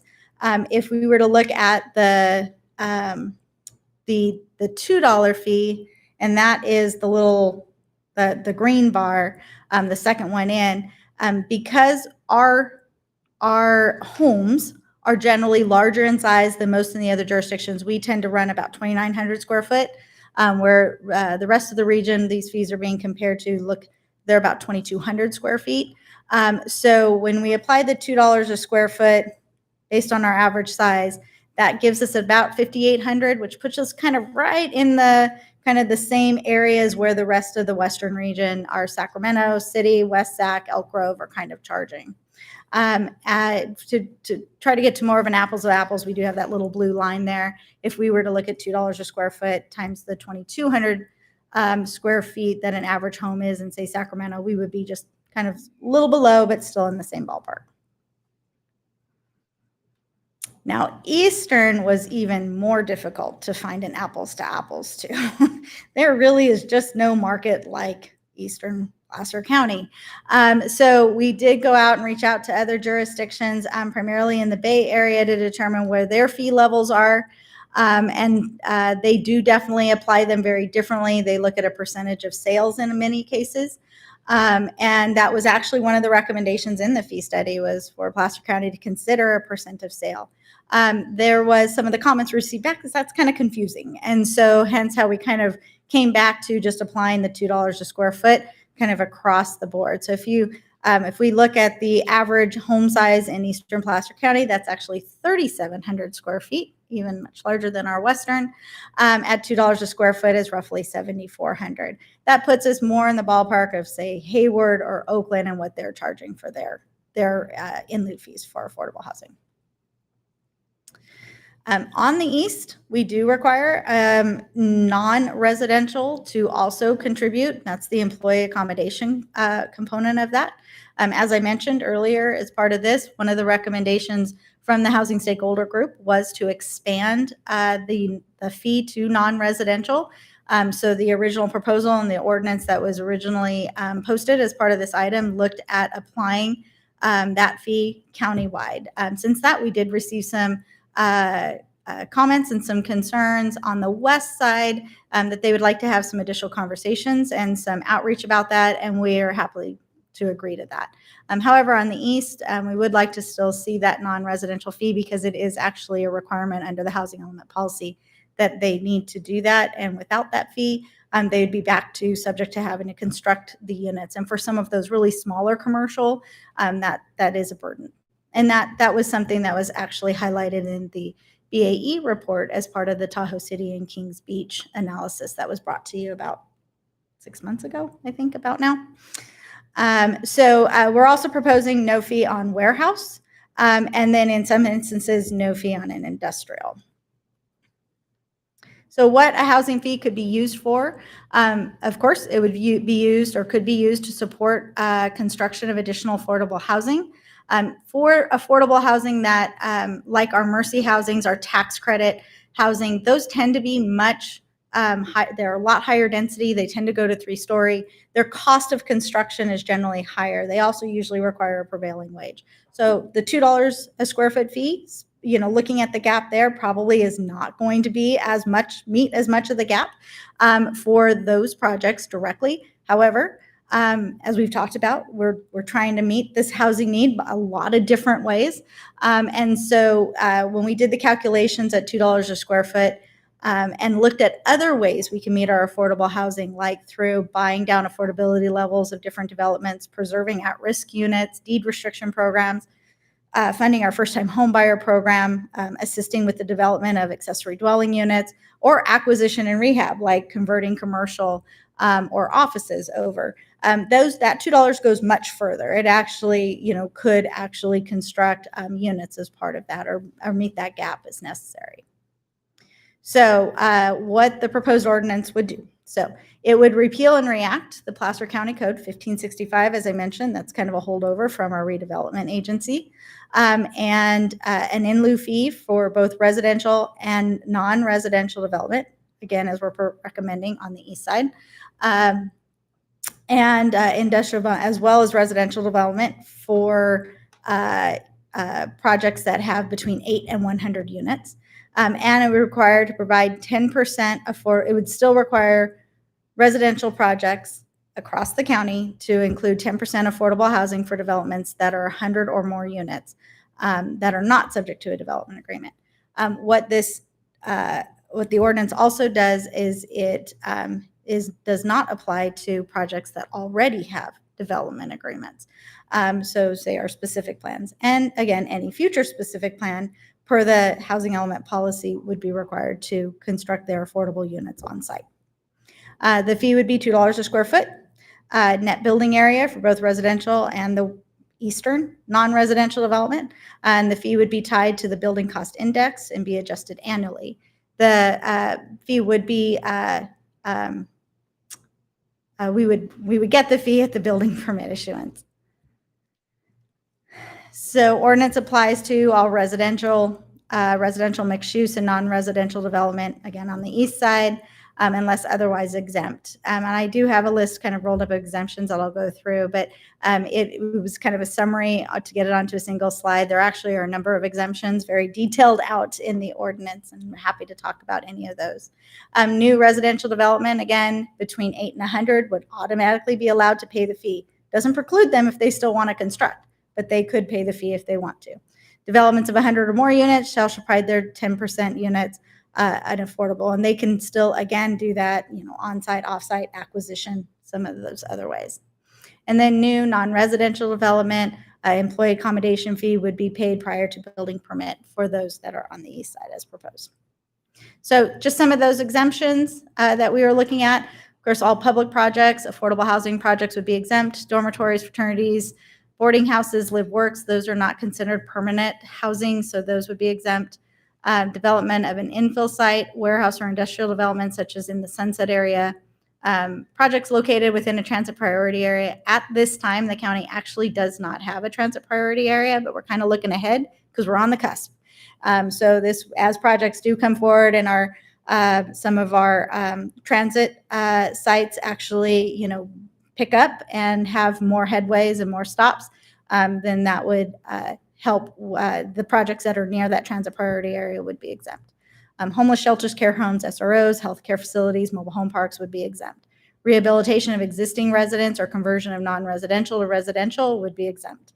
All residential full-time occupancy projects of 7 or less, so our small projects, and then where majority of units are 1,600 square feet or less, again, trying to incentivize the smaller homes, because we find those to be more affordable by design. And then the exemption for small projects, that was something that actually was in the redevelopment ordinance prior to, and was asked. We were asked by the stakeholders if we would keep that small project exemption. And then accessory dwelling units and deed restricted affordable housing. So I have some examples here of how the fees would work. An example of a 30-unit subdivision, roughly 2,800 square feet. Math gets pretty simple. 30 times 2,800 is the 84,000 square feet times the $2.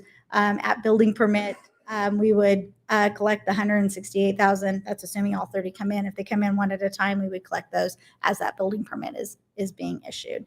New commercial, 150 square feet. That would be $2 a square foot. that would be about $300,000.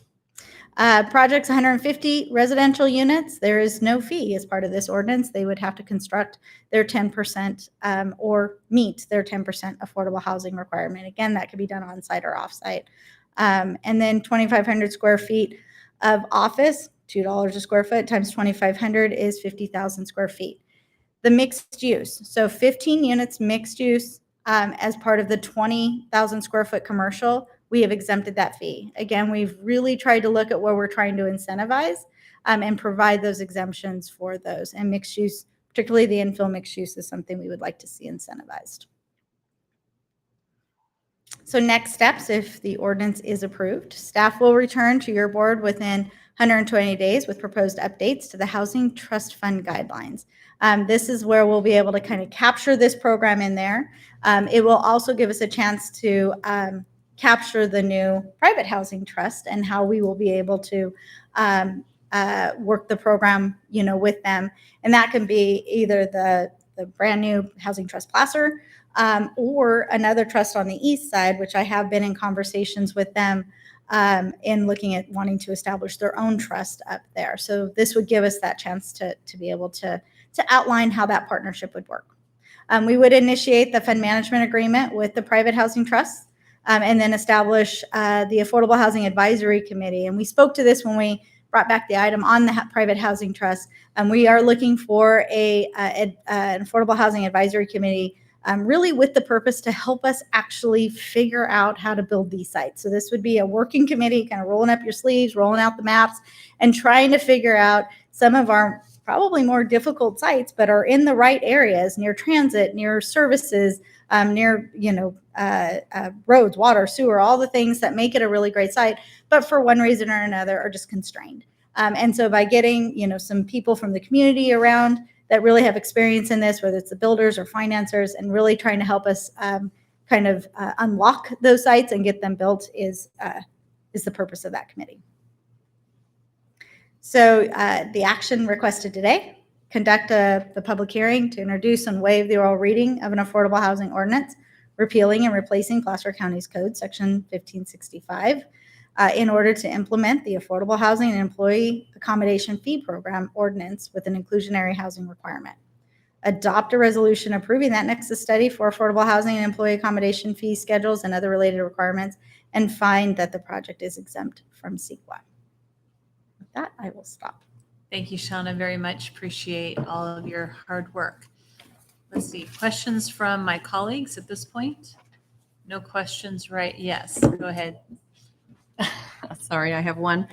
On the exemptions, the last bullet mentions accessory dwelling units and deed restricted affordable housing. On the deed restricted affordable housing, are you using a state metric or are you using achievable housing metrics? What percentage of? So the county actually only deed restricts the 120 or below, so that would be the state metrics. Generally, the restrictions for anything above that, particularly if they're public funded, we would come through like say TRPA. As part, we're up at like 205% or two. Yeah, I think I last heard we're at like 240. It's getting pretty high. Oh, it's really bad. And that was my point, is it may not meet the state standard, but the local market, it's still delivering an affordable or achievable workforce housing. And I want to make sure that the definition of the deed restrict, as long as there's a deed restriction to there's a deed restriction, local employees or that sort of thing. Okay. Absolutely. Yep. Okay. Thank you. All right, let's go ahead and open this up to public comment. And we'll start with people in our board chambers. Actually, we are conducting a public hearing. We will start with people in our chambers and then move to folks on Zoom. So, Mr. Short. Thank you, Chair Gore and members of the Board of Supervisors. Jeff Short, North State Building Industry Association. Thank you for the opportunity to comment. First, I want to take a moment just to thank staff again. The amount of work that they've put into this over the course of years, we saw the timeline was extensive. I spoke with a few people yesterday who were in contact with Shauna on Saturday, so we know just how much effort they've put into this. As an industry, we do support the $2 in lieu fee. That's a number that the building community believes is feasible. I understand HTP believes that that number will be effective. You saw how much it would stand to potentially gain from projects in Shauna's presentation. And frankly, like I assume you all were tired of kind of the one-off negotiations, and a policy would be helpful. We do have two concerns, however. The first is the unit cap.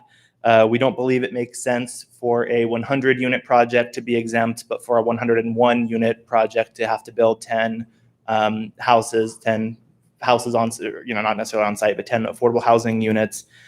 We think that while we understand how rare it would be for a project to come to the county outside of a specific plan of that size, we don't want to discourage them. We want to do what we can to encourage housing.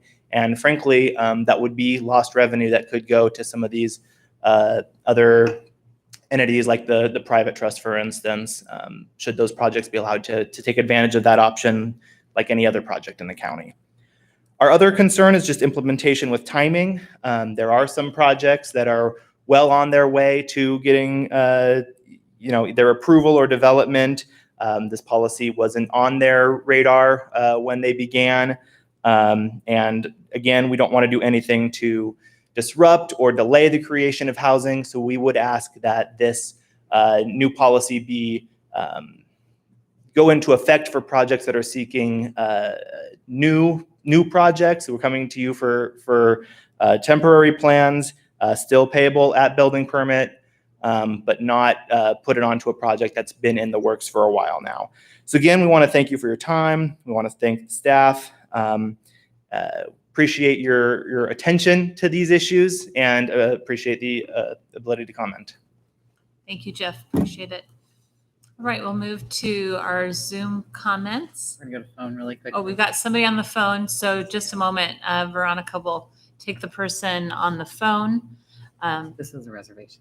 Because they called and reserved time to call in prior to the board meeting. That's why we're taking that phone call first. Good afternoon, caller. Please state your name for the record and give your comments. Hello, my name is Beth Gonzalez. I am representing Placer People of Faith Together, and hello, everyone. First of all, I want to thank you for the work you've done on the Placer Cares project. It was a big help, as you heard, to the community, especially the minority community or any businesses and nonprofits who are struggling at this time. So I think that was great information. I've been on in the meeting all day, so I know what's going on. The proposed housing fee of $2 a square foot is less than what it costs to construct affordable housing units. How is the county addressing the 10% affordable requirement in the general plan and community plans? If the county adopts a housing fee that is less than what it costs to provide for the housing, it will not provide a functional equivalent to the actual number of affordable units required by the present adopted housing policy. If the county adopts this fee and developers apply for and granted a waiver, how is the county housing policy actually and physically going to be achieved? We have other concerns regarding the lack of affordable housing in Placer County, but we'll discuss them with each of you later at another venue. We look forward to hearing from you about the many creative ways that you can be leaders in the challenging arena of providing housing for all people in Placer County. And we are working together with Placer Community Foundation on this, so the more discussions we can all have together, the better off we'll all be. Thank you very much. Thank you for your comments, Beth. Veronica, go ahead and unmute your mic and give your comments. Thank you so much. It's Veronica Blake, Placer Community Foundation. The last report that we received from Shauna, the last item, showed that while fees in lieu have been a practice of the county government over the last housing element cycle, the fees in lieu have amounted to almost no units built in the low, very low, and moderate income categories.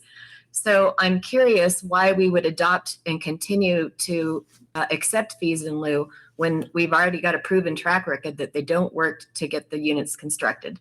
Secondly, You have the Nexus study that shows what the gap is, and the $2 fee is not enough to meet the gap for affordability. And so absent a plan from the county of how they're planning to make up for that gap, is very difficult to be supportive of that.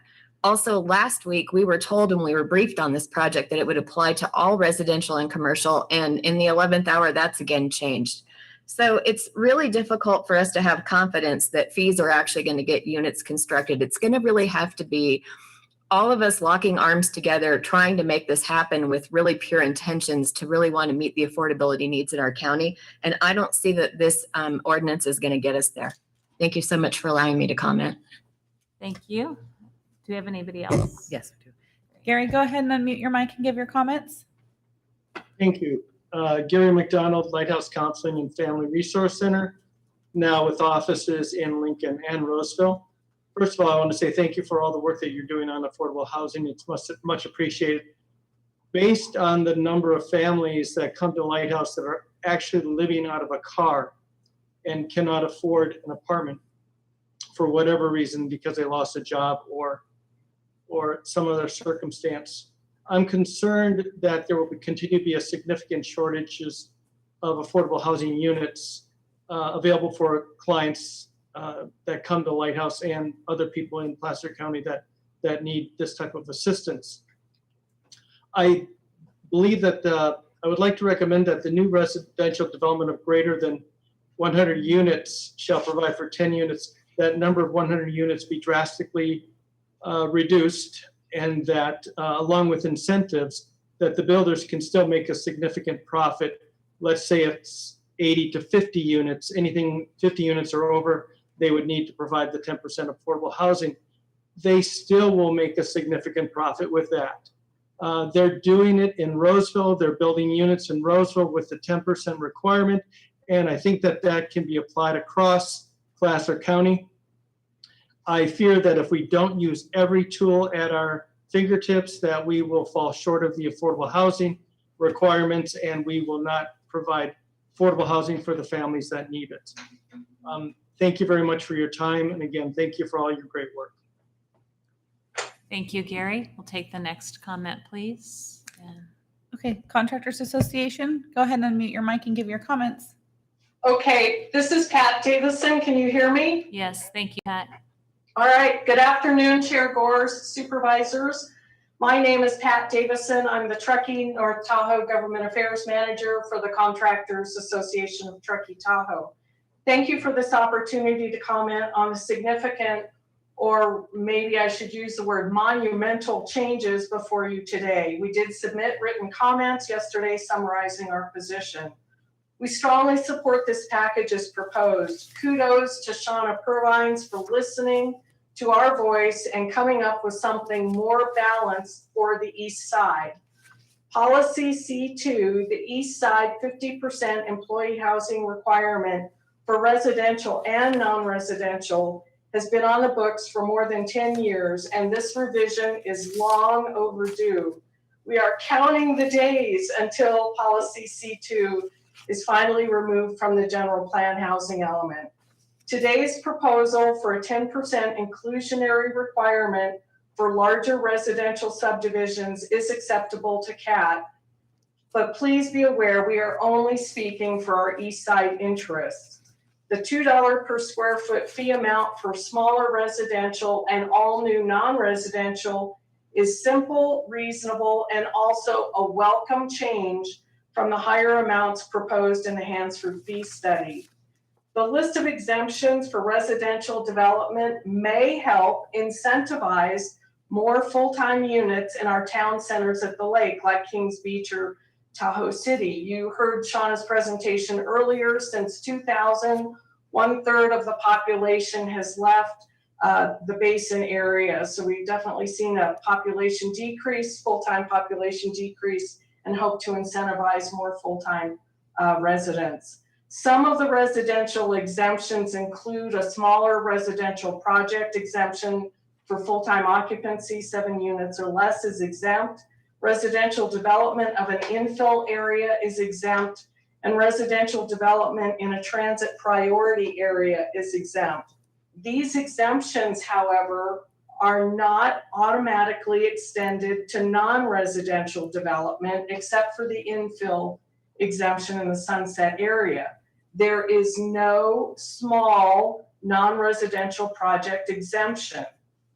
Initially, that raised the red flag and gave us serious concern.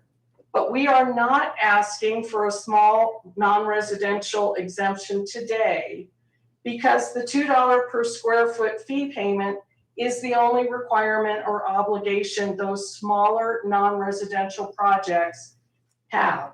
Had your fee been higher, we would likely have asked for more exemptions for smaller non-residential projects.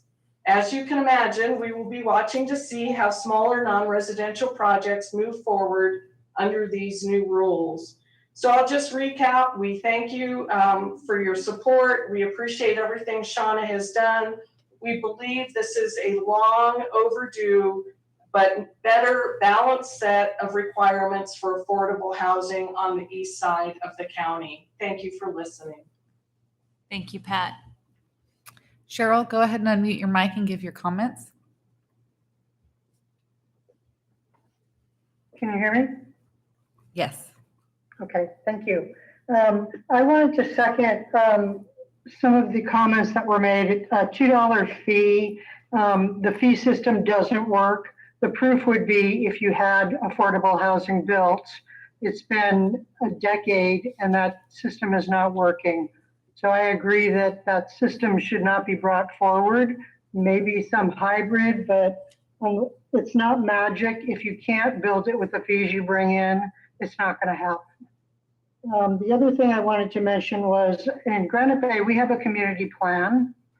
What has happened in Granite Bay is affordable housing is not built. When amendments or variances are put forward or PDs are built, $750,000 to $1 million homes are built. That plan isn't working either.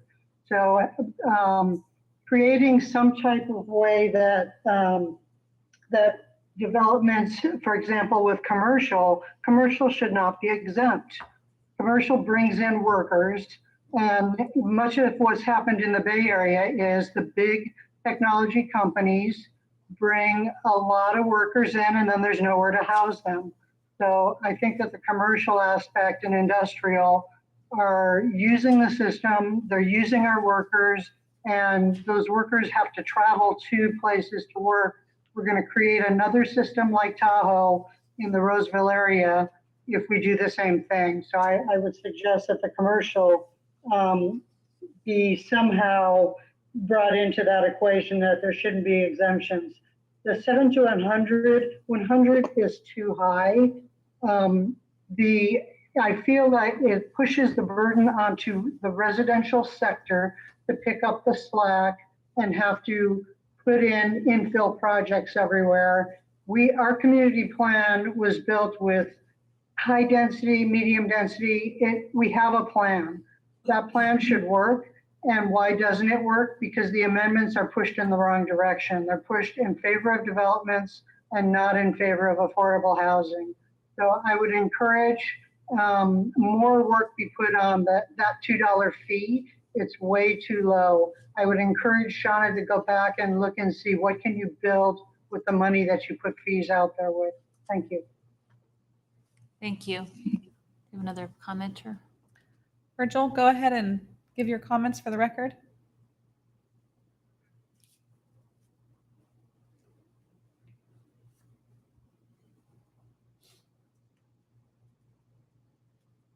Say that person's name again and then maybe There he goes. go ahead and speak. We're not hearing you. Virgil, go ahead and give your comments. Oh, yes. Okay. Thank There you go. I'm sorry. I was set up for the phone in and my phone was on mute and I missed the call. Good afternoon, supervisors. I'm Reverend Virgil Nelson, a resident of Roseville and a member of Placer People Face Together. Why should the Board of Supervisors and our community care about affordable housing at all? The Judeo-Christian, Muslim, Sikh, Baha'i, and other major world religions believe that this universe, our planet, and all living things were created and given to humanity to be used for the common good. Each religion has developed its own way of expressing how to support the common good and to promote justice. Justice. In Placer County, is it just that prior to COVID, over 100 students at Sierra College were sleeping in their cars on campus? Is it just that a couple, both working at minimum wage, spend over 70% of their income on housing? Is it just that a single mother spends 2 hours transferring buses 4 times to get to work, or that laborers building our homes cannot afford to rent or buy in Placer County? Is it just that a school teacher or police officer cannot purchase a home in Placer County on their salary alone? Is it just that over 400 people are living on the streets, or that someone on Social Security or disability can't find an affordable room to rent? Placer County has a major crisis of affordable housing. The RENA allocations between 2013 and 2021 show that if the deficits in just the very low, low, and moderate income categories are combined, we are now 2,999 affordable units behind. For years, the county regulations in place have not resulted in the actual construction of affordable houses. There are small signs of hope: facilitating additional dwelling units, allowing commercial property to be modified into residences. The Mercy Project and Schaffer Mill projects are great, but add only 135 units. The AEHA proposal today is also a tiny step. You as the board have the power to make bold decisions that could provide annual funding for new affordable housing. You are committed to work for justice and for the common good. You have incredibly creative staff and can direct them to find and enable solutions which actually build affordable units. I would encourage you to do it. Thank you. Thank you for your comments. No further comments. All right, we have no further comments. We appreciate the public comment, and we'll bring the conversation back to our board for further discussion. Supervisor Euler. A couple questions. So I see that this is collected at building permit. Does this apply to approved tentative maps that have already been through the process before we adopt this? So we've got a number of projects that have already been approved. And are we going to now apply this to those projects? Yes, as it's written, it would apply to them as they finish their final maps. Many of those actually do have affordable housing requirements, and we have yet to negotiate a means for meeting that. So this would then be. My only concern with that is knowing how we work as a county. We negotiate an awful lot of things with the developer until the developer essentially says no mas. I mean, my project doesn't pencil at this point. So now, after we have an approved tentative map based on a series of negotiations on impact fees across the board, we're coming back after a tentative map is already approved, and we're going to lay an additional fee on top of that. So I would hope that we would continue in the vein for those. I mean, if you're entering the pipeline right now, you know what you're facing, but you already got your map up. I mean, I can think of a couple projects that have been in litigation for 2 or 3 years. I can think of one that was approved 9 years ago and just got its 404 permit. You know, to be telling those folks that, yeah, we know that this was your fee structure 9 years ago when you negotiated your deal with the county and we approved your project, but now here's this right on top of it. I would hope we'd approach that with a little more understanding of where things actually sit, especially today. I mean, construction costs today, I'm hearing lumber is impossible to get and all the rest. I mean, so that's a concern for me, is that we're going to retroactively impose that on maps that were already adopted when that was never anything. Now, if they have other requirements, that's fine. The comment that was made by one of the callers about Granite Bay's community plan, she's right. We might need to look at that. My recollection is that high density in Granite Bay is defined as 10 units the acre. I believe that in DeWitt, we're at 30 units the acre. Correct.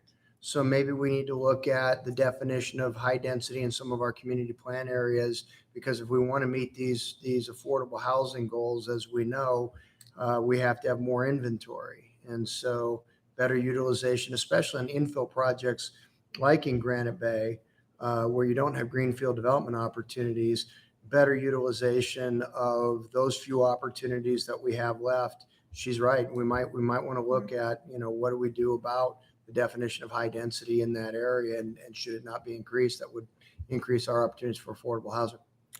I can address that one. As part of both the infill strategy and as well as part of the housing element update, we, because of the substantial increase in our RENA requirements, we actually will be going in and looking at specific sites that we feel are going to be some of the most competitive sites.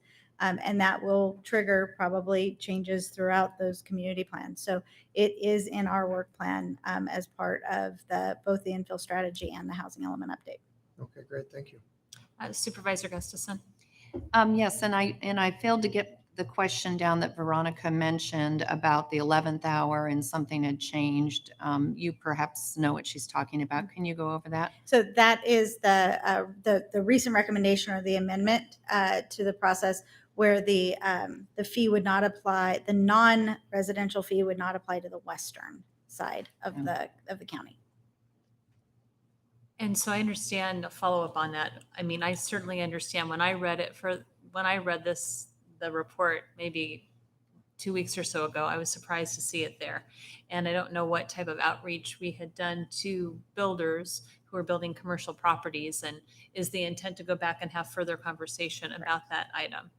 Correct. Yeah, we did as best we could some of that outreach with those. Difficult sometimes to locate them or have them participate as part of those stakeholder groups. But now that they are seeing this, we are happy to continue those conversations with them. The fee in the East has been a requirement of the housing element for, at least since the 2008 housing element, but it is not a direct requirement of the housing element at this time. So, this does give us a chance to be able to go and speak to the West non-residential who this would be applicable to, and a little bit further, and then bring back a revision later of the ordinance if that's where we feel like we need to go. Thank you. And then just to follow up on Supervisor Euler's question about projects that are in the pipeline, and I do have a few concerns about that. It sounds like some already have an affordable housing element, and so this is an option for them if they're smaller.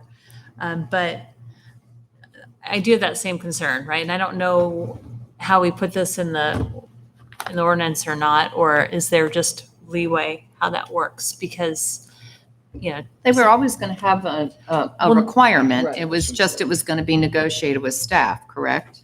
For those, this does now, it would apply to some of the tentative maps that maybe did not have a requirement. Oh, okay. So yeah, that way it would be new for those projects. And do we have many of those that don't have a requirement? That's what I'm really wondering, Steve, if you're out there. Yeah. Are there a lot of those projects? What are we talking about? Because it's It sort of really- nebulous. I mean, that depends on some of the map extension timelines, particularly those locally, and then also the ones that are afforded by the state. So don't have an exact number of those right now that are there, but I mean, that is something that we could consider, that if you've already been entitled through a tentative map, and I'll look to Karen to help me with maybe trying to figure out the exact the line or the language that we need to use, that those would be able to proceed because they've gotten their entitlements without that expectation of affordable housing, that somehow the ordinance maybe applies.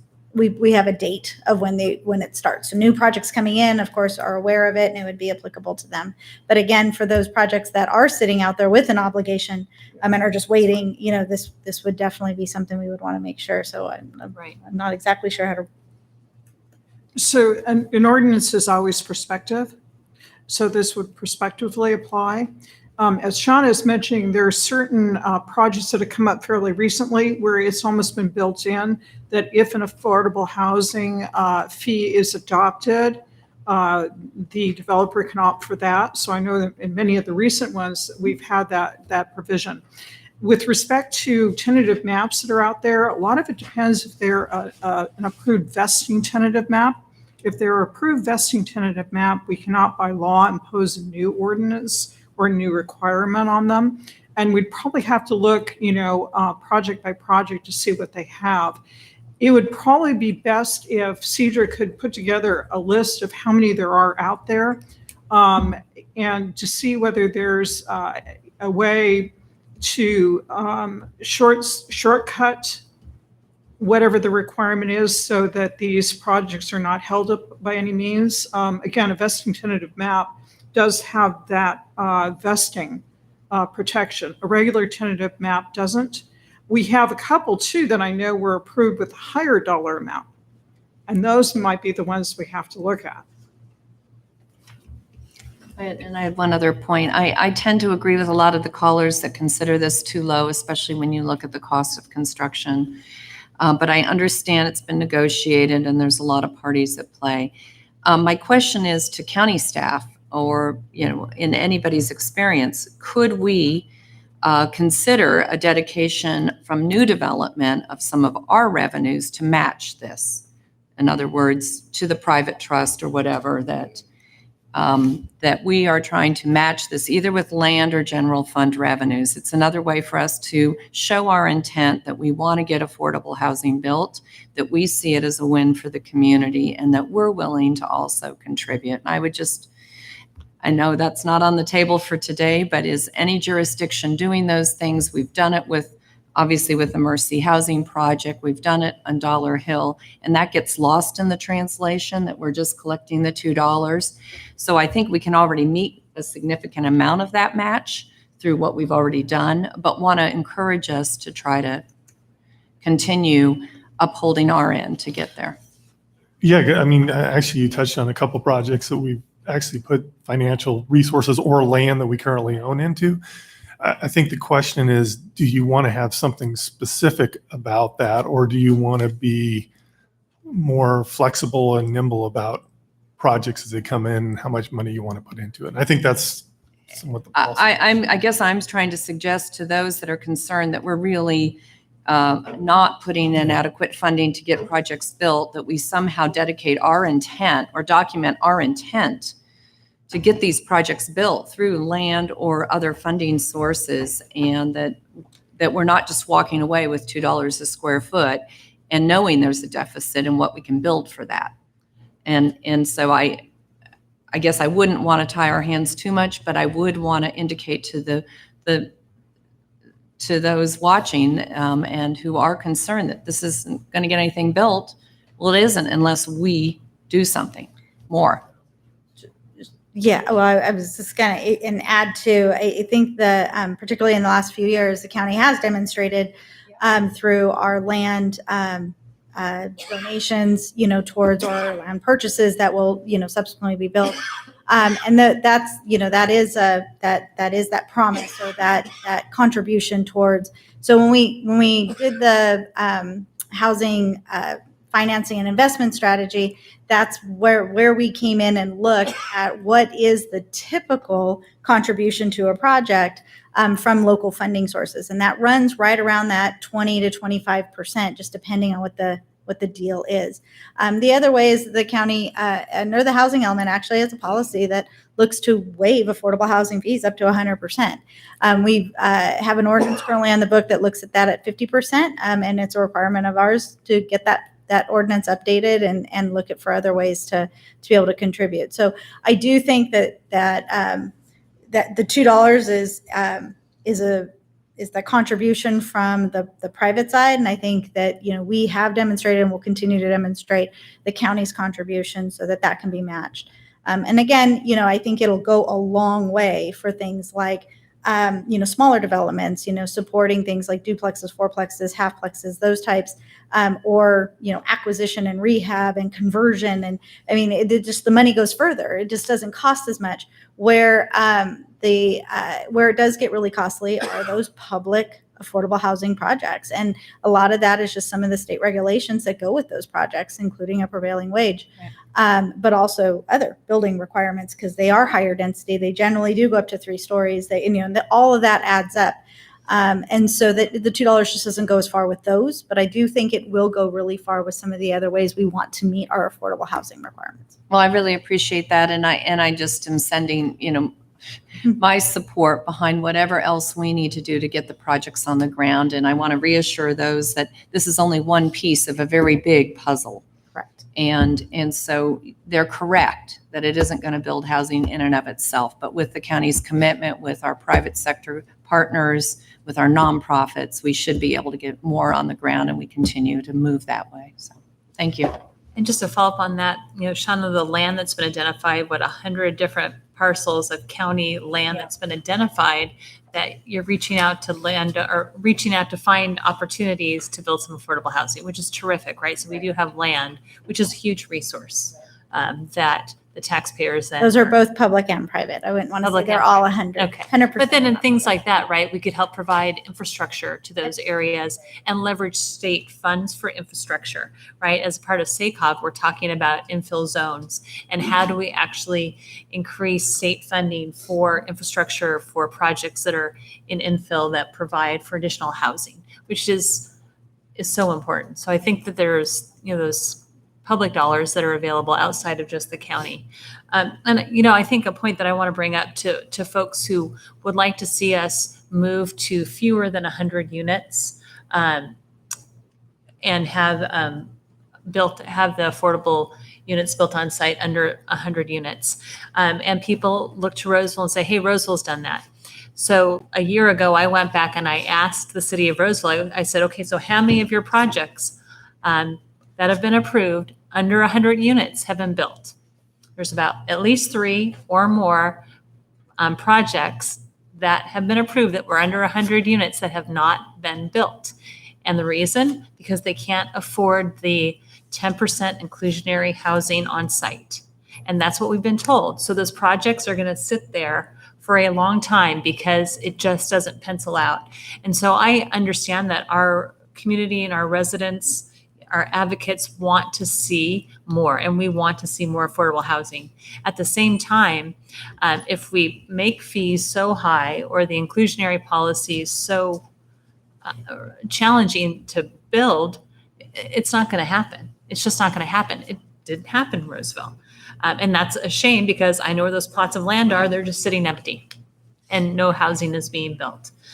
So I understand the desire to make it fewer, but I think that 100 cap is at 100 and above, we can do inclusionary, but below, it's too challenging for it to be built. Other conversations? All right. Are any other changes? Yes, we had one item. No, actually, a clarification, I think, to Supervisor Euler's question. I may not have understood your question totally. But if your question was a tentative map and then becomes a final map and seeks building permits, there is actually an express exemption for those particular residential units already built into this ordinance. So a map that's already finalized or is finalized by the end of this year where there's no legislative actions that need to be taken, those would be exempted from the requirements of this project. But only if they're final, not if they're still temporary. Yeah. So, I mean, one option may be to extend that timeline. We could do that for another, additional 3 months to allow those final maps to get finalized, and then they would be. Yeah, I just, when you're dealing with outside influences like, the Rancho del Oro project off of All Ranch Road, 9 years for their 404 permit. Obviously, they're not finaling anything, right? And so, and 10 years ago now, when we're seeing that project, this wasn't as prevalent a conversation as it is today. So it's those kinds of things that I'm trying to figure out. How do we make sure that they pay something, and maybe this is a reasonable something, but I want that to be more of an engagement by the county to say, how can we make this work for you, knowing that you've got an approval, but we still need to extract something.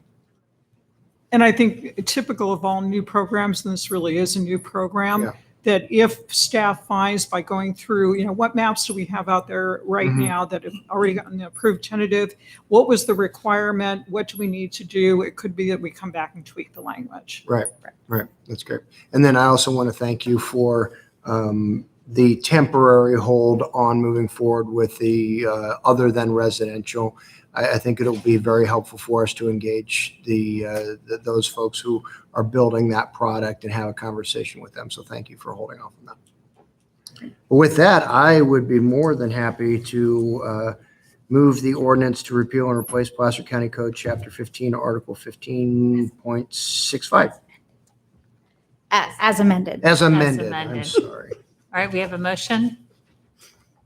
And a second by Supervisor Wygant, and we need to do a roll call, please. Wygant. Yes. Holmes. Euler. Aye. Gustafson. Aye. Gore. Yes. Then we also need to do item 2, which is adopt a resolution improving the nexus studies for affordable housing, employee accommodation fees, fee schedules, and other related requirements. Is that also as amended, Karen? Is that also as amended? As amended. As Okay. and So moved. Second. All right, motion by Euler, second by Wygant. All those roll call, please. Wygant. Yes. Holmes. Euler. Aye. Gustafson. Gore. Aye, thank you. And finally, find the aforementioned action exempt from CEQA pursuant to CEQA guidelines sections 15061B3 and 15378B4. Move approval.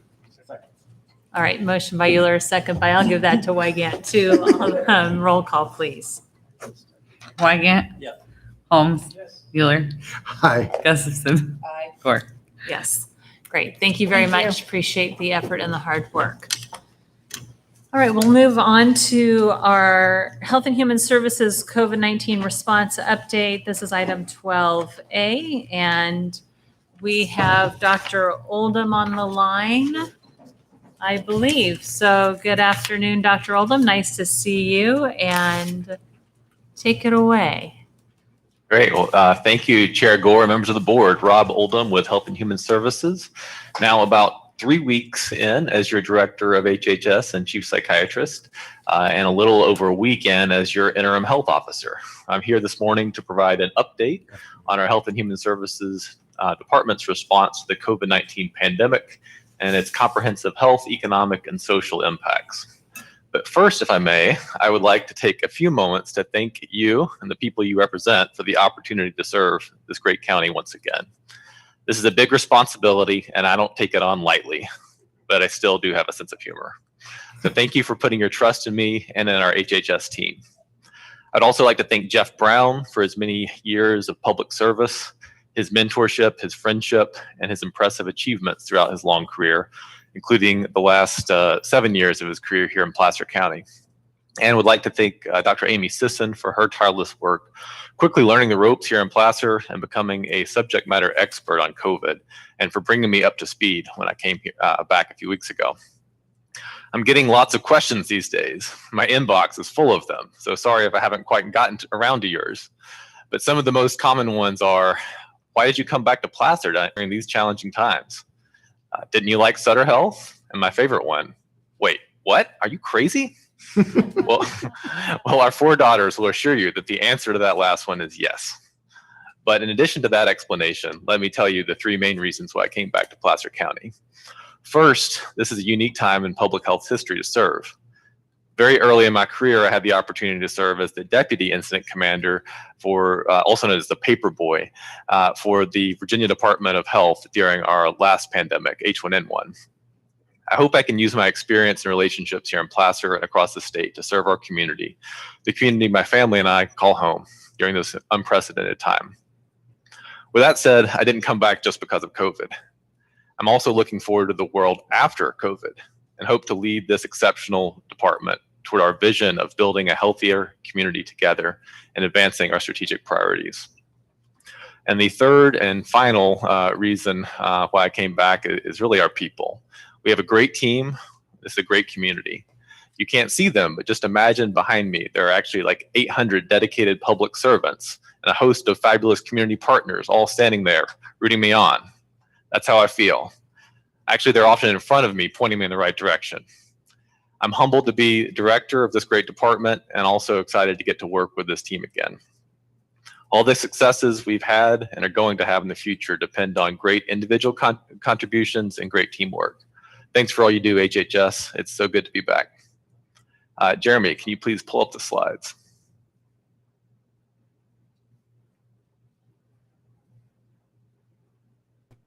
Great, thank you. So I already talked about our HHS vision of building a healthier community together. Prior to my leaving for Sutter Health in 2019, Placer County HHS, in collaboration with our Placer community, engaged in a strategic planning process where we took an in-depth look at the entire department and solicited feedback from our approximately 800 employees, other county departments, community leaders, and the people we serve. Through that process, we identified our vision, our core values, our mission, and our strategic priorities.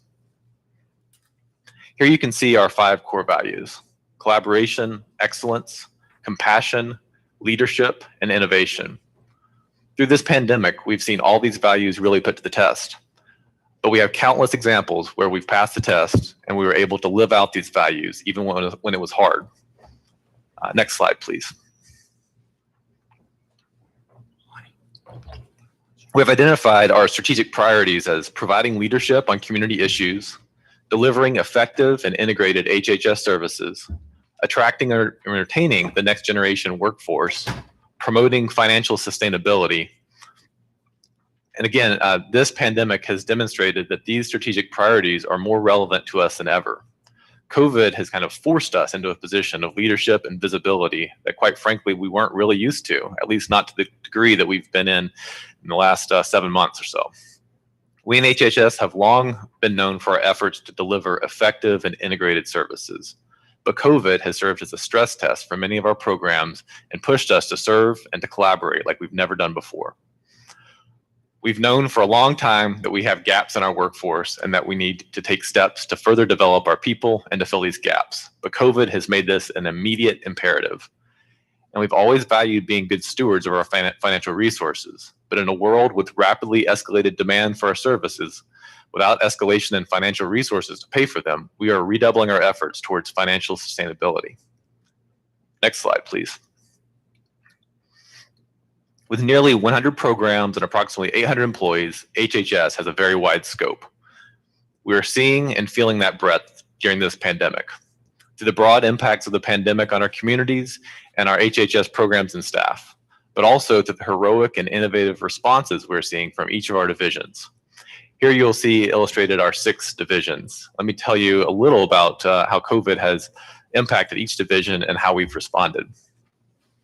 First, our adult system of care, affectionately known as ASOC, led by Amy Ellis, provides, among many other things, crisis mental health services, and has seen a 39% increase in the volume of these crisis services. Unfortunately, it appears that we're on track to see about a 25% increase in our suicide rate here in Placer County in 2020. So despite many challenges with running programs during a pandemic, we have responded by actually increasing the number of people served and the frequency of services in many of our mental health programs, both in ASOC and in CSOC. ASOC also includes adult protective services and in-home supportive services, who have regularly checked in on about 1,400 of our most vulnerable residents and created a backup system to ensure that a provider is always available for vulnerable residents in need. Next, our Children's System of Care, or CSOC, led by Twyla Abrahamson, has, in partnership with our courts, the judicial bench, and probation, helped to prevent the backlog of child welfare and probation cases that many counties are experiencing. CSOC has remained open and has done whatever it takes to support our most vulnerable children and families.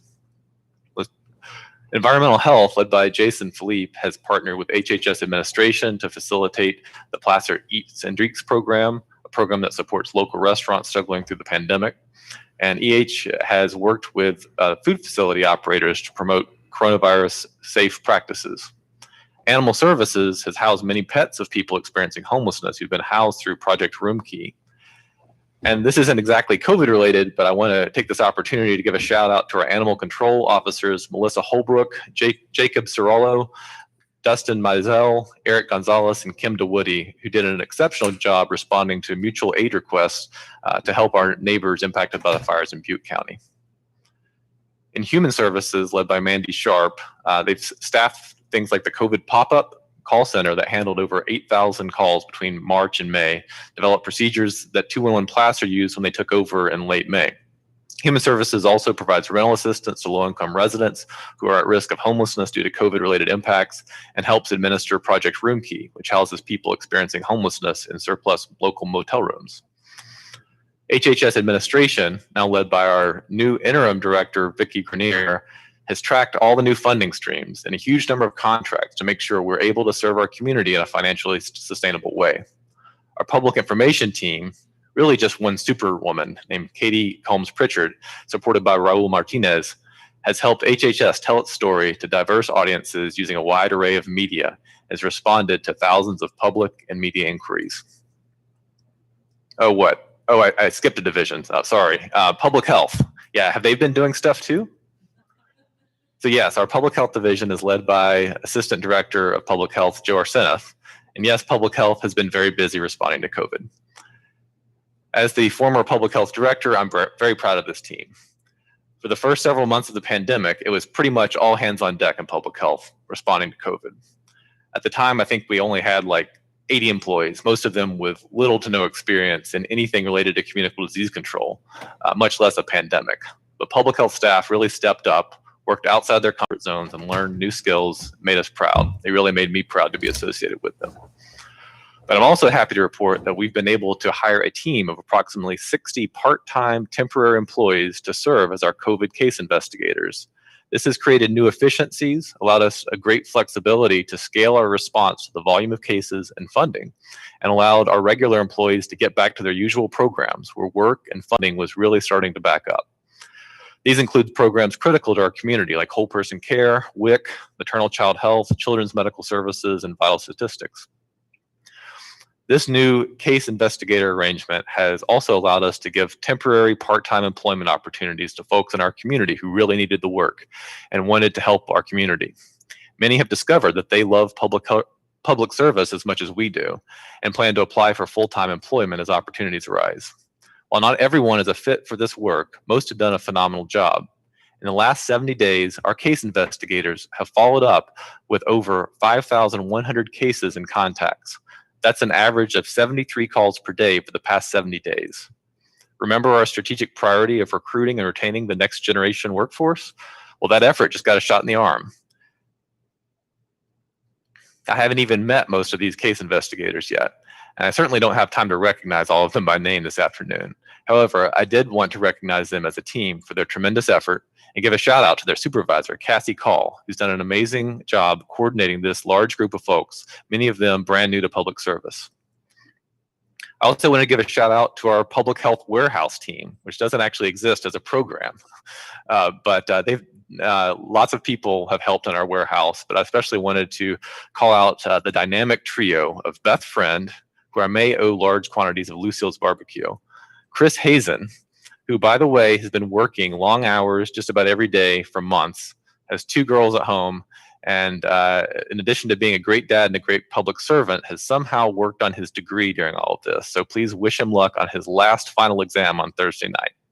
And finally, in the warehouse team, rounding it out, Todd Probetsky, who recently left public health for a job in ASOC. Our public health warehouse has processed approximately 3,000 orders and provided 1.5 million pieces of personal protective equipment, including face masks, gowns, gloves, hand sanitizer, and eye protection, to local health providers, first responders, schools, community-based providers, and other groups. This morning, Carol from Placer Grown already beat me to recognizing our famous public health nurses led by Liz Duffy. And in addition, Carol beat me to recognizing Mike Romero, our public health manager over communicable disease control and public health emergencies, and self-proclaimed paperboy to our fabulous epidemiology team. Now, really, Mike is the best. He's our rock, and I don't even want to think about where we'd be without him. But speaking of the epidemiology team, they do things like taking the flow of data from a wide variety of places, like hospitals, death records, lab reports, and case investigators, and putting it together in a meaningful way that provides information to the public, the medical community, and policymakers. They're really amazing. It's led by the brilliant April Holland, who managed to hire epidemiologist Rachel McCullough-Sandon from Santa Cruz, and epidemiology trainees Chandra Greenberg, who's doing an amazing job, and Emily Kelly, who's supporting us part-time from San Francisco, where she's in medical school. Yes, I'm a little out of my league when I talk with our epi team. I can hardly believe the quality and the volume of the work that they've produced. And finally, I want to recognize the staff and programs in public health and across HHS who've cultivated strong community partnerships over the years. These partnerships take time and effort, but I think they have really paid off, especially during this pandemic. Our team has worked with the Latino Leadership Council in South Placer and Sierra Community House in Eastern Placer to activate community health promoters to support our case investigation efforts and to conduct a targeted COVID prevention campaign to populations disproportionately impacted by coronavirus. I'll talk later about how I think these partnerships are paying off. Next slide, please. So let's turn to the numbers. This graph shows the number of confirmed COVID-19 patients in Placer County's 3 hospitals. You'll see it peaked at 68 back in August, and now is down below 20. Even lower when we look at actual Placer residents who are hospitalized due to COVID. That's a really impressive trend to see. The next slide, please. This slide shows our 7-day case rate per 100,000 residents that has also come down from a high of 13.4 in July to a little over 3 at the last look here on the slide. Actually, we just got our new numbers from the state, and for the following week, September 20 to 28, looks like this case rate is now moving even lower to about 2.5 cases per 100,000. Next slide, please. And here is our 7-day average testing positivity rate, which has also come down from a high of 6.4 back in July to under 3% now. In fact, looks like for September 20th to 28th, not reflected on this graph, we're now moving under 2% in our testing positivity rate. Next slide, please. So with these improvements in our numbers, when are we going to make it into the orange tier? Well, we came very close to making it to the orange tier already. Just as a refresher for those of you playing at home, here's the state tier framework that was revealed about a month ago to supplant the state monitoring list. Here are the different tiers, purple, red, orange, and yellow. Purple is the worst, yellow is the best. At least for now, it's based upon 2 metrics, the adjusted 7-day case rate per 100,000 residents and the testing positivity rate, which is the percentage of COVID tests that come back positive. As a review, the state assigns counties to tiers every Tuesday. There's a 7-day lag in the data used for this determination. At times, there are real differences between these data and the real-time data that are posted to our local dashboard. Next slide, please. So that gets us to our data for the weeks of September 13th to 19th and September 20th to 28th. Prior to the September 29th tier assignment, our real-time numbers were looking pretty good, and we looked like we might be assigned to orange for a second consecutive week, and that would have allowed businesses to move to the more lenient orange tier restrictions. However, as you all know, and you can see on this slide, we didn't quite make it to the orange tier for the week of September 13th through 19th. You can see the red block there. While Placer's 7-day test positivity rate again met criteria for the orange tier, the county's lagged 7-day case rate for episode dates September 13th through 19th was assessed by the California Department of Public Health on September 28th and was determined to fall into the red tier. Because the state determines a county's tiers by the more restrictive of the 2 metrics, we remained in the red tier. This disappointment serves as a reminder that while our real-time numbers can be useful, the state tier assignments are not based upon these real-time numbers. It also reinforces the idea that when a case rate is close to the threshold between tiers, even a slight increase can have an impact on a county's placement. If you consider COVID's average incubation period of about 5 days, you can see that it would be reasonable to hypothesize that many of the people who turned up COVID positive the week of September 13th through 19th were exposed and infected over the Labor Day weekend. This hypothesis could be supported by the fact that among cases identified that week, there was a significant increase in the proportion of cases who reported participating in large gatherings. We also had a large outbreak at a skilled nursing facility at that time, which has subsequently been contained. So the good news is that I can now announce that according to the state data, our data were in the orange tier for the week of September 20th through 28th, which means that with one more week of orange or better data, we can move to the more lenient orange tier restrictions. Actually, you can see that our test positivity rate of 1.9 actually qualifies us for yellow tier. And we're also in the yellow tier for September 20th to 28th for the new health equity positivity rate, which looks at the test positivity rate in our most vulnerable population to assure that they're not being left behind. Health equity is the idea that we should focus our efforts on those people the system tends to leave behind, the least of these, if you will. Besides being the right thing to do morally, research shows us that focusing on those left behind also helps to lift all boats, not just those who are most likely to be left behind. So no promises, but looks like we may make it to orange tier next Tuesday, October 13th. As a native Tennessean and University of Tennessee Volunteers football fan, I have no problem rooting for orange. And you'll see me wearing my orange lanyard. Last slide, please. So while we're disappointed that we did not move into the orange tier yet, we still have a lot to be thankful for here in Placer County. I want to end this afternoon by highlighting some of the reasons why I'm grateful and hopeful. I already told you about many of the great programs and people in HHS. Let me tell you about some of our wonderful partners. First, the schools. We're in contact with our schools every day. We're now meeting with Placer County Office of Education Leadership and our district superintendents every week. We now have 3 school testing sites. Our schools have safe reopening plans, and 3 districts have already moved ahead with in-person learning. We've seen some sporadic cases in a few of our schools, but no large outbreaks so far. Our hospitals. Hospitals are also great partners. We're also in contact with our hospitals almost every day and meet with our hospital CEOs and other leaders every week. I already mentioned that hospital cases are down dramatically since August. I'm happy to report that some of our hospitals are also beginning to gradually loosen their visitation policies. I would encourage the public to access regular medical care. Our hospitals and physicians are doing a great job at keeping their care environment safe. Our congregate living settings. We meet with our skilled nursing facilities and jail leadership every week. Both our skilled nursing facilities and jails have managed challenging outbreaks while successfully continuing their operations. They've learned a lot and are much better at outbreak management. Our community organizations and philanthropy have helped with health promotion and community education campaigns, helped with outreach to populations disproportionately impacted by COVID, and have made investments in food and senior services. These efforts will help with the health equity metric being added to the state's tier framework. Thanks to our people and our businesses for wearing masks, social distancing, and persevering. And okay, thanks, Jeremy. You can pull down the slides now. So I've talked a lot today about how great our HHS department is, and it is.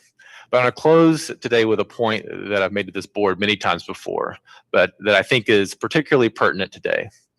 The primary reason why Placer County is routinely one of the healthiest counties in California, even in the United States, is not HHS. It's due to the so-called social determinants of health. These factors, like our strong economy, our strong schools, and our strong connected communities. I recognize that COVID has had a terrible impact on our community, and that some of the restrictions aimed at slowing COVID have also had terrible side effects. Lots of good people have suffered, some who are very close to me. And in important sectors like our businesses and schools that do so much to support our health as a community have also been negatively impacted. But I'm convinced that if we work together, if we keep up the great work we're doing, we can and will stay safe while still preserving and even improving the things we love about living in Placer, the things that really make Placer County healthy. Thank you once again for the opportunity to serve, and I'm open to any comments or questions you may have for me. Thank you, Dr. Oldham. Appreciate that update and appreciate you giving us an overview of all of the work that your department has been doing, especially in the past 6 months. We've got a couple of questions. So Supervisor Gustafson. Yes, thanks, Rob. That was a great presentation overview. And, you know, my kudos to the whole department and all the staff. I know that everybody has been working tirelessly to serve this community and really aren't acknowledged as much as they should have been. And I really appreciate you pointing out the incredible leadership there. I, as one supervisor, and I think all of us would agree, don't hesitate to ask what we need to, in way of resources, to stay open and to continue this path. I don't want you not to feel that you can ask us for the support. I've offered it before. I've been offering it for a while. I will be a champion of whatever resources we need to keep us moving forward and staying open.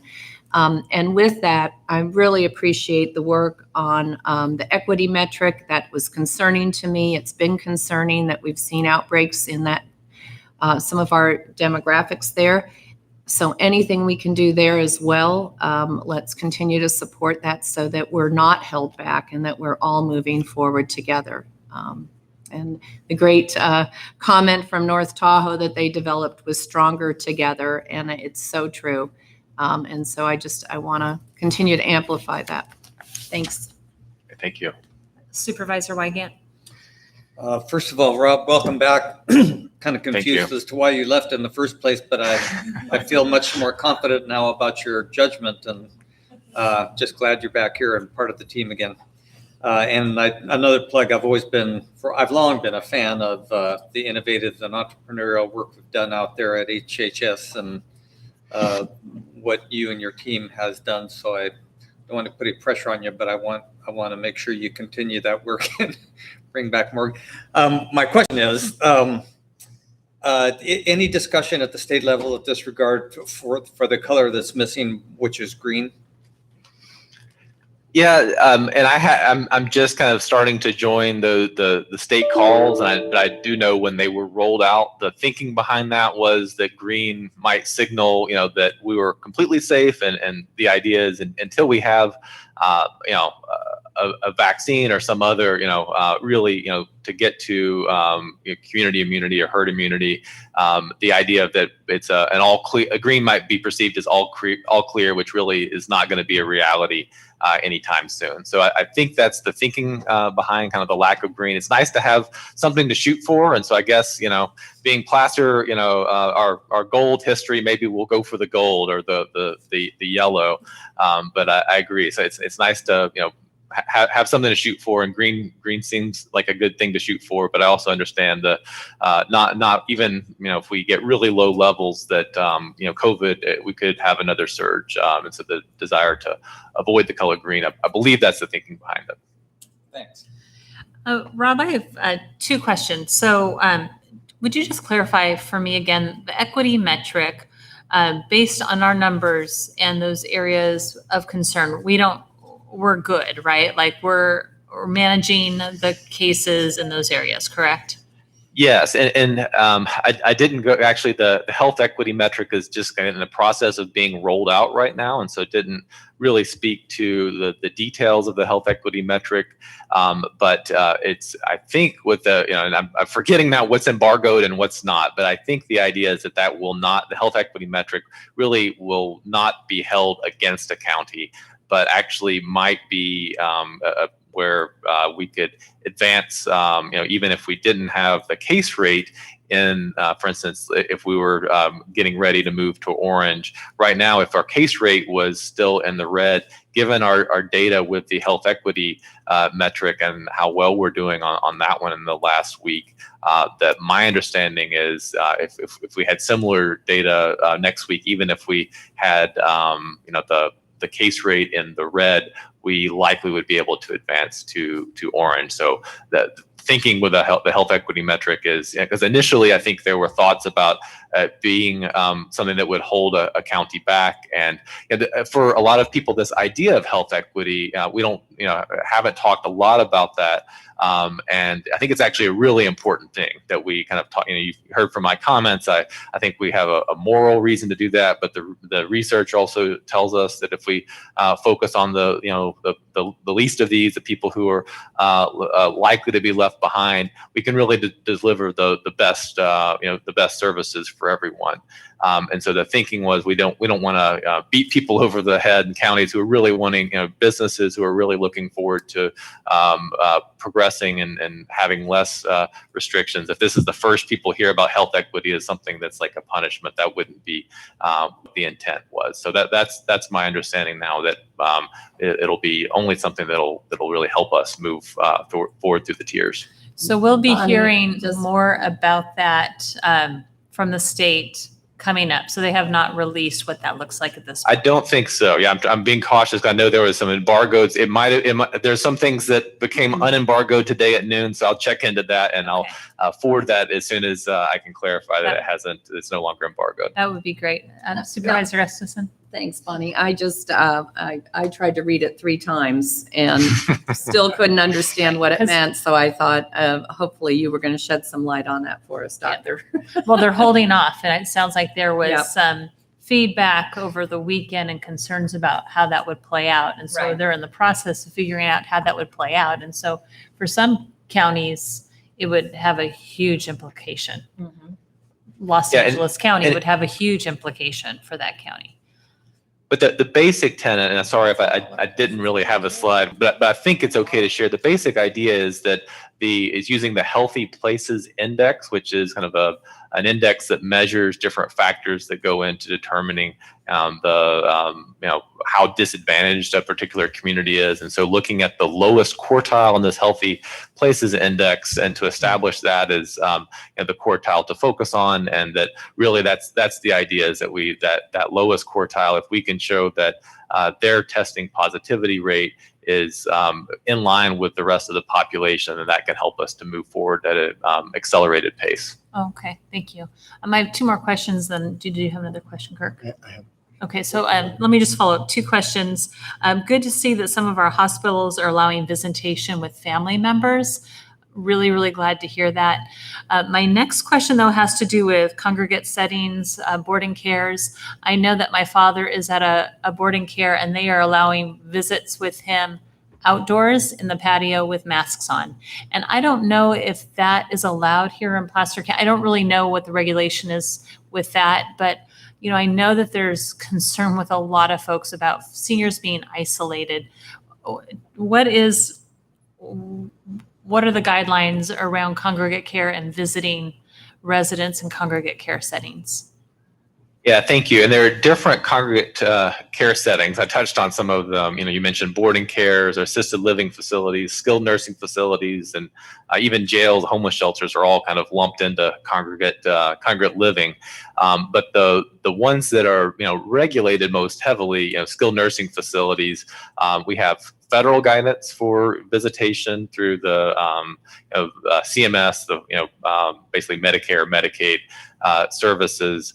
And there's some state guidance from regulators, and actually, depending on the setting, some are regulated to the Department of Public Health, some to the Department of Social Services. So kind of depending on the setting, there's different, and sometimes they are a little bit different as far as the guidance. So locally, we don't really have a regulatory role, but certainly we can help, and we have when I know we get questions from the public about particular guidance, and we're happy to help facilitate, have conversations with leadership at different congregate settings, to even getting them together and see, how do you interpret this guidance? So sometimes it's written by, I can say this as a bureaucrat, written by a bureaucrat somewhere who, it makes it challenging to figure out what they're getting at. And so those are some of the things that we try to do, is just to help get them talking to each other, help to understand how different organizations are interpreting the various guidance. But in general,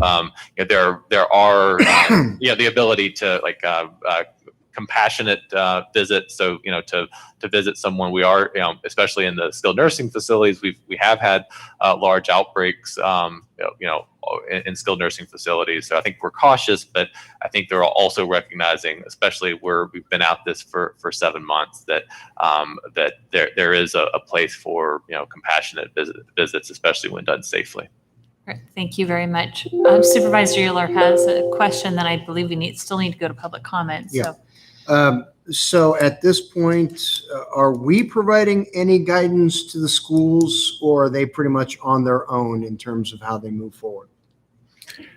Yeah, so the guidance, actually the schools already have their own plans, kind of their safe reopening plans based on the state guidance, their state school reopening guidance. We provide primarily technical assistance. I think that's a theme throughout, that most of the guidance is at the state and federal level, and local public health is providing technical assistance and consultation. We do help to interpret those and give opinions on things from time to time. Like I said, we meet with our schools regularly, and starting the process of developing frequently asked questions, because we actually have different email boxes coming from school nurses, from school administrators, and so we'll kind of collect the questions that we're getting and trying to answer those kind of in bold strokes. So we meet with I mentioned the superintendents, meeting with them tomorrow and kind of going over those frequently asked questions. That's something, by the way, we're hoping once the superintendent, like we're all on the same page, we can push those out to the public as well. Okay. And then, as I know that you've been following our board meetings for a little while now, I know that I am no fan of the mishmash of made-up metrics that we've gotten from this governor. And it occurs to me that we are stuck in red by virtue of yet another example of that mishmash, because even though our testing positivity is well into the orange, we're in red because of too many found cases per 100,000 people, which tells me we're just testing too much. Because if our testing positivity is that low, then at some point you just cut off the test and we meet the metric to get us to orange. Am I missing something here? Yeah, well, I think it's from a public health perspective. I understand what you're getting at from the metric, but from there is value in having, and I think that's something I neglected to say. Our availability of testing has improved, and so there's like our OptumServe sites now have I think often the ability to get in same day. So a lot more availability. And so it is true that we have more testing availability. The state has said that, people of lower tiers initially, we were restricting testing for people who are symptomatic and essential workers, et cetera. But now testing is available even to people, concerned people who are asymptomatic. Yes, it is true we have greater testing availability. I think that's overall, from a public health perspective, a good thing. I think it kind of depends on where we sit in the data. So yeah, it might be true that for that 1 week, that was the data lag was pushed out last Tuesday. That it hurt us in the moving up the tiers, but I think we'll see actually our testing, or greater testing availability, and the ability to identify and investigate those cases. In the end, I think will help us advance through the tiers. But I understand where you're coming from, that for that 1 week, having more availability for testing, it is possible that I guess in the framework, in certain circumstances, could hurt us in an individual week. Well, I guess what I'm getting at here, Doctor, is let's say our positivity rate is at 2.5%. We have another county whose positivity rate is at 2.5%. And their cases per 100,000, they're at 2.5%, but we're at 4.5%. If we have the same positivity rate, yet we're double the cases per 100,000, we must have tested twice as many people. Yeah. Am I missing something there? I mean, I don't. It's like the state has created yet a disincentive for us to conduct testing, because one of these things versus the other has got to be important. Either it's our positivity rate. Oh, sorry. I mean, either it's our positivity rate or the total number of found cases per 100,000 people that we got, because we just kept looking for Easter eggs longer than the other kids did. Yeah, and I think they are in tension, and I think, I mean, the people at the state, and I respect them. There's a lot of smart folks there. I think that was the intent of the metric, is to try to balance each other out.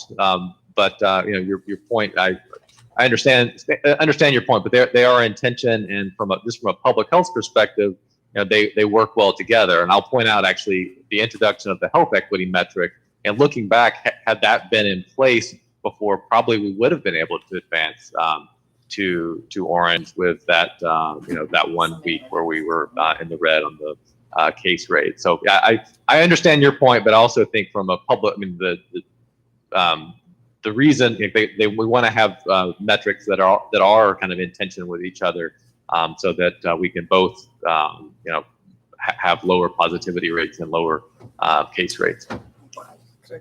And just to clarify, Rob, if I could insert myself, that I think, isn't Kirk accurate in saying that if the state required a certain number of tests per week per population, per 100,000 people population, then Kirk's argument is exactly correct. Is that not right? I'm not. I think I'm following the argument. Sorry. Well, let's say that every county is testing X number of people per thousand, and that testing rate is the same throughout the state. And Kirk's one county passes, and the other county might be failing because it is testing more people. Is that not accurate? And if you're going to have perfection in that metric, if that is actually going to be a method by which the state is going to make these decisions, shouldn't they also control and provide for a certain fixed amount of percentage testing? Yeah, I think I see what you're saying, that if everyone had the same fixed number of tests, then this issue might go away, which I suppose is true. I think it's nice to have the flexibility, the local flexibility to adapt our how much testing we do based upon the situation. So I'm actually glad they haven't mandated what the how many tests we do per county. But I think I understand the point that you're making. Well, and actually, that's a follow-up question. Are they adjusting the case rate based on the testing?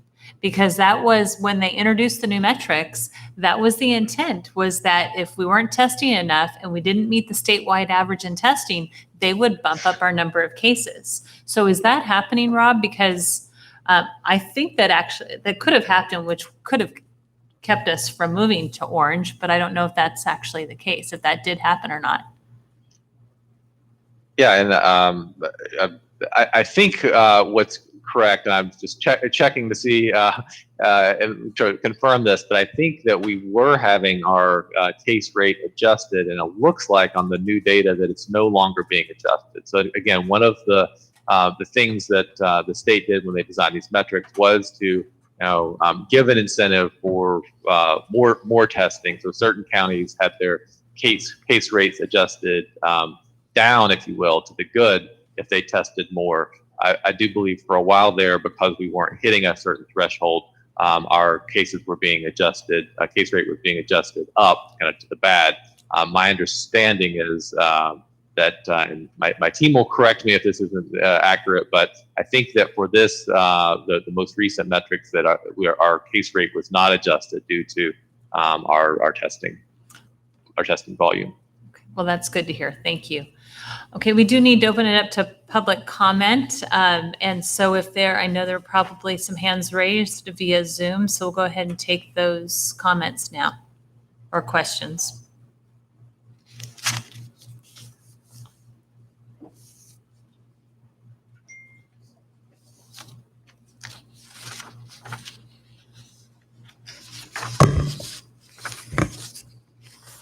Placer Community Foundation, go ahead and give your comments. This is Veronica Blake again from Placer Community Foundation. I've just been listening into the rest of the meeting. I'm super glad to have Dr. Oldham back on the team, and also agree with his acknowledgement of all the other wonderful county workers who are really stepping up to keep us safe. Just one comment I have regarding the testing sites. I have actually been on the ground. I've visited several over the last several months, and just one observation I had while I was there is that there were a good chunk of the people who were there to be tested because they needed to be tested in order to go back to work because of some type of exposure. And so regardless of the challenges with the state and the state methodologies. I think if we really want our economy to be open and for our 4% unemployment to get back to at least 4% unemployment from 11, we need to let our employees get tested so they can do their jobs. So I really want to encourage you not to close down or even restrict the testing sites. They're very, very important to us right now. Thank you, Veronica. I know we have every intention of keeping those open because we've got schools opening up. Kids, staff need to be tested if somebody else has been diagnosed or come down with it. So, Steve, go ahead and unmute your mic and give your comments, please.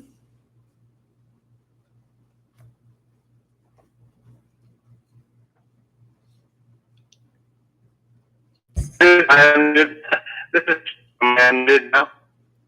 oh goodness, you are difficult to hear. Let's try that again. It's very crackly. How about this? Better? Doing better? Wow, it's terrible. Let's see if we can find the next person, and might have to have you call in. Mark, go ahead and unmute your mic and give your comments.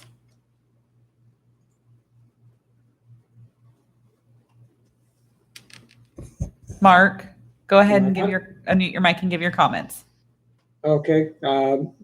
Good afternoon, Placer County Board of Supervisors. My name is Mark Lydell, and I'm the appointed Assemblyman for New California States.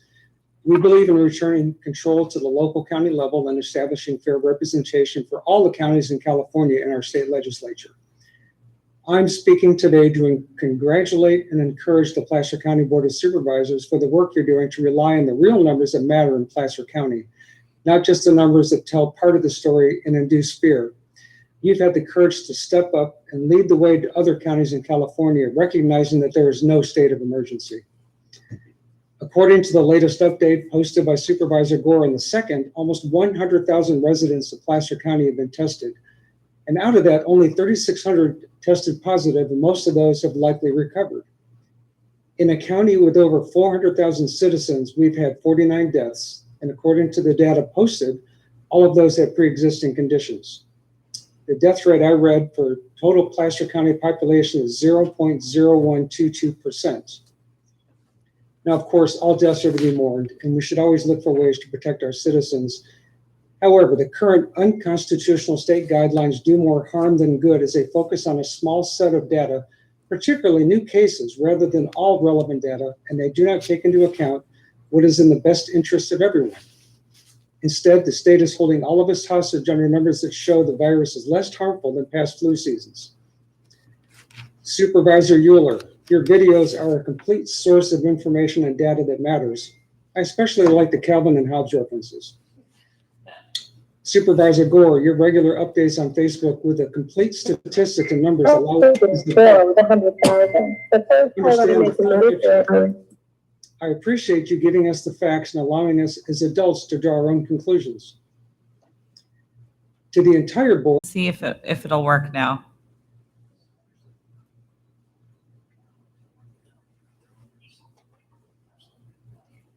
How about now? Yes, Can that you is hear much me? better. Thank you. Go ahead. Oh, hi. Hi, my name is Steve Topol. I'm in Tahoe City, and I own a business called the Blue Agave. It's a Mexican restaurant in Tahoe City. And I'm calling to ask the board, supervisors and whoever else will listen, we'd like to figure out a way to waive the ending of daylight savings time on November 1st so that we can have an extra hour of sunlight for recreation, for dining outside, rather than hurting everybody inside and it being dark at 4:30.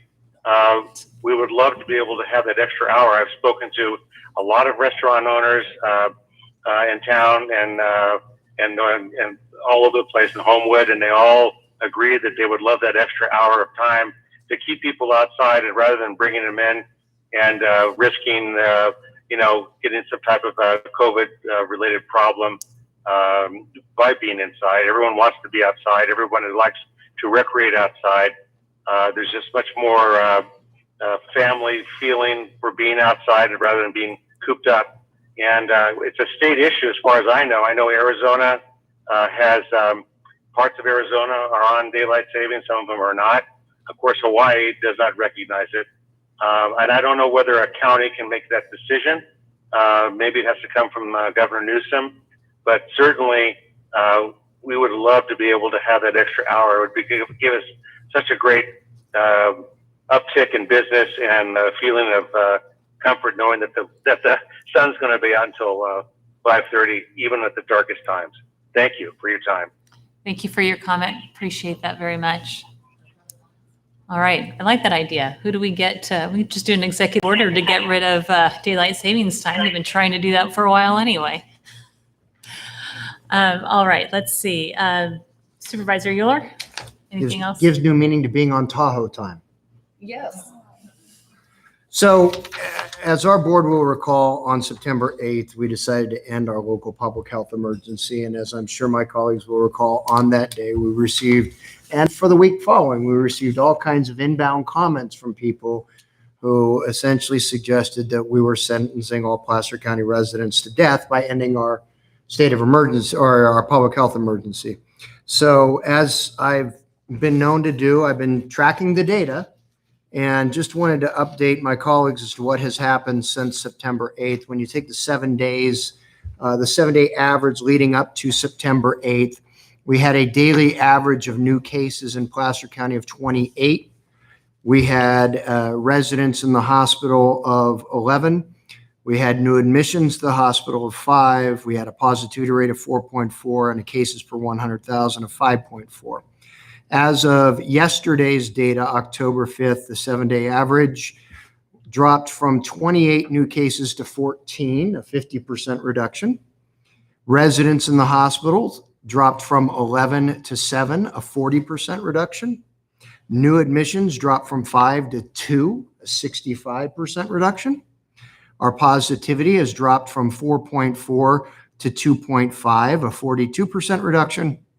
And our cases per 100,000 dropped from 5.4 down to 3.4, a 37% reduction. And also importantly, in August, we saw 18 new recorded deaths in Placer County with COVID. In September, we saw 15 recorded deaths in Placer County with COVID. So that went down in September as well. And obviously, causation is not, or correlation is not causation. I'm not saying that because we ended the public health emergency, the numbers went down, but rather the opposite. That our board took a good hard look at the data that was before us as it had been trending, made the decision that we were not in a state of public health emergency. To Supervisor Gustafson's point, we all conceded that if the numbers started going the wrong way, we would be more than happy to look at reinstituting the public health emergency. But fortunately, the data that we analyzed that led us to make that decision 4 weeks ago today has continued to trend in the right direction. And we see more businesses open now and residents enjoying their life a little bit more. And hopefully we get out of this mishmash of matrix and get into some semblance of normalcy here sooner rather than later by opening our businesses even further. But just thought I would report out that good news to my colleagues. Thank you. All right, it looks like we have wrapped up that item. Appreciate it very much. Thank you, Dr. Oldham, for your leadership and for coming back to the county. It's great to have you. And thank you again to you and your team for all of your hard work. And we'll hear back from you in about a month or so, or whenever the next time it is. Good, thanks. All right, we have a couple of items to finish up department items. So we're going to move to item 14B, which is Placer Commuter Express contract agreement with MV Transportation. And Jamie Wright, I believe, will present that as we get her on the line.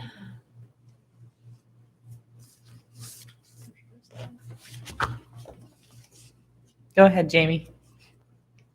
Good afternoon. Madam Chair and members of the board, my name is Jamie Wright, and I am the Public Works Manager for Transit Services here at Placer County. I am here today asking for authorization for us to execute a contract amendment for our Placer County Commuter Express services. That service transfers commuters between the Colfax area and down into downtown Sacramento. It's a service that we initiated in 2004, has grown substantially since then. Although we are in a weird time now with COVID, we have a limited number of commuters going back and forth between downtown Sacramento. We are offering half of our scheduled service at the present time, but we do want to be prepared to offer the service once commuters start going back to work in downtown. So we are asking for an amendment to our contract, a one-year extension. You guys approved the initial contract term on October 3rd, 2017. That was for a 5-year term. It was done through a competitive bid process. Through that procurement process, we did have option for 2 one-year extensions. And so we are looking to do the first 1-year extension, which would begin November 1st and go through October 31st, 2021. Great. Thank you very much, Jamie. It looks like there are no questions from my colleagues. We will open this up to the public. Any comments from the public? All right, we'll close public comment, and a motion by Supervisor Holmes, second by Supervisor Gustafson. All those in favor? Aye. Opposed? Motion carries. Thank you, Jamie. Thank you. Item 15A, Health and Human Services Agreements for Intergovernmental Transfer of Public Funds. And that is Vicki. Good afternoon, Vicki. Good afternoon. Thank you, Chair Gore. Good afternoon, board members. My name is Vicki Grenier, Interim Deputy Director of HHS Administration. I am here today to request the approval of amendments to the agreements with Placer County's 2 Medi-Cal managed care plans, Anthem Blue Cross and California Health and Wellness Plan, for the period of July 1st, 2019 to December 31st, 2023, in addition to an agreement with the California Department of Healthcare Services, DHCS, for the intergovernmental transfer of public funds in the amount of $5,700,998 for the period of July 1st, 2019 to June 30th, 2023. I would like to share some background related to the Intergovernmental Transfer of Public Funds, also known as IGT. The IGT process is a funding strategy under the Social Security Act, whereby states or local governments may utilize state or local funds to increase federal matching dollars for Medicaid programs. California currently receives a match for services provided through Medi-Cal. Currently, the state claims federal funds for use in the Medi-Cal system at a rate less than the maximum allowable federal funding level. The difference between the maximum allowable federal funding level and the amount drawn down by the state is available to be drawn down by the county through an IGT. To secure these funds, the county transfers required matching funds to DHCS for local healthcare expenditures on behalf of the Medi-Cal population. DHCS then uses the matching funds to draw down additional federal funds from the Center for Medicare and Medicaid Services. Once DHCS receives the federal funds, it transfers the federal and matching funds to the Medi-Cal managed healthcare plans for that county. The plan then makes payments to its IGT contracted Medi-Cal providers. The result to the county is that it receives back all of the transferred matching and federal funds, less a 20% DHCS administrative fee and a 2 to 2.5% managed care plan administrative fee. Placer County's participation in this funding strategy during the last several fiscal years has successfully generated millions of dollars in additional funding. If your board votes once again to participate in this strategy, the net revenue increase to Placer County will be approximately $2.2 million. The additional Medicaid funds must be used for the provision of services to Medi-Cal enrollees and cannot be transferred to the county's general fund. There is no general fund impact as a result of the requested action. Please note, the action requested on the agenda differs from the action requested listed on the staff memorandum. The difference pertains to the end dates on the contracts noted for the action items numbers 2 and 3. The action requested listed on the staff memorandum is correct. The end date on action number 2 with California Health and Wellness Plan is to end on December 31st, 2023, and the end date for action number 3 with DHCS is to end on June 30th, 2023. We ask the board to adopt the action as amended to reflect what is on the staff memorandum. I appreciate your consideration to participate in this IGT funding opportunity for the provision of future services to Placer County Medi-Cal enrollees. Thank you. Thank you very much. Looks like there are no questions from my colleagues. Any questions from the public on this item? All right, we will bring this back to the board for a motion as amended. Motion by Supervisor Holmes, second by Supervisor Euler. All those in favor? Aye. Opposed? Motion carries. Thank you. Thank you. And item 15B, Home Key Program Purchase of Property, Kings Beach. Good afternoon, Amy. Good afternoon, Chair Gore and members of the board. Yes, I'm Amy Ellis with the Adult System of Care, and here with Kathy Denton, Lori Morse, and Eric Finley from Facilities Management as well. Today we have 2 action items with several parts for your board's consideration.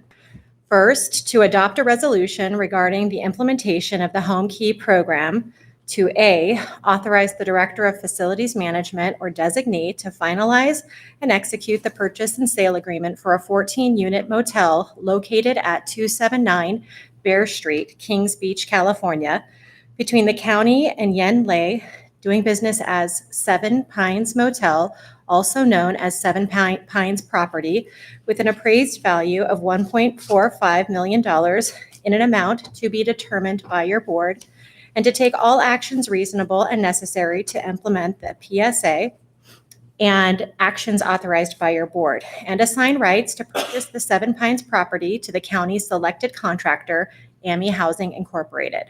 B, approve an amendment to agreement SCN 102142 with AMI Housing to acquire and operate permanent supportive housing in the Tahoe region, extending the contract 9 months to June 30th, 2023, and increasing the contract $347,835 for an amended total not to exceed $1,507,835, and authorize the Director of Health and Human Services to execute the amendment and to sign subsequent amendments up to $100,000 consistent with the subject matter and scope of work with risk management and county council concurrence. C, to approve a 55-year deed restriction to AMI Housing in favor of the county for the Seven Pines property upon purchase by AMI Housing with county funds, and authorize the Director of Health and Human Services to execute the deed restriction with county council concurrence.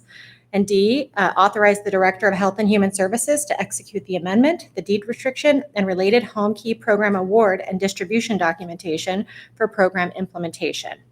The second action is to approve the following budget amendments related to the purchase and operation of the Seven Pines property.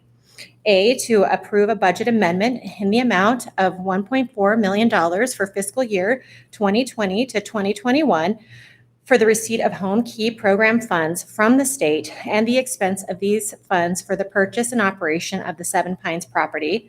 B, to approve a budget amendment in the amount of $1,340,572 for fiscal year 2020 through 2021 for CARES Act funds for the purchase and operation of the Seven Pines property. C, to approve a budget amendment in the amount of $83,000 for fiscal year 2021 for HHAP funds for the purchase and operation of the Seven Pines property. So background on this, with the current COVID-19 pandemic, the governor has continued to encourage counties to support their homeless populations to find housing and recently developed the Home Key program. The Department of Housing and Community Development issued a notice of funding for the Home Key program on July 16th. On September 22nd, your board authorized the county's application submission to HCD to purchase a motel in the Tahoe region, which was accepted. Funding is contingent upon the county's ability to develop a project and have it be ready for at least some occupancy by the end of this calendar year. This quick timeline required us to finalize our board packet information before a final selling point was achieved. The county's non-binding letter of intent offered to purchase the property at a price not to exceed $1.6 million, subject to the result of an appraisal. The county received an appraisal for the property, which came in at $1.45 million. After negotiations with the seller, HHS and facility staff would like to recommend the purchase price of $1.5 million and would ask for Board of Supervisor approval when considering action item number 1, which was previously read. To be owned and operated by AMI Housing under a 55-year deed restriction. On October 8, 2019, your board approved the award of a competitive request for proposal to AMI Housing to purchase and operate permanent supportive housing in the Tahoe region of Placer County. The county had already begun researching properties and was in review of the Seven Pines property located at 279 Bear Street, Kings Beach, California, shortly before this funding became available, making the quick timeline seem achievable. This property is ideal for reducing the risk of factors for COVID with homeless individuals by keeping them housed. There will be a property manager and case management to support residents on site. Additionally, it's within walking distance of shopping, food services, community social services, and public transportation. Most importantly, these units can be affordable to the very low-income households served by ASOC and other community providers and suit the needs of the many ASOC's mental health clients.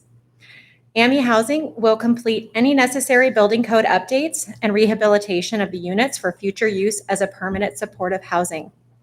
AMI Housing will apply for all permits, zoning applications, and engage the neighbors in community meetings as the project develops.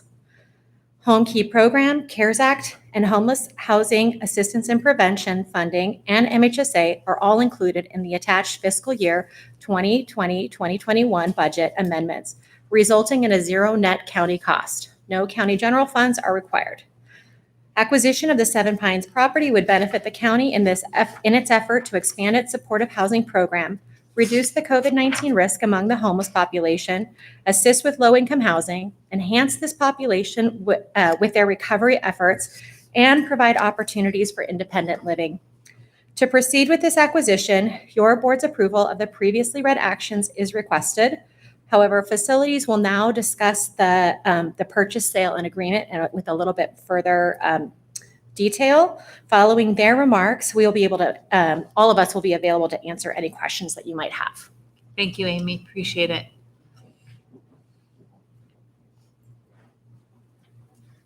Hello, Eric Findlay, Property Manager for Facility Services. And on September 15th, we executed a non-binding letter of intent with the seller to start our due diligence process and to negotiate the purchase and sale agreement. So during that due diligence, we did obtain the appraisal that was referenced. We've also done a building inspection or an outside consultant. We received state building inspections for the building as well.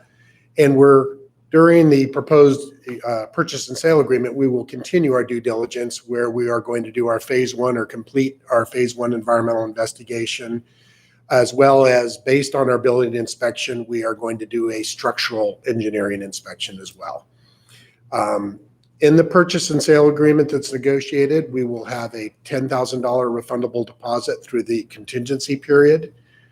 We will also have the ability and the intent to assign that purchase and sale agreement to AMI Housing.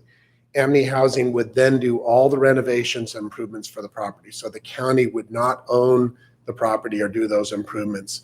The county will retain any commodities that come with the purchase of the property that are not required by AMI Housing. So those would be retained by the county as well.